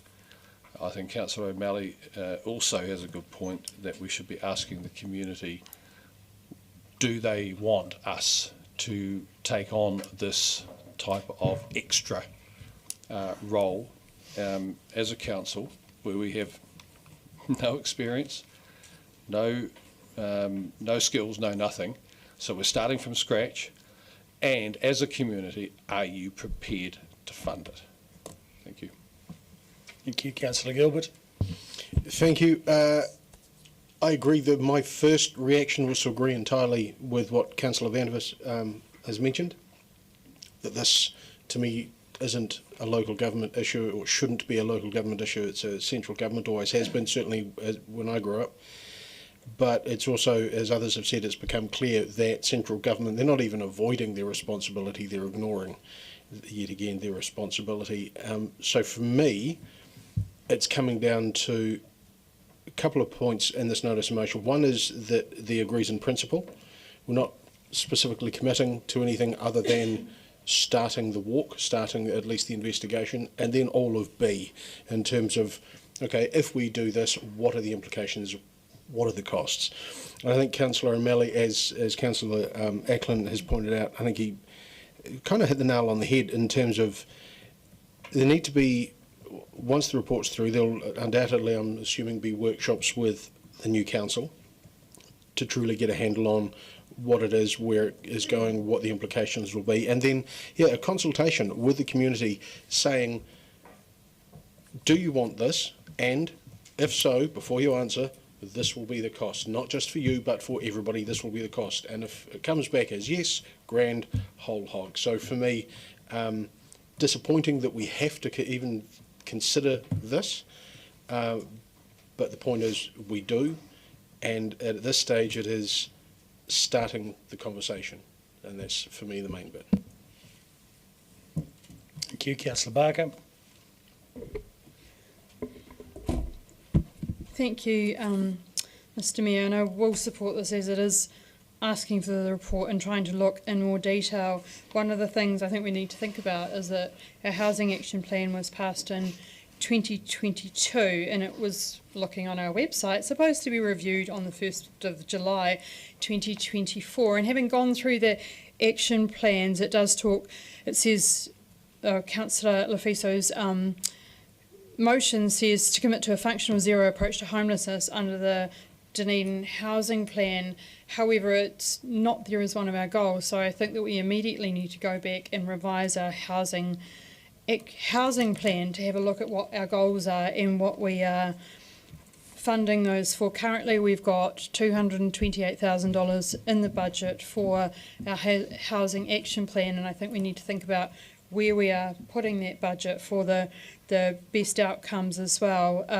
There's other models that we should be looking at when we're talking about, are we stepping into government space? We should be looking at other models that other councils are in partnership with. So there's some in partnership with local iwi, there's some in partnership with government, with some social services as well. So I think that this is a good first step, but I think we need to actually be looking at this holistically. I guess possibly when the plan was going through its birthing phases around 2022, when we look in the plan, it's not hugely overtly targeted towards homelessness, and I think we need to get back and review the plan and then focus on those outcomes as well, so that we are making sure that we are targeting what needs to be done. So I will support this, but I'm expecting when we get a report in November that it actually talks to the entire housing plan and where we're going with that and what our goals are. Any other? Deputy Mayor Lucas? I think Councillor Barker makes a good point, is that this needs to be looked at in context with our whole housing plan. And as Councillor Vandervis has said, I mean, the homelessness is complex.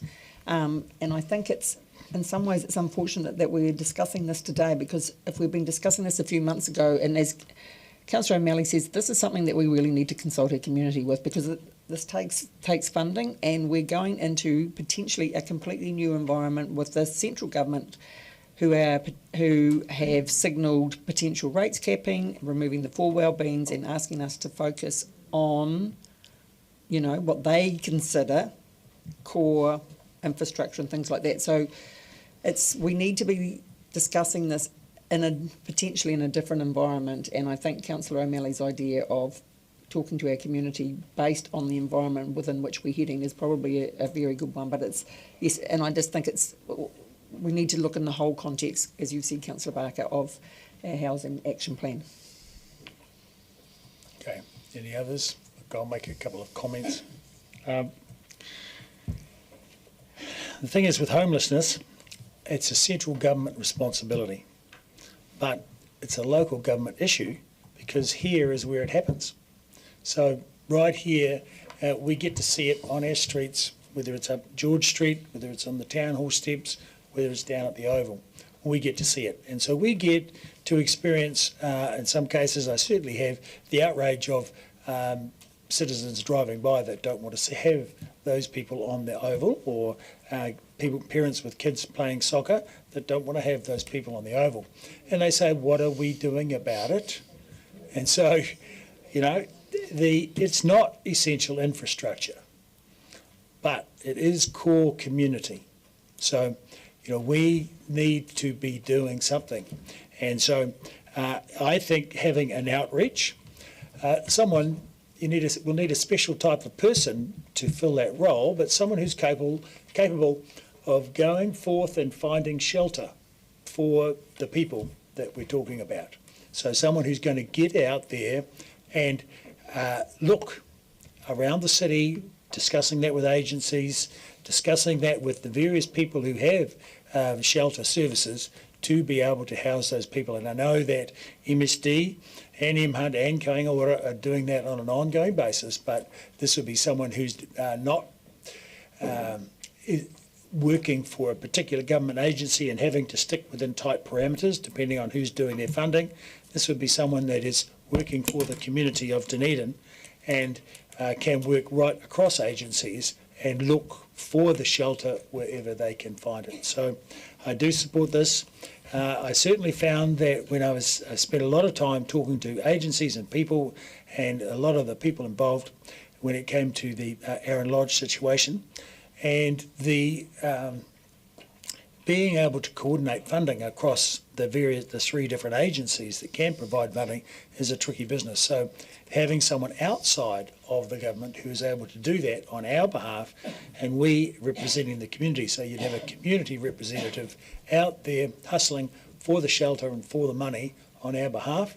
And I think the critical part of that is that, you know, their mission is to go forth and find shelter, but we'll be looking for some results. We're looking for, you know, what are the, you know, what what people have been sheltered from those who need it out there. So what is achieved, rather than, I mean, I don't think we need more admin in this area. We need more, as it says right here in the notice of motion, more a dedicated outreach service from us that can work with the government departments and work with the people involved and actually, you know, achieve some improvement in the number of people that are finding suitable shelter. So I do support it. Do you want to speak further to it, Councillor Fisa? Your right of reply.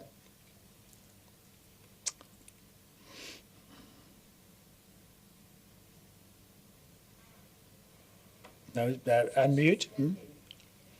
Sorry, aroha mai. Just thank you, Mr. Mayor, for the opportunity. I just want to thank all the councillors, all colleagues for expressing their points of view. And I do appreciate that this is only one little step in a whole lot of responses that we need to do. And I agree with Councillor O'Malley that this should be an annual plan or a long plan issue in terms of consulting further with the Dunedin residents. And I don't consider this move to be virtue signalling, because although I don't envisage this outreach service as being able to directly interface with any health problems that people experiencing homelessness may have, but it's a connector role. And Ms. Brown is also already doing this, but she's only one person, and so we need to refine and develop our approach. Yeah, thank you. Kia ora. Thank you. I'll put the vote. All those in favour say aye. Aye. Against? No. Recorded, please. Thank you. All right. So I now move that we exclude the public from the rest of the meeting and move into confidential. Seconded, Councillor Mayhem. All in favour say aye. Aye. Against? Carried.